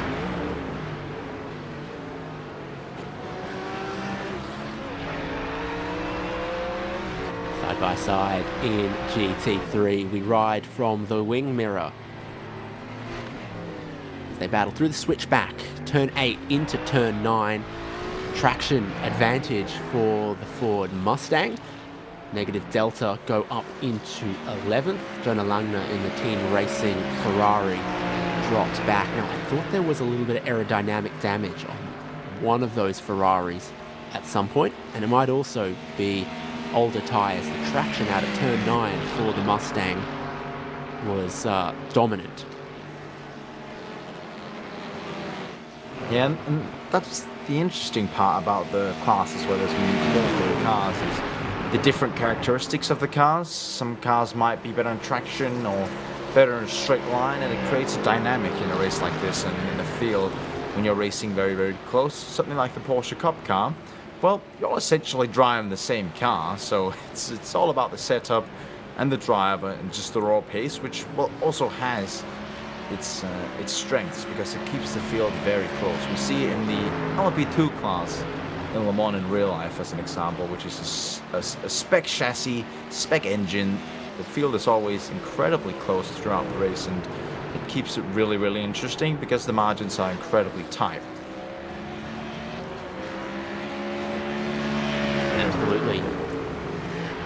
So Vladislav Shopov in 11th place now after the move that we just saw. The next car up the road for him is Maniti Race. No, it's Team Checkmate Ident with Casper Benedict. And that is about 10 seconds up the road by the looks of things. So if they've got a lot of pace for them right now in this stint and they're making some progress, that's who they're going to be focused on next and trying to get inside of the top 10. Now, with 3 classes, it's not the same number of cars participating, with the same number of teams in all of the classes. We've got 23 GT3s, 12 992s, and 20 GT4s. They all use the same points system. What that means is it's actually a lot harder to get even one championship point in GT3 than it is in the other categories. It's not enough to just finish in GT3, you've got to finish up front. Absolutely, and when you're racing in a field like this, you can be sure that your competitors will likely be there at the top when battling for big points. So if you're not there, if you want to get your stuff together and fight for it, you'll also fall behind in the championship pretty easily because the drivers in this field are at a very high level, and they're going to be doing their best throughout the whole season to try and scratch as many points as possible. You just got to make the best of it pretty much every time if you want a chance of winning a championship like this.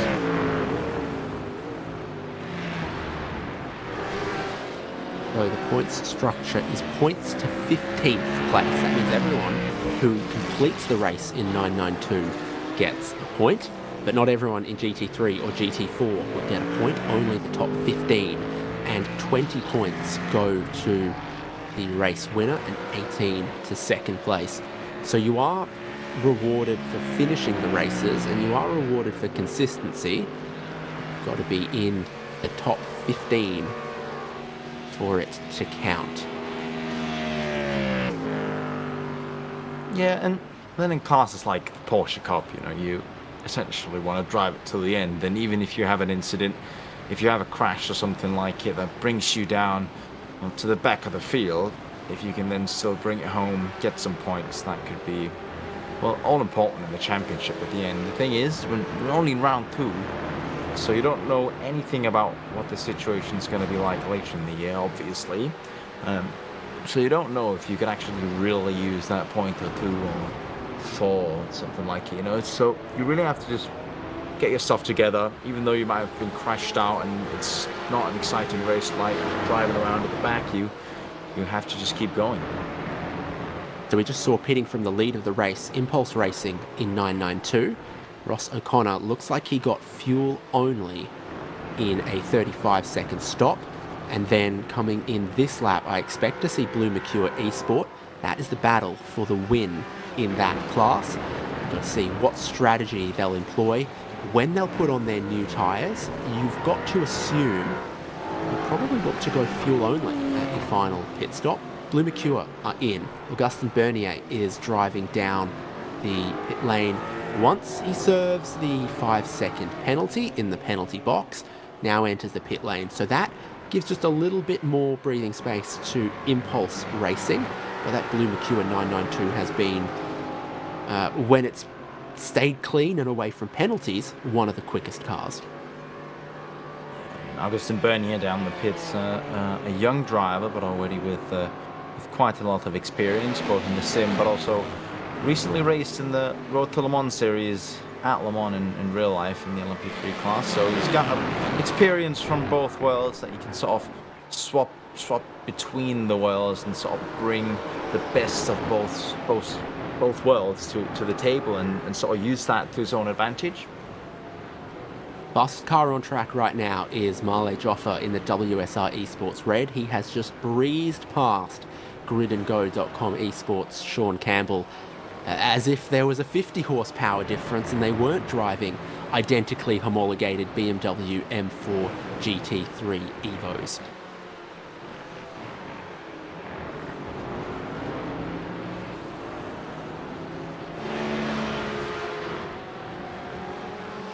I think the fastest lap of the race also belongs to that number 20 car at the moment. A minute 34.359. So they've got the move on at the moment. Penalty still to come for Chezet. This is going to become a battle for the final step on the podium. How much is the tyres? How much is the slipstream? I think we're about to find out here, Marcus. Yeah, absolutely. I mean, well, slipstream is one thing that it's slightly different from each car because of the aerodynamical impact each car has. The BMW's quite big, the GT3s in general, you can get dragged along. It's not as crazy as the Porsche Cup though. So, for example, if you're on a GT3, you're slipstreaming behind a Porsche Cup car and it will have a bigger effect than if you're driving right up the bumper of another GT3 car, which can actually make these battles kind of interesting. Now the Porsche Cup car that was ahead of these guys just pitted in, so it's not going to have an effect on this battle, but it can really change things up in multi-class like this when the slipstream of different classes has a different effect on the car.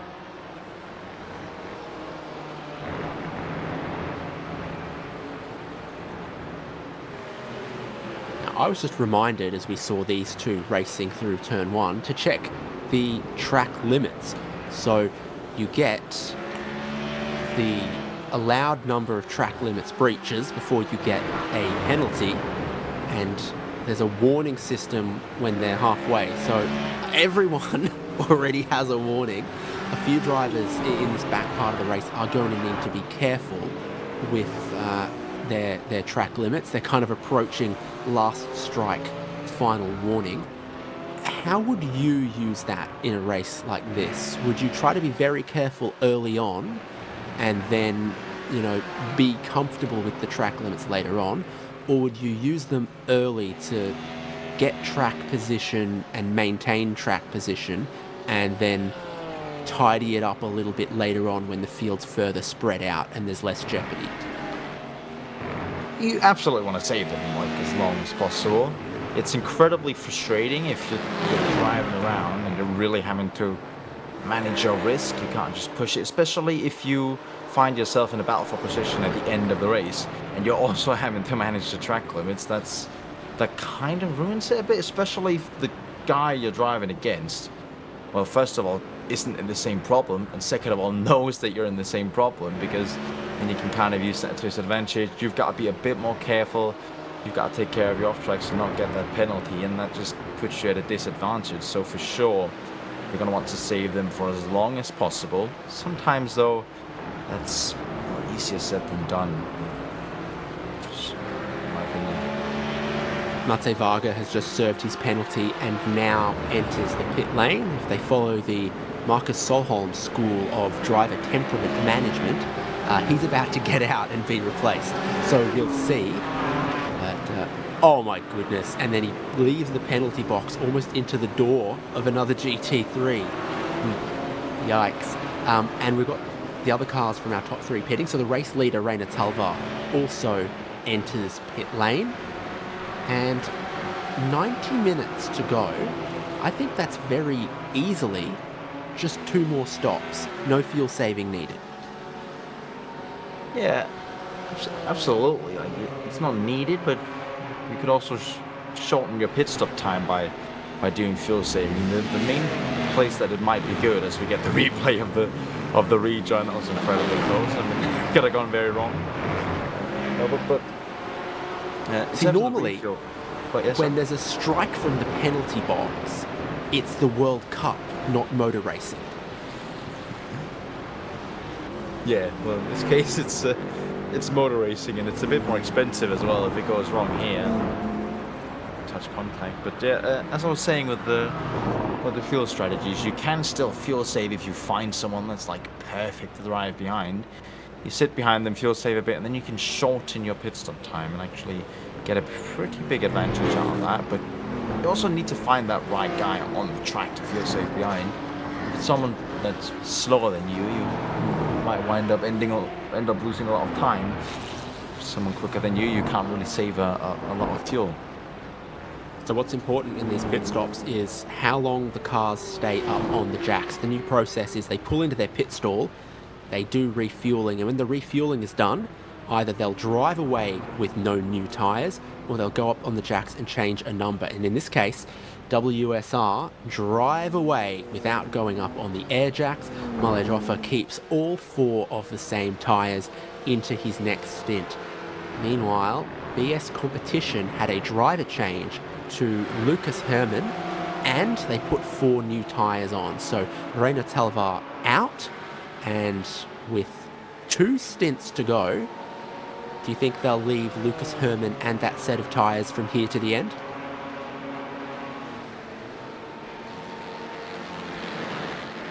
Sorry, repeat that for a second. Lucas Herrmann just getting into this car, 90 minutes to go. You think they'll leave him and those tyres to the end? Yeah, I would assume so. Seeing as the temperatures are dropping, we've always seen a couple of the other teams doing the double stint without taking the tyres, so surely. But yeah, I mean, it's difficult to say, but I would assume so.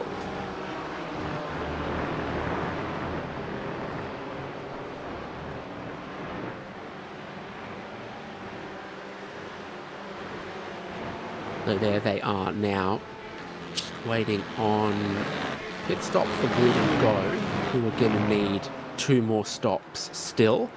BS Competition now only need 1 stop to get to the end. WSI Esports Red only need 1 stop.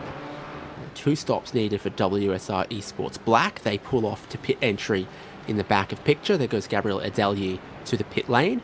It is a 60km/h pit lane speed limit here at Aragon.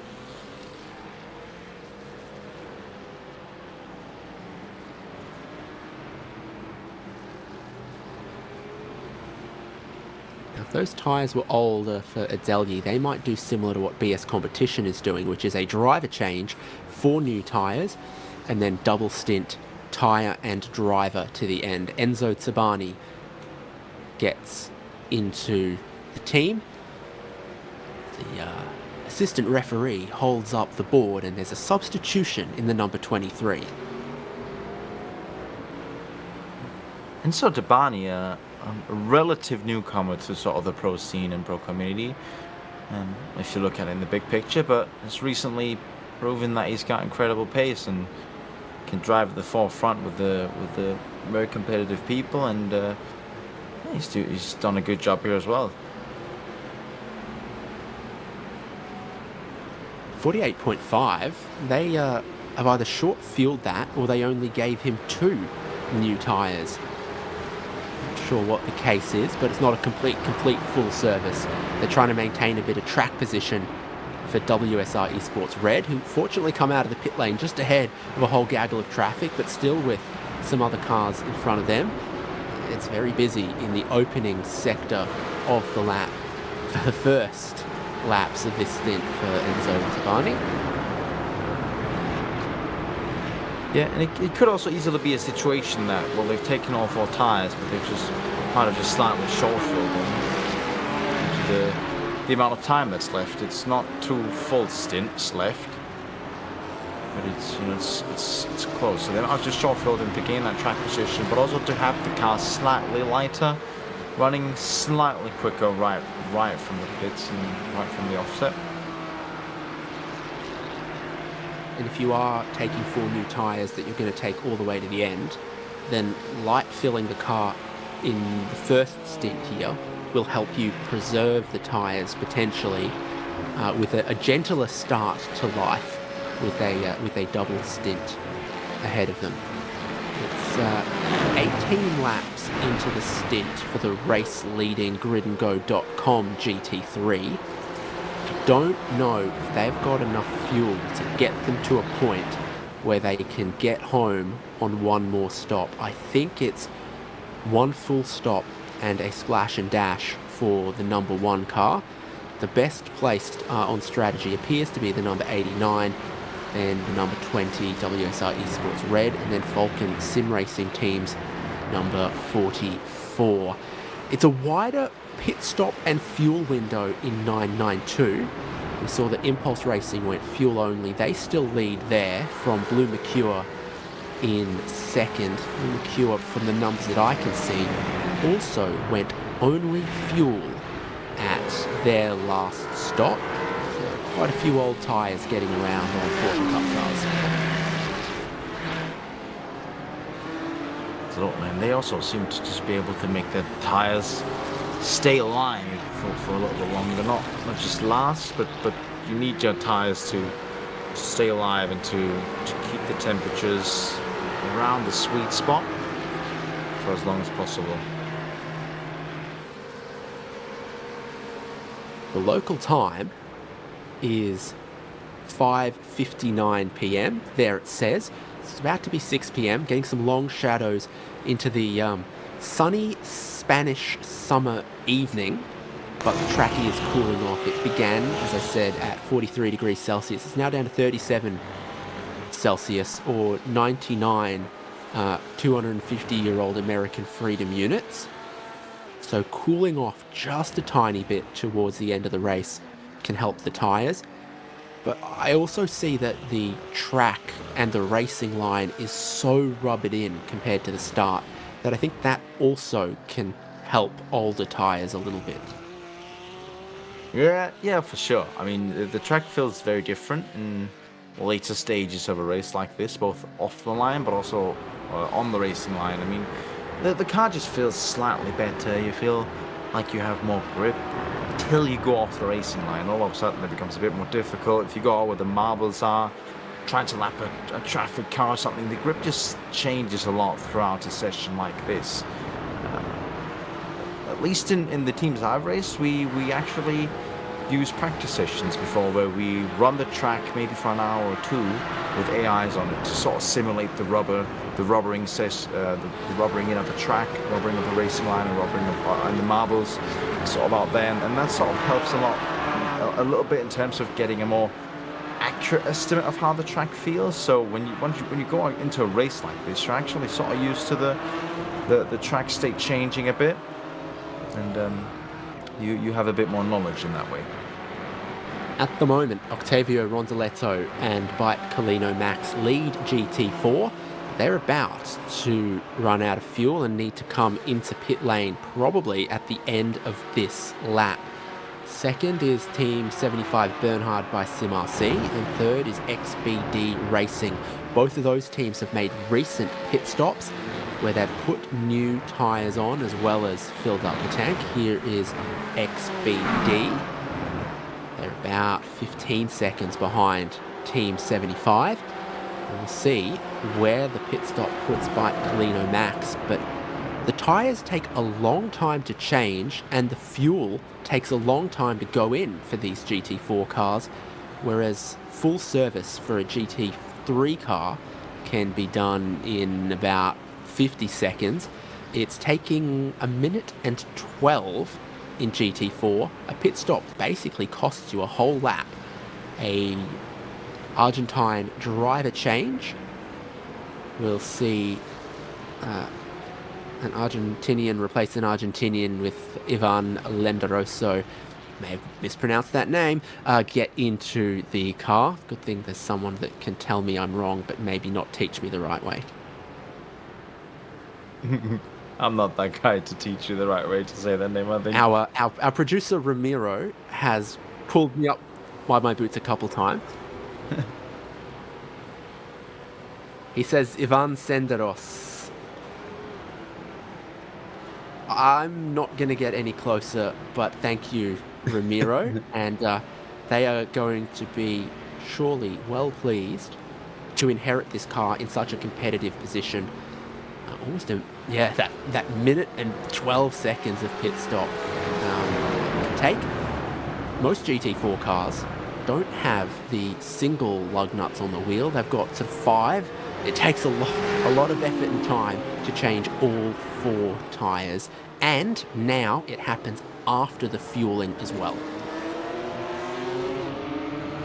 The good thing about sort of the pit stops is you get a little bit of a time as well to sort of hand the car over to your teammate and tell them about the conditions, because of course, well, it might have changed quite a bit since the last time the guy handing the car over to has driven it. So you can just sort of have a little break, chat about how the track feels, tell them, all right, maybe this corner is slightly more oversteery or there's slightly less traction, you need to take care of the tyres. Just sort of brief them. Whole train heading down into turn 1. You were talking about how powerful the slipstream is behind those 992 cars, and the GT3s were certainly enjoying it. Absolutely, yeah, and it's lovely as well in a GT3 like this. Just see your Delta just go green sort of for free, because well, the Porsche Cup cars, they have quite a bit of straight line speed as well. Like they'll be battling these GT3s on the straight. It's just it's mainly the corners and the acceleration that's the slight difference. But well, on top straight line speed, Porsche Cup cars could be outrunning these GT3s. After Byte Colino Max's pit stop, the 444 is just 8 seconds behind race leading Adam Isaacson in the Team 75 Bernhard by SimRC Porsche. So that's the state of play in GT4 now, with the pit wave completed. SimRC from Byte Colino Max, from XBD Racing GT4. The Swedish driver of Adam Isaacson leading that class at the moment. It's Americans leading GT3 and 992. taken them a couple of years, but they've eventually come around to sports car racing in that part of the world. I guess you could say so. I mean, Sean Campbell leading in GT3 at the moment. It's been around for a while and also raced all kinds of different things in iRacing, different classes. I've seen him a bit in prototypes and also in GT3s and stuff like that. So he's a bit of an all-rounder, and he's clearly in a car and in a team right now that's doing a good job in the GT3 here as well. Because I mean, they're 9.5 seconds out in the lead. Yep. They are probably going to need one more stop than everyone behind them, but it could be just a splash and dash. A pit lane transit here seems to take about 23 seconds, so that final stop might be a total time loss delta of about 30 seconds or so. And here in 992, Ross O'Connor leads the way for Impulse Racing, Lumakua Esports in second, Augustin Bernier, Hendrik Augustin for Carla Esports. Pole promotion Esports in fourth and fifth place at the moment is Martin Toff for WSR Esports White.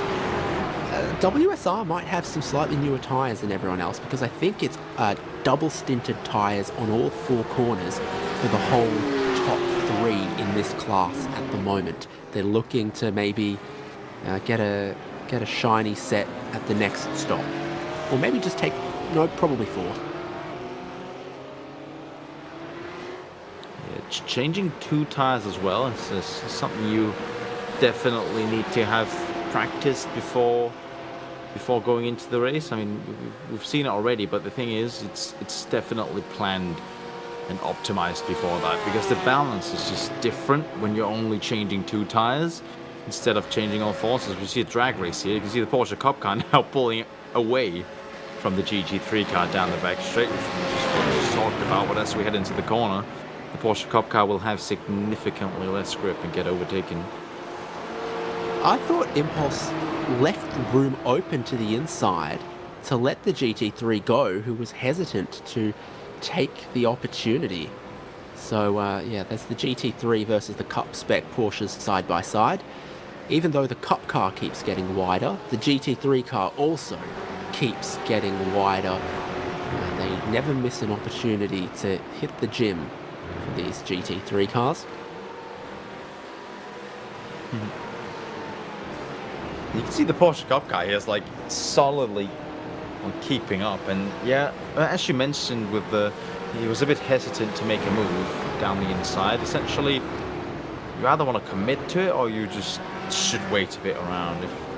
You usually get situations where if you only go halfway for a move, or you're not completely committed to do it or something like it, you're just going to end up losing more time, both for yourself but also for the driver that you're overtaking. I think that move could have been done if you just done it a little bit more down the inside, but then again, you know, you're losing time. So that's a bit of an oversteer moment there from the BS.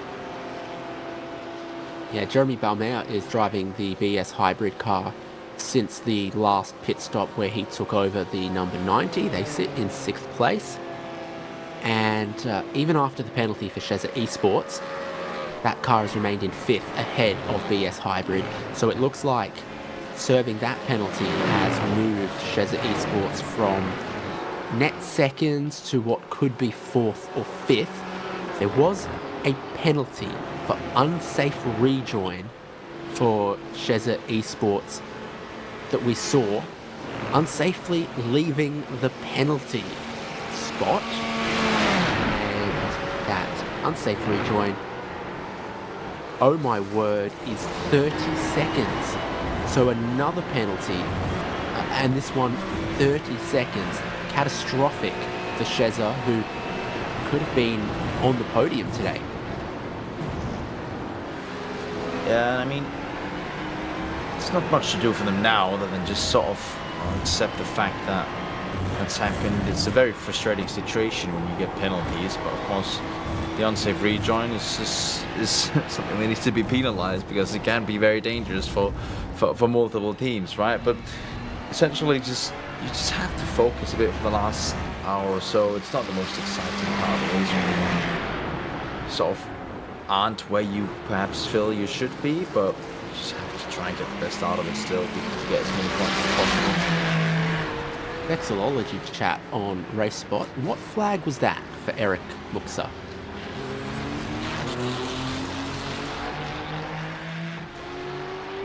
Correct answer is Slovakia.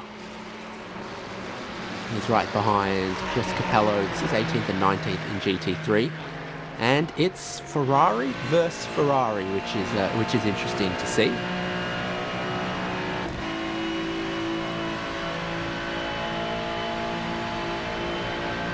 I think we just see him get the slipstream in closer and closer.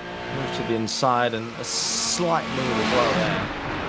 Chris, but now we go side by side. We've seen a lot of battles into this quick corner today just because of the long straight that's before it. And surprisingly enough, like, we can actually keep it around the outside there, as we've seen earlier as well. It's possible, and it's very doable.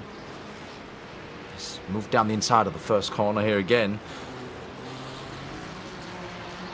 Keeping it interesting. Just try to make sure to not have contact at this point of the race.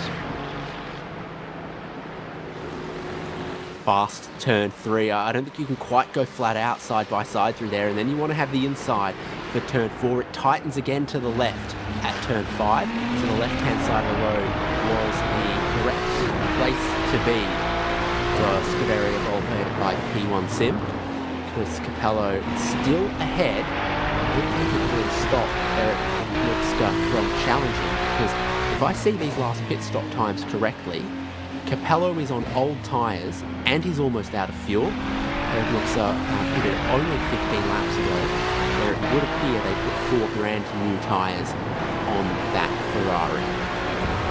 Eric does seem to have picked up a bit of damage on the front left though, so perhaps it's a pretty equal battle. Just that bit of aero damage can upset the car's balance just a little bit, as we see Chris Capello hogging the inside line there. Let's go on to the back straight once again. But yeah, the sort of little bit of an aero damage can really mess up the balance, especially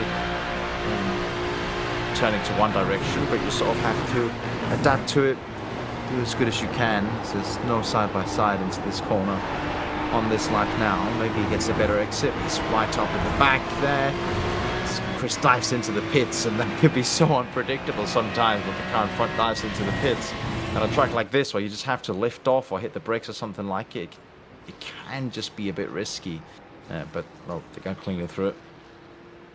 Grid and Go are pitting. 1 hour, 7 minutes to go. They cannot get to the end from here. It will be this stop and another for fuel. Seems like Sean Campbell is staying in. 2 tyre change done, unless they short fueled it. This is the point of the race where it becomes really hard to determine from the pit stop time exactly what they've done. Have they gone 4 tyres and short fuel? Have they gone 2 tyres and full tank? Something somewhere in between.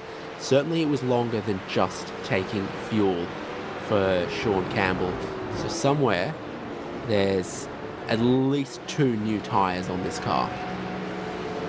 Yeah, and he's come out right in a bit of traffic, in a bit of a battle with a Porsche Cup car, and that's a sort of frustrating way to start a stint. And just, you're ready to go out, restart your stint. The pit stop was kind of a refresher, even though the same driver stays in. You kind of just get a moment to breathe, maybe reset your mind, get ready for another stint, and then you just come straight out into traffic, and it's like, all right, well, here we go again.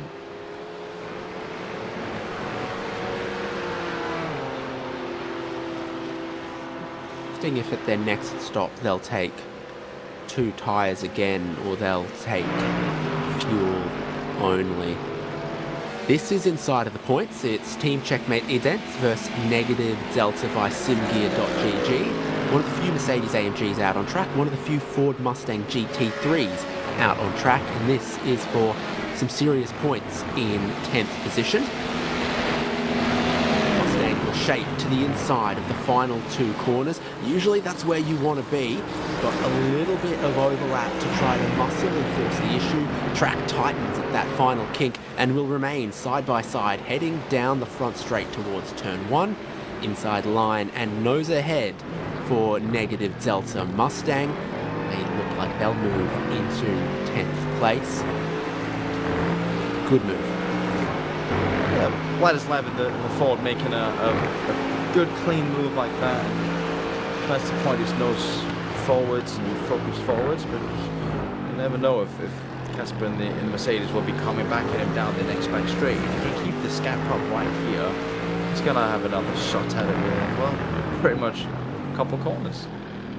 Oh, he goes wide in the right-hander at turn 7.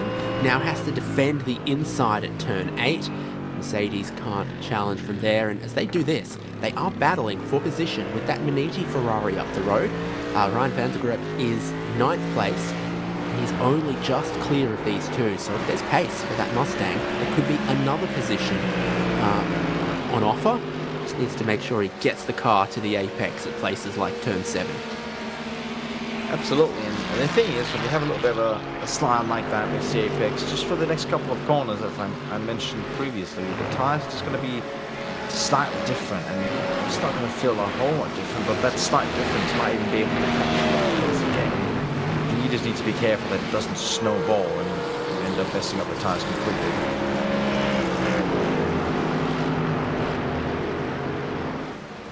Yeah, there's the technical aspects of racing, and then there's the mental aspects of racing.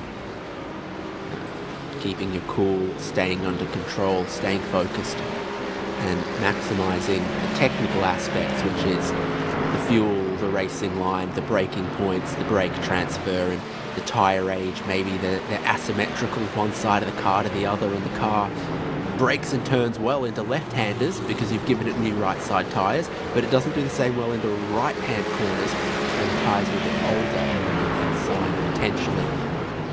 Looks like the last pit stop for the number 81 Mustang was probably all through tyres. Those things to consider. Now ranging in on the Magneti Ferrari, which has a little bit of traffic, which will now open up onto the back straight. He'll enjoy that monster slipstream. I just want to mention, I love how the Ford Mustang GT3 looks and sounds. You said it drive past a couple of times now, and we get to look at it here as well. It's so American because it's also pretty big compared to, you see here, compared to the GT4 Cayman or something. But it also just has the raw of an American engine car. It's a really nice addition to the GT4 class. It absolutely dwarfs the Cayman GT4. The Porsche GT4 model will get bigger when the 718 Cayman is replaced by a 911 based GT4 car next year in the real world for customer deliveries, at some point in your local series, and at some point on iRacing, no doubt. Although we didn't get the GT4 RS update to the Cayman on iRacing. Something to think about. This is 9th and 10th, and there does seem to be some pace in Marcus Solholm's favourite Mustang. Absolutely, he's kept it under control with the tyres. Caught up back to the back of Ryan now. Has to try and make a move. And 4 now, so perhaps he'll get the lovely slipstream without the Magneti car having any slipstream. He'll be able to make a move down into, well, what seems to be the most popular overtaking opportunity in this race, down the final corner, the long left-hander. Yes, it takes an undergraduate, a master's, and a PhD degree to work out that most of the overtakes happen at the end of the longest straight. Yeah, I know what you mean, but it's not the most obvious corner. It's not like a big end of a long straight, but it's not a big braking zone. You're right. So it's a difficult one, and here we just see him passing the straight essentially. No big deal there. Maybe Ryan in the Magneti car here just lifted off a little bit. It felt like, well, he didn't have the same pace anyway, so maybe it's just smarter for him here to just slightly lift off, tuck in behind, and see how long he can keep up with him, sit in that slipstream, and maybe try to get pulled up to another position if the negative Delta Ford here has some pace. Yeah, negative Delta pitted 11 laps ago, and this Ferrari pitted 15 laps ago, so they might need to save a little bit of fuel. Some of these other cars might be carrying a little more, might need to take a little less at the one pit stop that they've still got to come. It's about to be 1 hour left in round 2 of the 2026 season of 24-hour series esports. Here, the 6 hours of Aragon. Points to be paid at the end of this race, with a string of interesting races still to come this season that winds up at the 12 hours of Silverstone in October. Every minute of the racing will be live here on RaceSpotTV. But for today, there's just 60 minutes left for drivers and teams to manage their fuel, their tyres, and stake their claim to glory at Aragón. See now the negative delta Ford has already kind of pulled a bit away from the Maniti car, so the car's already dropped the advantage that essentially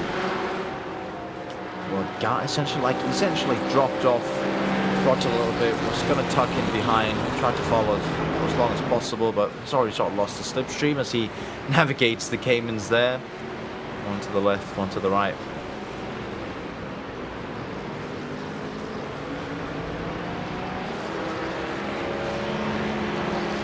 Traffic in the first sector, turn 1, turn 2, and then tightening in turn 3. It's tough to be alongside, side by side through there. The GT4 cars know what's coming. They are battling at the moment. I think that's ERE versus Tom 6 and 7 amongst the GT4s, as it's 4 or 5 GT3s in very close company here around the top 10. So, yeah, negative delta, Manini Racing Green, Team Checkmate, Mono Competition, and Team Racing by Ideka. Not a whole lot to separate all of those cars. It's actually 14th in GT4 that we're battling. With this many cars in 3 classes, you'll always find something. Yeah, you will, absolutely. It's interesting to look at the battles up and down the field, especially when we see the big fluctuations we see in strategy and stuff like that. It keeps it interesting throughout, that's for sure.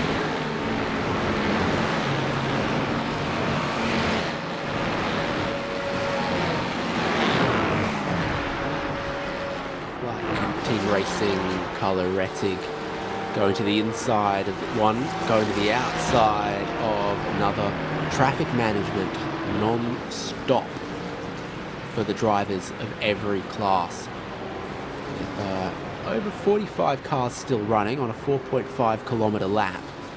That's 10 cars per kilometre. Yeah, and they're all traveling at different speeds, so it just feels like it's 100 cars per kilometer essentially, because it's funny sometimes in these races, especially when you're in the faster classes or if you're in the slower classes, you feel like you see the same car like a quadrillion times. You keep on questioning. Sometimes you drive past the same car and then they hit in, but of course you don't really know that when you're in the car. And you see it like 3 laps later, and you're like, didn't I just pass that car? You also really don't have a feeling of how time passes, so sometimes it just all becomes one big confusion of what's actually going on here. And in all that chaos and all that mess, you just gotta focus on the car and the next apex, because it can become quite a lot of it sometimes in these races. What Steve McQueen said, when you're racing, that's life. Everything else is just waiting. Balash Adalyi for Mono Competition in the BMW, ranging up behind Team Checkmate Idents by Kasper Benedict driving the Mercedes. Similar pit stop, but not similar pit stop lap numbers amongst those two. So Mono Competition are going to come in. 56 minutes to go, a projected 36 laps. Unfortunately for the number 10 car, they're not going to make it to the end from the pit stop they're making right now. You need to get another 10 minutes or so into this race before we pass the critical lap number and you can make your final stop. Yeah, and some of these cars are going to be right on the limit, and it's going to be about whether you want to try and just fuel save a lot to get to that critical lap number before you make your stop. If you're right on the limit, are you going to risk it? Play it safe and end up potentially having to do another splash and dash at the end. Second place in GT4. I'm sure you were listening when our producer said how to pronounce the name. Marcus Solholm is now going to tell us who's driving the 444 Byte Kalino Max.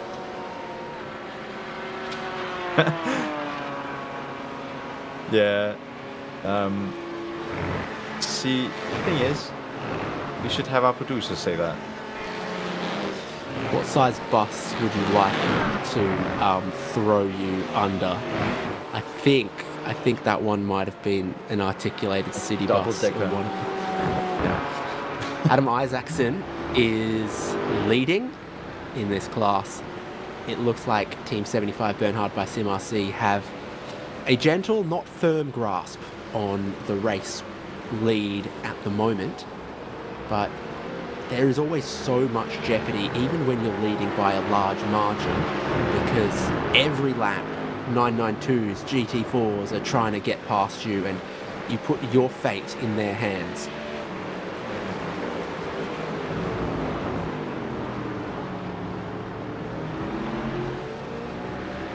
It's also funny when you're in a race like this where there's 3 different kinds of classes. It sort of changes the game a little bit instead of if you're only in 2-class field. Because now you're not only having to manage one speed of other classes, especially if you're in the Cup class with the 992s. You're both having to manage lapping cars, but you're also having to look in your rearview mirror and manage the cars that come up behind you. It's definitely a situation where you're both looking behind you and out in front, and it creates a dynamic that's really, really difficult to sort of get anywhere else in racing.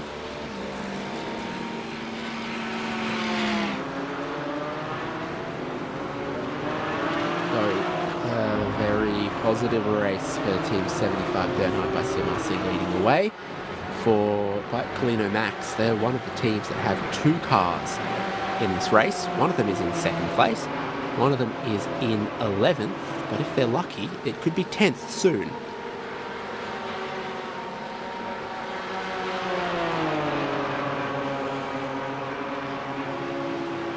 You gonna try and pronounce that name then? Oh, our friend Gaston Zavalegui. Perfect. Sure. It's just all of the time I've spent in beautiful Buenos Aires picking up the culture, the language, and the women. Ah, yeah, perhaps you are integrated into the Argentinian culture by now. Team Checkmate are in, so it is going to be into the top 10 for the 445 Byte Kalino Pro for the moment. Team Checkmate Adam Veselek comes in, and he's looking for where his pit crew is to begin his fueling. It begins now. Looks like he's staying with the car. And not only is the fueling slower for a GT4, the tyre changes are slower as well. If you want to drive in a dilapidated GT4 and drive out with a shiny perfect one, it's going to cost you 1 minute and 10 seconds for your mechanics to make that happen. That's just enough time for a short break if you're staying in the car. I get up and stretch. I typically do that if I have a pit stop. Just get up and stretch and get some blood to your feet, especially if you're doing the longer stints of a couple hours. It's so nice to just get out. As we see a replay of a spinner there, he lost it, essentially the rear end, tried to save it, but never really came around to it. But no damage, a big runoff area, just rejoin the track, try to do it as safely as possible and go ahead into the pits. How would you describe the balance of that car? Yeah, perhaps a bit oversteery, especially at that part of the stint. That was about two. Yeah. Oh, sorry, that was about 2 laps ago for Fury Sim Sport, and they did come in after that moment, and they did get 4 brand new tyres on their car. So I think the tyres on that came in were very, very old. Yeah, and it's also easy to sometimes get caught out, especially if you're later on in the stint. Maybe the marbles are slightly worse, so maybe he would have just overshot the corner a little bit, gotten a little bit wide, onto the marbles, the grid changes, and sometimes you say that in a situation where it's too late to save it, and the only thing that goes around. Just a tiny bit embarrassing for Fury Simsport. Looking at the GT3 race leader. Now they are 24 laps into this stint. They have been doing 28 lap stints. If they keep that up, they will be making their pit stop when there is 27 laps remaining in this race. That looks perfectly measured from BS competition to just race equal stints throughout and not need to make a splash and dash of any kind. Yeah, absolutely. And that's also what I mentioned earlier. Pretty much calculate these races ahead of time. When there's no rain, there's no safety cars, there's no real unpredictability, you can actually sort of engineer your way to the best strategy, and that seems like what BS has done here. They've figured it out even before the race what their strategy was going to be, and well, until now they've pretty much executed it to perfection.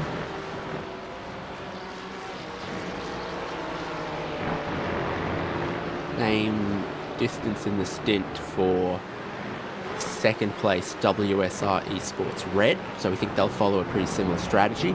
Grid and Go is the one we're a little confused about. They're third on track at the moment, but as for what their final stop looks like, we're not sure.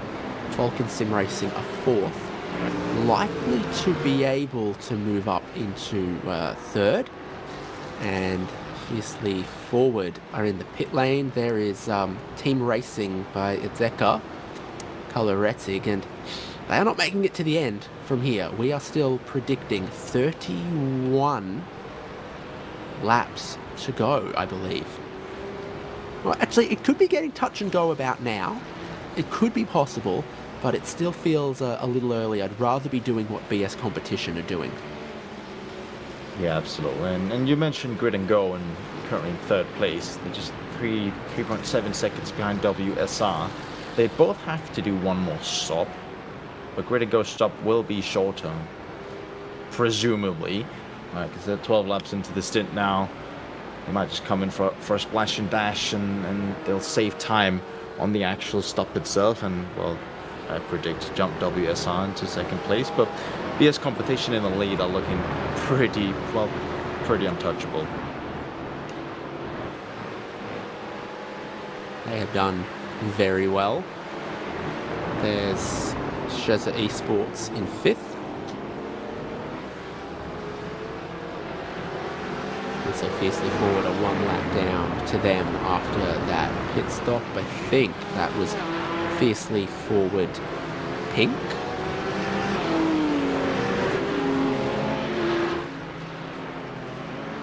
And Sheza still have a 30-second penalty to serve.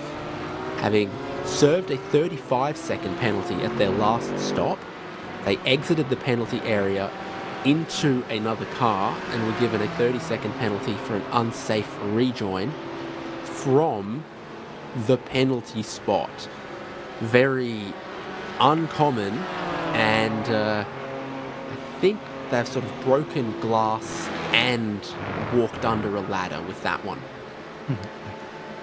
To get a penalty for serving a penalty. For sure, it's not optimal. That's one way to describe it. It's just the Hungarian team, not a new team to say it in that way, but recently, within the last couple of years, started challenging at the very front of also the top split special events, and have really had some cars with incredible pace in events. So they definitely know what they are doing, but sometimes the race just doesn't go your way, and with the penalty for getting a penalty, well, the penalty for serving a penalty and doing it slightly wrongly is just an incredible, unfortunate situation. We're underneath 1 second for the lead of the 992 class. This has been an incredible stint on old tyres for Augustin Bernier. He has closed down Ross O'Connor and Impulse Racing. The fuel strategy and tyre strategy looks identical for both cars. They will need to make one more stop but it could be either. This seems perfectly balanced between these two teams heading into the final stint. Yeah, so it's actually just the driver making the difference now, or the traffic making the difference now, which also has a big say. Is well, luck, right? I mean, you can lose a lot of time, you can gain a lot of time traffic through, well, no fault of your own, essentially. These guys could have some good traffic and one could end up seconds ahead or turn the other way around, but for now, well, they're 7.5 tenths from each other. Coming down and quickly, there's the team racing Ferrari trying to work out how they're going to get by Impulse Racing. They're going to do it by diving down the inside of turn 5. You've got the sort of kink of turn 4, which isn't the braking zone, and the track continues to tighten into that turn 5. Similar happens from turn 6 into turn 7 right there, and then the track is arrow straight until you get to turn 8, diving sharply downhill with a change of direction into 9. And can you estimate the gap between first and second in class here? I was about to say, look at how close they are coming onto the back straight, and with the slipstream of the Porsche Cup cars, there's surely to be a move on here. He's going to be finding that overspeed, pulls out alongside, but he's going to have to go the long way around the final corner, which we've seen done before. But let's see if he has enough overspeed to just drag past him. You can see the Impulse car ducking back in behind. They swap positions. August and Bernier now on the inside. Impulse has to find a long way around the outside. Moves out to take his optimal racing line, but essentially has to set the position for now. Can't get a switchback because August just parks it on the apex and gets the lead of the race in the 992 class. That was good fun. Lots of moves, slipstreaming, side drafting and positioning. Heading down the back straight into turn 14, but it is Augustin Bernier who comes out on top. Blue Mercure Esport lead the class in 992 from Impulse Racing. Also Connor slots back into second place. Color Esports Cup are still third in this class. And with a pit stop to come, still never say never for who will take 992 honours at Aragon. Absolutely not, but Augustin Bernier has put in an incredible stint in this one and definitely put them on a good trajectory here. He's already pulled out a gap now, essentially. He's put some car lengths between him and them and can now sort of just focus on putting down the best lap times he can. The race leader in GT3 is in the pit lane to make their final stop of the 6-hour race. Lucas Herman brings BS competition number 89 to the lane.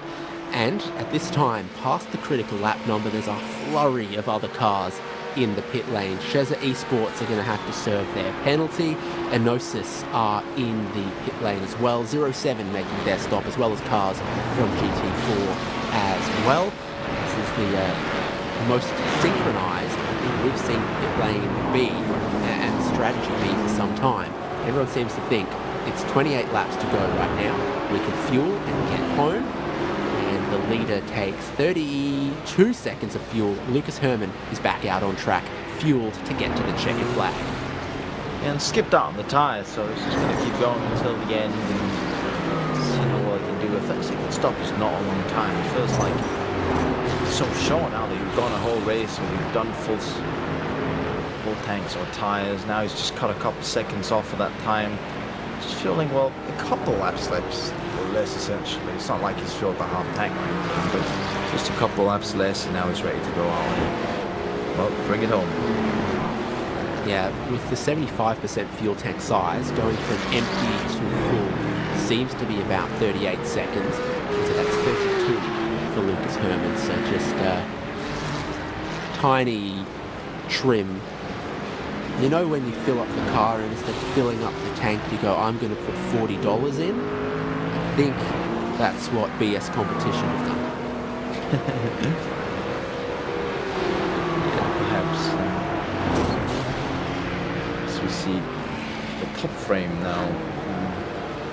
Blue Mercure running alone because Impulse is coming as well there, as we talked about. This is where the race really starts to sort of give us some answers on what the ending might look like in this race, because we have all the cars making their final stop. So essentially from now on, in GT3 for example, it's just a race to the finish, apart from grid and go, which is a bit offset on the strategy, but the other guys are just going to be racing until the finish. In 992, Impulse have gone for 2 tyres. Blue Mercure come in, so what do? Their tyres looked a lot better, and they could go fuel only. They'd have a lot of track position if they did that, or they can respond and fit a couple of new tyres of their own, which I suspect they might do. So final pit stops from Maniti Racing Red, WSR Esports Black, Maniti Racing Green. So plenty of Ferraris on the lane. Chesser Esports have dropped to 8th after serving their second penalty in as many pit stops. Justin Bernier 20 seconds of fuel in at this point. And it takes about 30 seconds, I think, to put in the fuel that he needs. No, 28, he's done. He's out of there. Those tyres stay on Blue Mercure Esport, and they are going to have a race lead of maybe about 10 to 15 seconds. That could decide the race, absolutely, because Augustin showed in the last stint that he had the pace advantage. He caught up, overtook, and pulled out a little bit on the last couple of laps. So if he can just keep up that pace, I mean, it's a 14.7 second gap now, essentially, that he's got, which is a lot of time to play with and manage the last 39 minutes of this race. Of course, traffic, as I said, it can just, if you're unlucky, it can really, really go against you. It's 14 seconds, you know. It's not that big of a gap if you have a spin or have an incident, so he just needs to keep his head down and keep it as clean as possible. 25 laps to go. GridandGo.com Esports are out front and need another stop. Behind them are 3 cars that have just taken final pit service.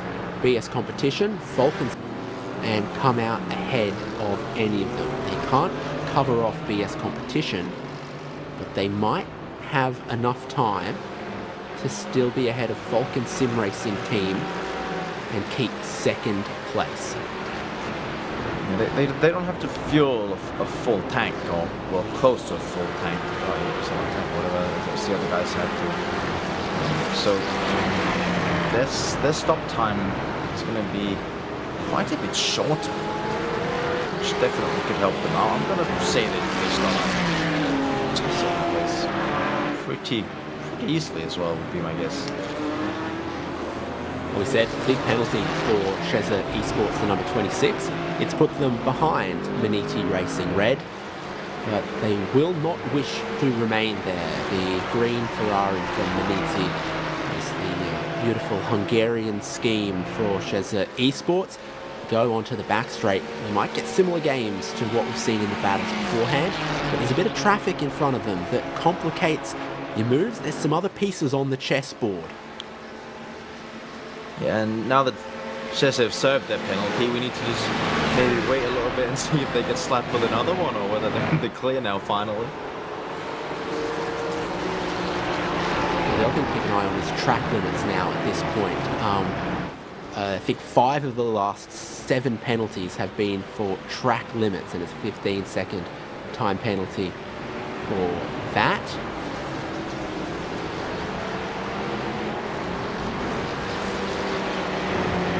Delta by simgear.gg, pit service for them in the GT3 class.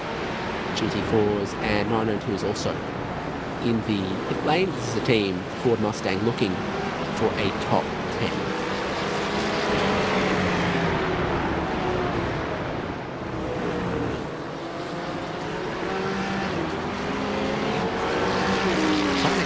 Some of these off-track penalties, which ones have been served. The only one that hasn't been served yet is the 416 in GT4. And that is Fury Simsport. Remember when we saw them spin out in the final corner? Unfortunately, that's also going to be one of their track limits, isn't it? Yeah. Final step on the podium in GT4 though has XBD Racing just ahead of Mono Competition. Final stop just completed a lap ago from Mono Competition. It was a little bit quicker than XBD's, and that has them right behind. This might as well be Porsche Cup lightweight division, Cayman versus Cayman. Yeah, and these cars are a little bit more, well, smaller, but they don't feel necessarily lighter. They still feel quite heavy because they don't have the same dynamical grip, but they also have a bit more, they rely way more on their actual technical grip and mechanical grip than the other classes here do.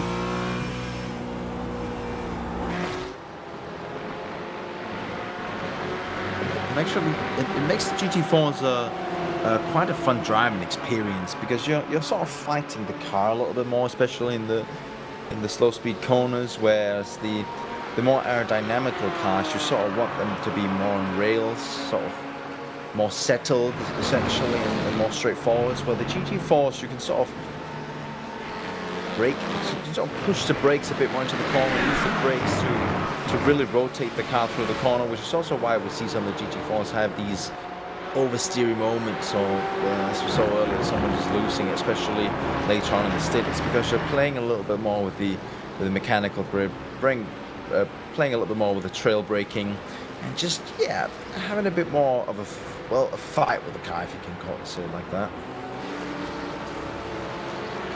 Feeling that it was a little bit more like driving a train or a cruise ship. You need to think a little bit further ahead and plan what you're going to do, plan your inputs, and sort of think further ahead up the road and know what you're going to do before you get there, rather than just have lots and lots of downforce and quick reaction times. Traffic hasn't helped XBD racing so far on this lap. It's kept Mono Competition right behind, and the car that was out front, like Colino Max, are taking their final stop. Team 75 Bernard by SimRC will cycle back through to the lead of GT4. Wait to see exactly how close that could be, but we've had the final pit stop from everyone inside of the top 10 in this GT4 class. Now there's no more tyre saving, fuel saving strategy. You've just got to race, be quick, and try to win. Oh, absolutely flat out. I'm not sure the Porsche Cup car that we just see on the top frame now just wiggled. Perhaps just signaling a little hello to the Cayman car. XBD team hits. Yeah. So you sort of do that when you meet someone you know on the track. You just wiggle or flash them or something like it. Well, for the XBD Cup car in 7th place, 30 seconds behind the next car for position, 30 seconds ahead of the other car behind them in space all to themselves. They can wiggle in the final stint if they want. For their teammates in GT4, this is life and death. Yeah. If the GT4 looks in his mirror right now, he's seeing a hungry Cayman right in his mirror. I can't wiggle. I need every 10th to try to keep this guy behind to get on the podium. Good on you, teammate racing for 7th in a 12-car class. Need a podium in a 20-car class. Is Carlos Bozacuya, who is in the 403. And after those pit stops up front, it was 3 seconds for the race lead here. Very quick final stop from Bike Colino Max. SimRC still have them covered. And there was kind of a race going on for 5th for a moment, I thought, in this class. So the way the strategy plays now, so often we see teams spread out a little bit in the middle of the race, and then they all begin to come back together when the strategies converge. Grid and go in. Grid and go in indeed, and let's see what the timer, what the stop timer will be. As I said, they're not going to be taking a full pack of fuel here, so they'll have a significantly shorter stop as the battle now is on for the podium in the Caymans into the final corner once again, getting a bit of slipstream from the Porsche Cup down the back straight, but here they are still side by side. And a little curb strike from the XBD in the very fast left-hander that is the final corner as they head into turn 1. Trades again. There's Sean Campbell in the pit lane. He is still taking fuel. Now he's rolling. 23.8 second stop timer, so that's significantly shorter, but let's see. He's going to get out. He's 34 seconds behind at the moment, so he sort of just slot into that clear air that's just right around that second place spot. Yeah, the only worry could be if that's been 2 pit stops in a row of fuel only. Might have taken left side tyres at the previous stop. So the right side tyres. Yeah, the right side tyres are probably slightly newer than the left side tyres on that car if they took 2 at the stop before the one they've just made. So that looks to lock in the complexion of the top 10 of GT3, barring the battle between Negative Delta and Maniti Racing Green. That's here. 9 cars ahead of them seem relatively locked in to what they're doing. Very even pace between these two in the last one. Absolutely, and you mentioned before that it seems like the teams sort of spread out in the middle of the race and come back at the very end. Essentially, motorsports is it's a sport of sacrifices. If you're sacrificing pace or fuel at the start of the race, you're essentially gonna get the rest of it later on, so you sort of end up having to take the same fuel throughout a race like this with the same amount of tires. It just depends on when you make those sacrifices throughout the race. The same goes for the car setup. For example, you could have a more oversteery car, but at the sacrifice of stability. The opposite way around, you know, so it's essentially a sport of what you want to sacrifice and what you want to hold on to.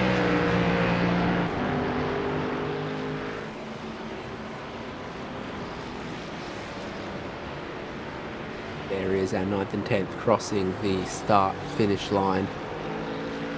Fastest car on track last lap was WSR Esports Black in 8th. Now I think, based on where they were, they actually took some tyres at their final stop. They are flying along. Looks like Negative Delta are just beginning to get more comfortable and feel a little bit less pressure in 9th place. Battle for the final point in GT3 is going to be Enosis Esports versus Hyperion Racing. Now, the Hyperion Racing Ferrari off my head is in 15th place. That's the final place. It'll give you, it's a Mustang, that'll give you a point. And there's the Enosis Porsche just behind them. In 16th place, no points. 15th place, 1 point. That is an infinitely larger number of points to finishing 15th than 16th. Yeah, I think you must have been good at maths in school. You sounded so disappointed when you saw it was a Mustang. I can't understand that, because a Mustang is clearly a very beautiful car. I'm not disappointed that it is a Mustang. I'm disappointed in myself for thinking Hyperion Racing was a Ferrari without checking and being wrong. So I'm just booting myself. I do believe last season Hyperion Racing were in a Ferrari, and this season it's the Mustang for them. So yeah, a couple of battles for points in GT3. Of course, the podium battle is high stakes in GT4 still. Mono Competition made the move back for that 3rd place, but there is no shaking XBD Racing, and they have 26 minutes, a long time in the boxing ring to sort this one out. They could both be quite bruised by the checkered flag. Yeah, absolutely, and well, they're very close together, and at the same time they have to look in their mirror for Porsche Cups and GT3s that are trying to make their way through. So it's a very dynamic situation in a battle like this, because, well, one lap can be very different. It's never the same as the previous lap.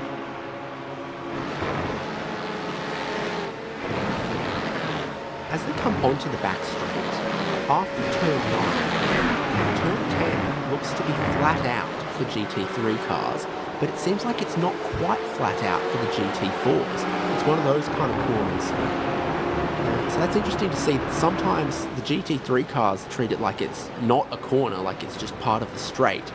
The GT4 cars are still trying to optimize their line, and if they get held wide, it really costs their momentum, sweeping down through 11 and 12 onto the back straight. Just an observation about how they're racing on that part of the track. Yeah, and that can actually be a pretty difficult situation in a GT4 if you're fighting for grip and you're trying to use the whole track, but all of a sudden a GT3 just comes flying around the outside like it's nothing. It just steals the part of the track that you actually wanted to go on, but you're just having to try and control as we go pretty wide in traffic as well. If you're on a GT4 Cayman here, it looks so small compared to the BMW outside of it. So this is what I'm talking about. The right-hander at turn 8, the left-hander at turn 9. Every other car gets to full throttle about here and just winds up onto the back straight. But as it tightens here and they come to the next apex, I think on old tyres, the GT4 cars are just struggling with that a little bit. They need a bit of a breathe of the throttle as they go through there. And so they're far more conscious about optimizing their line through the traffic, and they can become vulnerable if they're not careful. Behind this battle for 3rd and 4th is in fact Core Sim Racing, who are 1 lap down in 9th position. So Pascal Stix seems like he's got a lot of pace in his final stint. Regrettably, he is a lap down to the podium at this time.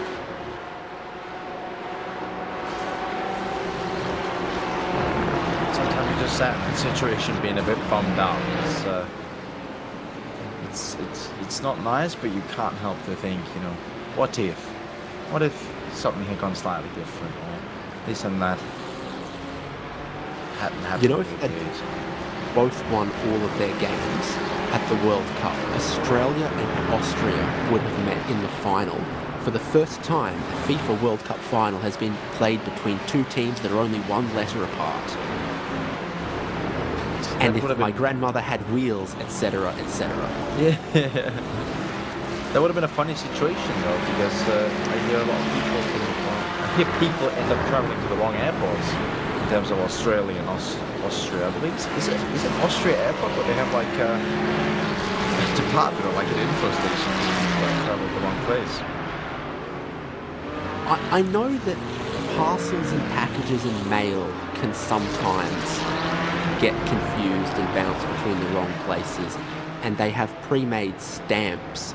It's like Australia, not Austria. This has gone to the wrong country. But it might be in Canada, Sydney, Nova Scotia occasionally might get confused for Sydney, Australia. I wonder why.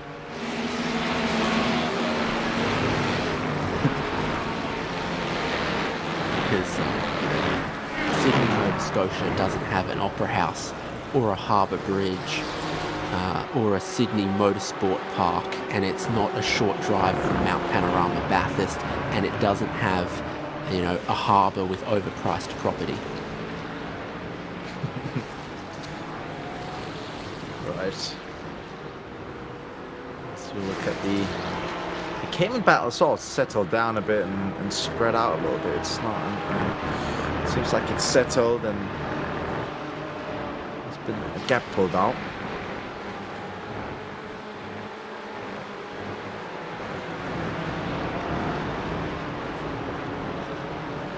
"20 minutes left. There's just a very few number of teams that haven't made their final pit stop.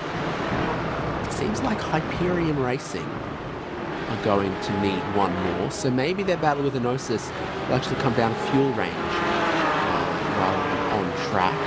We had the pit stop from 07 Racing 77, Lorenzo Castellani, so Hyperion might be able to hold on to a points-paying position, but it could be tough.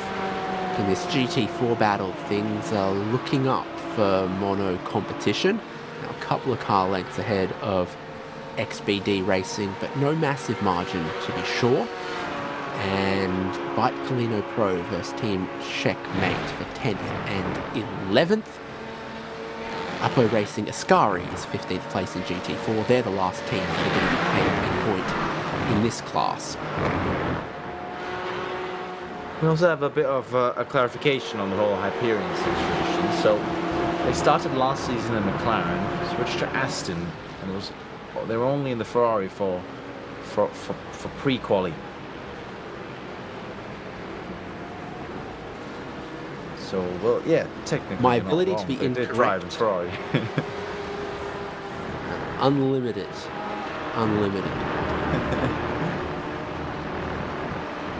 Technically, you're not incorrect for that one round. You flatter me, Marcus. Thank you. Of course. Well, it's been 6 hours of racing almost. We've just crossed 7 p.m. in the server. You can see that sunset's not all that far away. Started to get some long shadows, some golden afternoon light on a sunny evening and afternoon. Track's cooled off to 33 Celsius, so it's lost about 10 degrees Celsius since the start of this race. 470 comes in for what they expect to be their final pit stop. And a fun fact while we're looking at this camera angle, that transmission line is 6 cables, 2 loops, 132,000 volts. Some great insights. It's weak because at the bend there's transmission lines that go over the track, and I believe those are energized at almost 300,000 volts.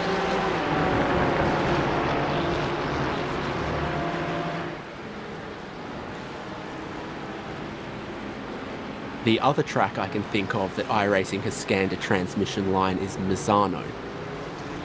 These are things that nobody had asked, but I will tell you.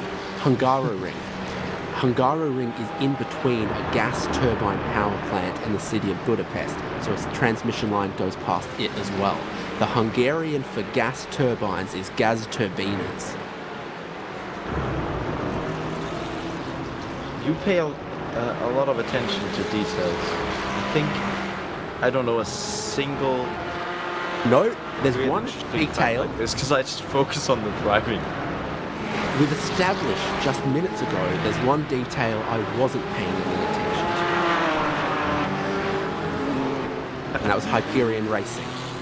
Yeah, and their car choice. Hyperion Racing, none of those cars are electrified at anything near hundreds of kilovolts. So if we were to electrify them, we would have known exactly what was going on. Right. Or if the information was available to be read on OpenStreetMap. 0.4 of a second. Kai Schubert for mono competition. Did I pronounce that correctly? Yeah, perhaps you have. I see the Danish flag and I defer to superior expertise. Yeah, see, I'm pretty certain he's I wouldn't know, but his surname certainly is more German than it is Danish, but Schubert is also how you pronounce it in German.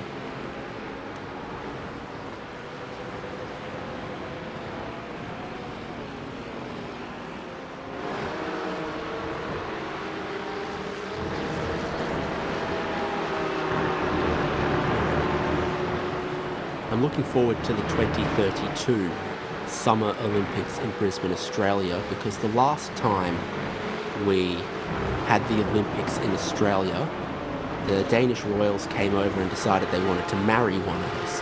So I think 2032 is going to be another good opportunity to further wriggle our ways into the monarchy of Denmark. Perhaps, well, Queen of Denmark is very loved here. That's one thing that's for sure, so perhaps. Do you know what state she's from in Australia? I have no clue. I believe she's Tasmanian. But she was in Sydney for the 2000 Olympic Games, where she rubbed some shoulders and made some friends in a bar. I really love how we're talking about everything apart from racing right now. Oh, well.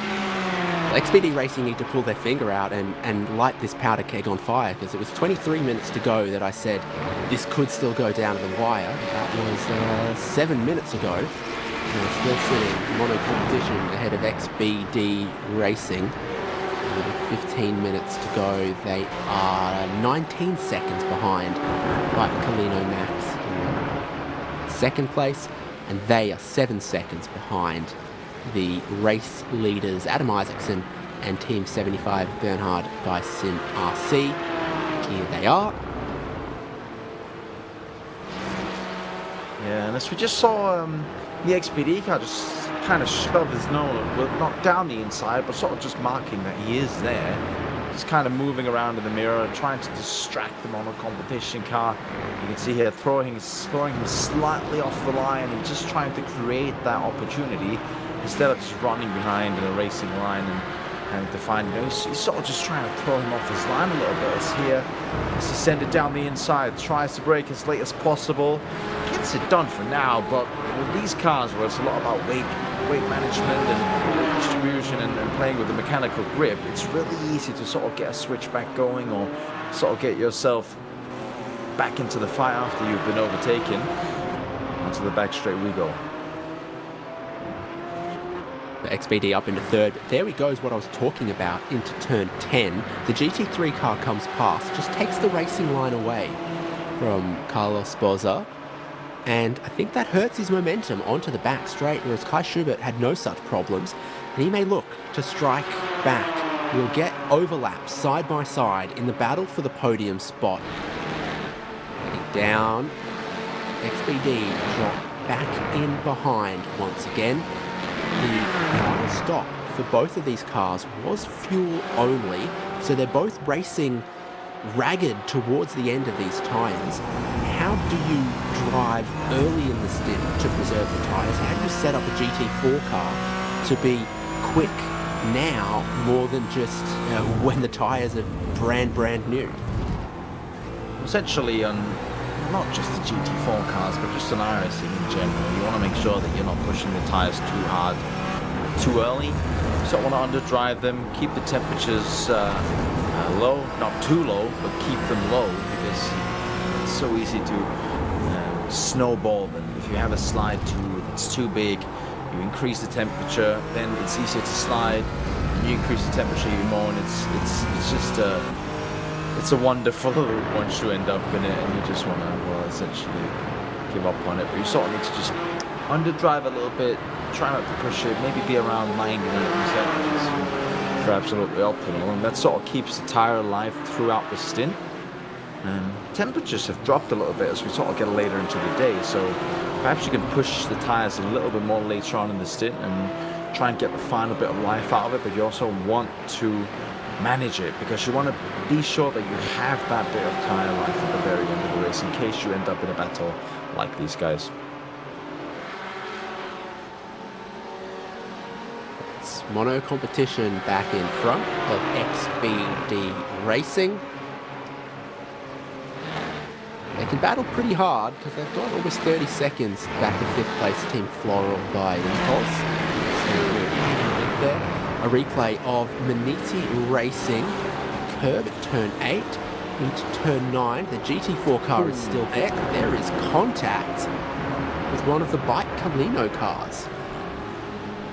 Just clip the rear end of him, and it's so easy to be spun around essentially in a situation like that, and also perhaps get a bit of damage on the rear end.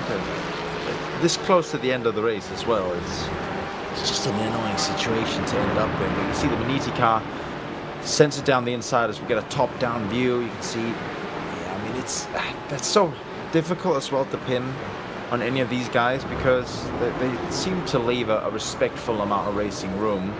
The GT4 came in on the inside, didn't go incredibly wide, but the Maniti also left a bit of space, so personally I'd rule that as a racing incident. As here's the battle. Well, hang on, because mono competition have lost a lot of time, and second place in this class has a penalty that will be added post-race for their track limits. Read this again. Car 444, no, time penalty for contact with car 78, and it's just 5 seconds for Bite Colino Max. It's not going to make mono.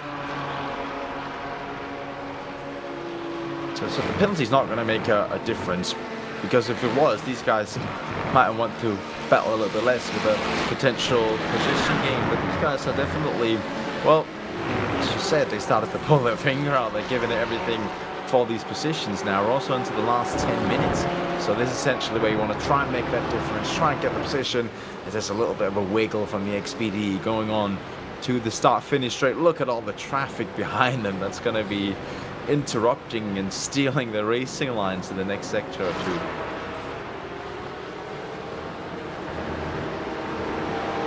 Yes, here they go. Look at that. XPD's just lost a whole lot of time, just being a bit unfortunate. 3 wide through the second coming sector through as well. here in these GT3s, you can see the Falcon sim racing team GT3. They're third, and they're only 3 seconds ahead of WSR Esports Red. So there is a battle for the final step of the podium in GT3. Also coming through here as we watch GT4 battle for third and fourth as well. With the aqua and blue is James Bomey in the Falcon Sim Racing Team GT3, and WSR Esports Red. Mole Joffa is just behind. And in the last stint, he was quick. In the final pit stop, I think he took 2 tyres. That'd be the difference with 5 or 6 laps to go. Really going to need to find half a second a lap or more, and some good runs through the traffic. Both of the GT3 cars get past our battling GT4s, and another GT3 car slots in between. Mono competition now have a bit of a breakaway versus XBD. Absolutely, and I think it's more the luck in traffic that really has to help you in the final bit of the race than it is maybe necessarily the tyre advantage. Of course, the tyre advantage is super nice to have, especially when you're close in battles and just can find that bit extra grip. But you see, it's just so easy to lose a second as well in traffic as we get a bit close there as well. Flash of the lights, he's not quite happy with how that overtake was conducted. But yeah, as I said, it's really more, in my opinion, about the luck in traffic.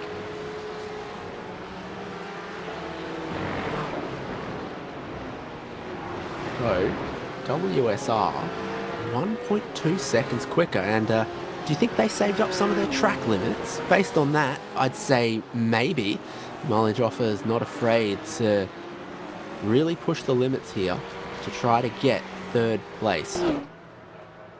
Yeah, and as we talked about earlier with the track limits, this is where it comes in really handy. If you've saved the track limits, you can then push a bit more now, where you really need to give it everything you got for the last 7 minutes of the race and put yourself in the best possible position to potentially gain a position if something happens in traffic.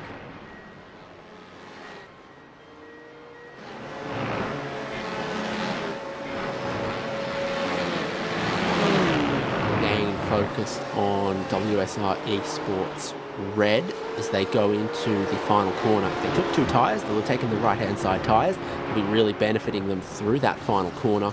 Just 1 car further up the road. So last lap, 1.2 seconds quicker.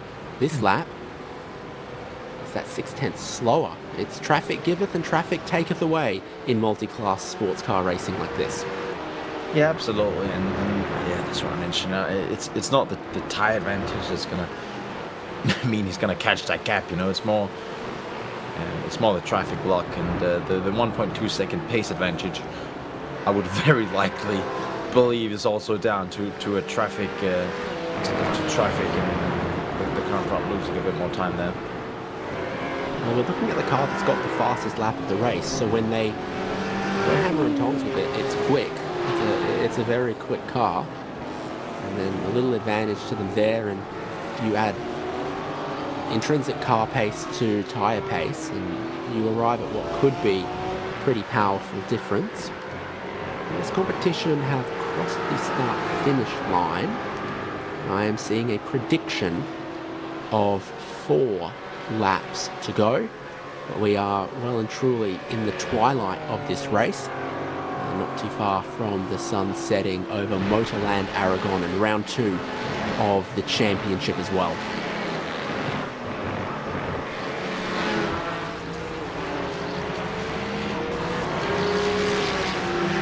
Absolutely, yes. Well, switch over to a shot of the BS competition in the lead that, well, have pretty much executed this race to perfection. I mean, teams stay committed, include themselves in to the strategy pretty early on, and they just stuck to it right up until the end and pitted in with about 27, 26 laps to go. Just perfectly timed it with the fuel, and combine that with pace, and you get a 31-second gap. Just 4 minutes to go.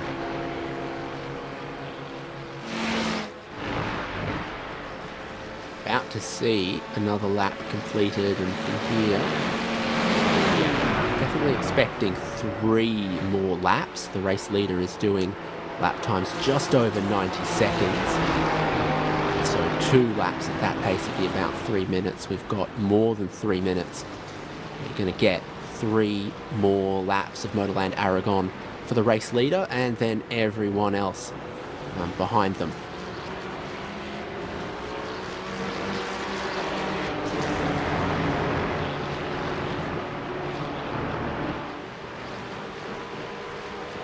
Question for you here. Almost every team has used just 2 drivers in this 6-hour race, but Falcon Sim Racing in third have used 3 drivers. James Bomey, Daniel Sommer, and Nikolai Pedersen. Do you think it's just an availability thing that's done that, or would something else have motivated the team to select 3 drivers? Typically, it can be as simple as an availability thing, you know. There's a chance all 3 drivers wanted to do the race, and just decided that, well, yeah, let's do it. I mean, a 6-hour race is doable with 2 drivers. It's also doable with 3 drivers. It's all about personal preference, but typically it's just about who's available and who actually wants to drive the race. Looks like 13th place in GT3 07 racing has got past Enosis Esports Simtech. So that's another late race move worth a point or 2. And white flag this time. It'll be another lap, and then the white flag, and then the checkered flag for Lucas Herman.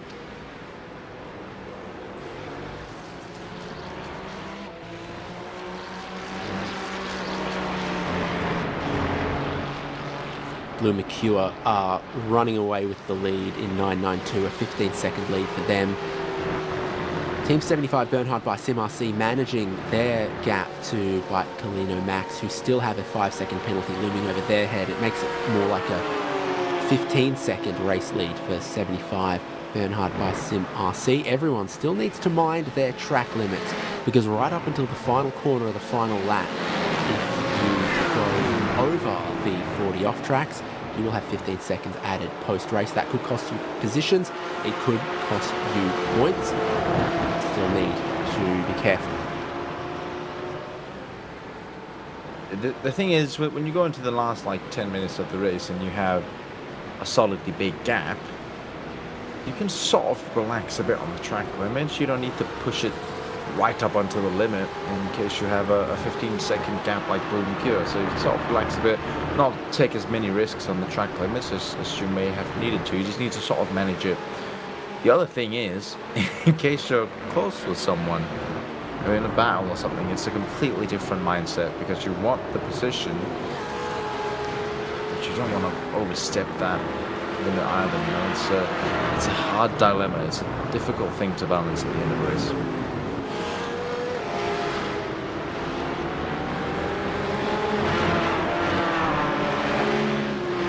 BS Competition have started the final lap of the race. Falcon Sim Racing team are still only just fending off WSR Esports for third position. Grid and Go running in second. This is the victory lap for Lucas Herman and BS Competition. Still a few hurdles to clear in the final lap amongst this traffic. Some of it even lap down GT3 cars.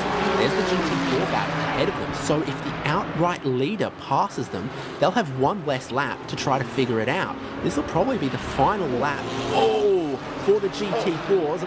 Lucas Herman really gets caught out here. He was way deep in a filthy pit of marbles, and this could give one more lap to GT4 to settle their battle for third place. Could have sworn Lucas Herman was going to lap them before the end of this lap. Now I'm less certain. Long back straight and way quicker than the GT4s here and in the final corner. Looks like XBD's dropped a couple of car lengths back behind Mono Competition and is going to put a lap on XBD and seal the equation right here. 6 hours of Motorland Aragón for 24-hour series. Esports BS Competition are the GT3 winners. Lucas Herman is delighted with that. Mono Competition are pretty pleased with holding on to their podium. 2 other classes to come to see the checkered flag. Here comes your 992 class winners. Blue Mercure Esports, absolutely supreme at Aragón in that one-mate class. And coming around for the GT4 race win, there's still a half a lap to go for Team 75 Bernhard by SimRC. 2 of your 3 winners are locked in. Here's the victory lap for Adam Isaacson. Overall, a good race today. A bunch of different strategies and ups and downs from all kinds of things that kept the race interesting throughout. One final straight to go for our GT4 winner.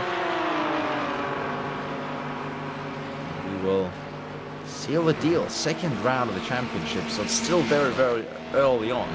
But it's good for these teams to get the points on the board to sign themselves up for the championship contention and get as many points on the board as possible. Adam Isaacson comes out of the final corner, crosses the finish line to take the GT4 victory by 8 seconds. It'll become 13 when the 5 seconds post-race. Hello. I guess they must have a new chassis arriving for next round. Yeah, when the 5-second penalty gets applied to this car in 2nd place. And for 3rd in that class, Mono Competition just able to hold on in a tense battle right at the end. Looks like about 46 cars are going to cross the checkered flag, and after 222 laps of Motorland Aragón, fastest lap of the race goes to Marley Joffa in the WSR Esports Red, but the race win goes to BS Competition. Lucas Herman and his teammate Rainer Talvar combining to a victory and 20 championship points. Grid and Go with 2nd place, Falcon Sim Racing team with 3rd, just 1.6 seconds ahead of WSR Esports Red. That was fought hard, and only our top 4 finish on the lead lap. BS Hybrid in 5th, Sheza Esports. 2 costly penalties, probably relegating them from a podium position. They finish 6th.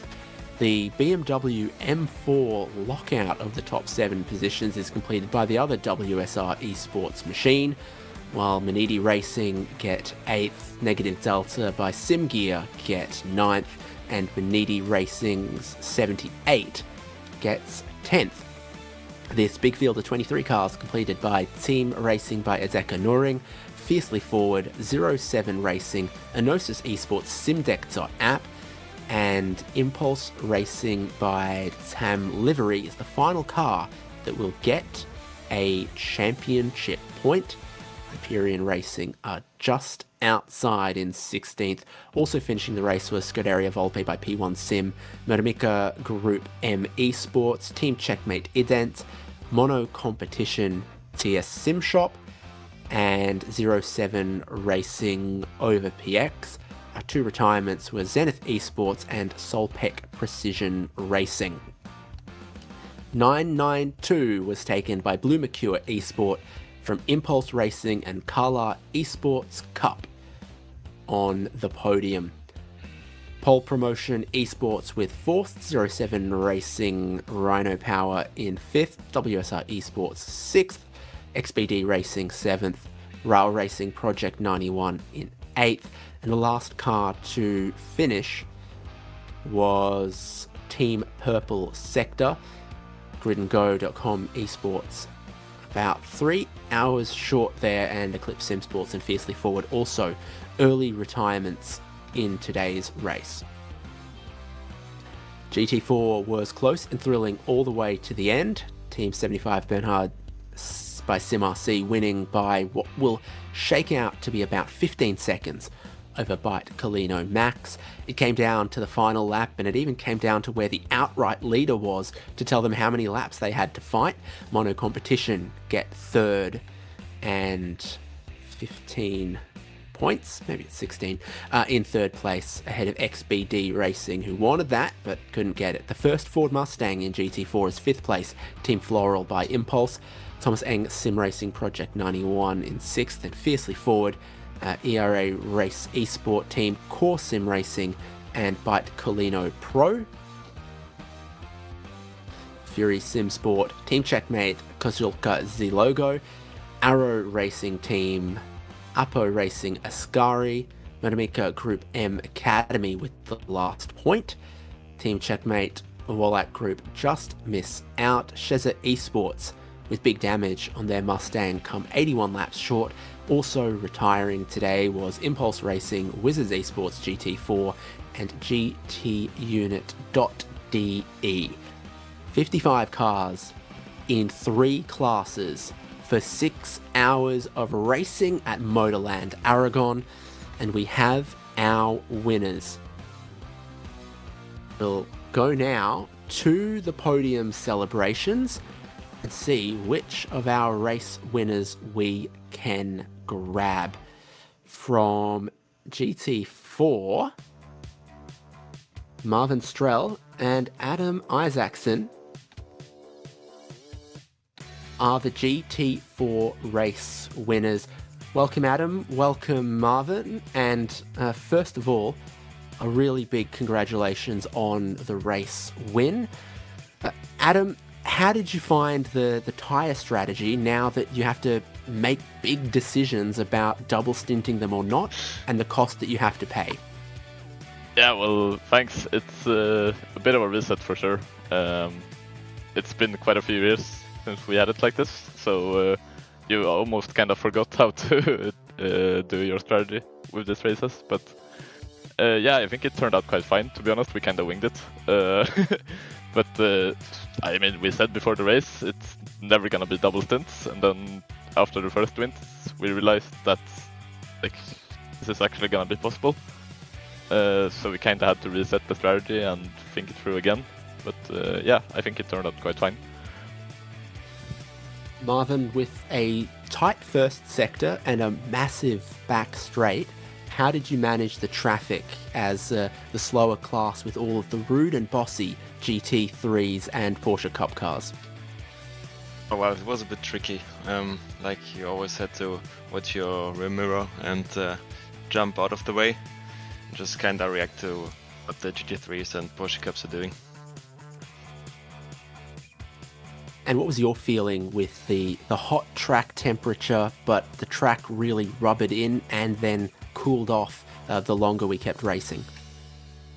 Well, I thought it's a bit worse in terms of tire degradation in the hot temps, but it turned out to be fairly easy. Yeah, the drop at the end, so I didn't really notice, to be honest.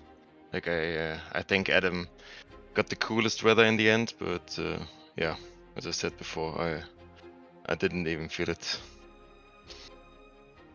Well, Adam, the team is 2 wins from 2 races to start the season. That's perfect form, but I need to know from you, who's got perfect form and is going to win the World Cup? Well, now Sweden's knocked out, so a bit of a shame there's no one to cheer for. Yeah, I don't know. I'm since Sweden got knocked out, I'm not watching anymore. There we go. World Cup is cancelled because Sweden aren't in it anymore. Congratulations, guys. A great race. As I said, 2 wins from 2 races. A perfect start to the season. Who do you guys need to thank? Well, the whole team, to be honest. Like the guys who did the first race, I think was Gareth and Kieran, did an amazing job. And yeah, everyone who's behind the scenes working to make this possible. Well done, guys. We look forward to seeing you at the next race. Thank you. Thank you, guys. GT4 race winners joining us there, Marvin Strell and Adam Isaacson from Team 75 Bernard by Sim RC. In the 992 class, victory went to Blue Mercure Esports, and Augustin Bernier is definitely on the line, and his teammate Corentin Lassine also available. Our winners in 992 from Blue Mercure Esports. Augustin, big congratulations, well done. Thank you very much. A couple of penalties and some setbacks for you guys, but it seemed like old tyres or new tyres, you were always one of the quickest cars on track. Yeah, it was tough with the penalties. At the start, even I was too fast at the start, so I had 20 seconds penalty in lap 1. So yeah, we needed to have good pace to recover this. And then we had some issue with the traffic a bit, but yeah, it was tough with this traffic and with those temps as well with tires. And yeah, we decided to go for full push strategy, and at the end we just didn't change tires to put a gap and to win this. Corentin, 67 laps complete for you compared to 153 for your teammate. Any chance of giving him some rest next race? Maybe, yeah. But then I will have to do some practice. But yeah, I think he was really fast today, so he had to keep the pace going up. So I think this was a great decision to let him go into the car for the last grid stint. And Augustin, what did you find about the tyres? The 992 class already had tyre strategy. It's new for GT3 and GT4, but on this hot track, a shorter track, it looked like it got really rubbered in, and the temperature changed as well. Yeah, this is clearly a big deal, and with those GT as well, it's super difficult to survive. We have a massive dirt here in high speed behind GTs, and yeah, there is a real strategy in 992, so I like it. It's really good. Yeah. It's different now compared to prototype, so I like it. Well, Augustin and Corentin, you guys win the race, but Corentin, who is going to win the World Cup? Us. I hope so. Belgium on top. Okay, a lot of dissenting opinions, both from within this team and also from our team at Racespot. Just like in racing, we have to wait and see. Congratulations on this race win at Aragón, guys, and who would you like to thank? Thanks to our team, Brimaker, for To all the team. and to all the drivers in the team for as well setups extra behind the rock as usual, and now we can fight for the championship after 2 races, so it's good. Well done. We'll see you next time. See you. Yo, thank you. There we go. Augustin Bernier and Corentin Lassine, winners in 992 for Blue Mercure Esports. And in our fastest class, our race winners from BS competition, Reina Talva and Lucas Herman. Guys, well done. What a result for you.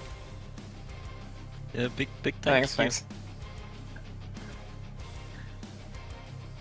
Just like in the 992 class, our race winner finished third at the opening round. So that is 2 podiums from 2 races for you. And it'll be pretty near tied up to give us a championship fight between yourselves and gridandgo.com esports. How are you feeling about the challenge this season?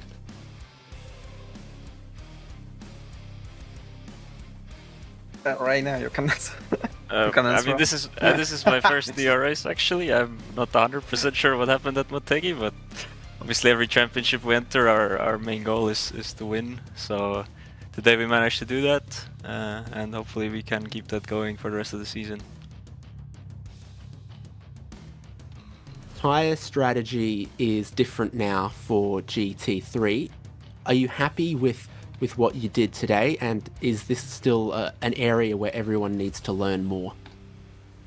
Yes, I think this new update that we got brings a lot more variety into the strategy again that we lacked for quite a long time, and definitely that the fact that we can now consider double stinting, taking 2 tires is definitely a great strategic difference that you can exploit against others, or you can find something that others have missed, and so on.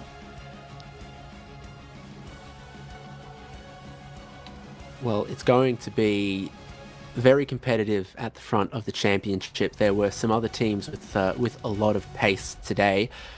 What are you going to improve before we go to Circuit of the Americas next time?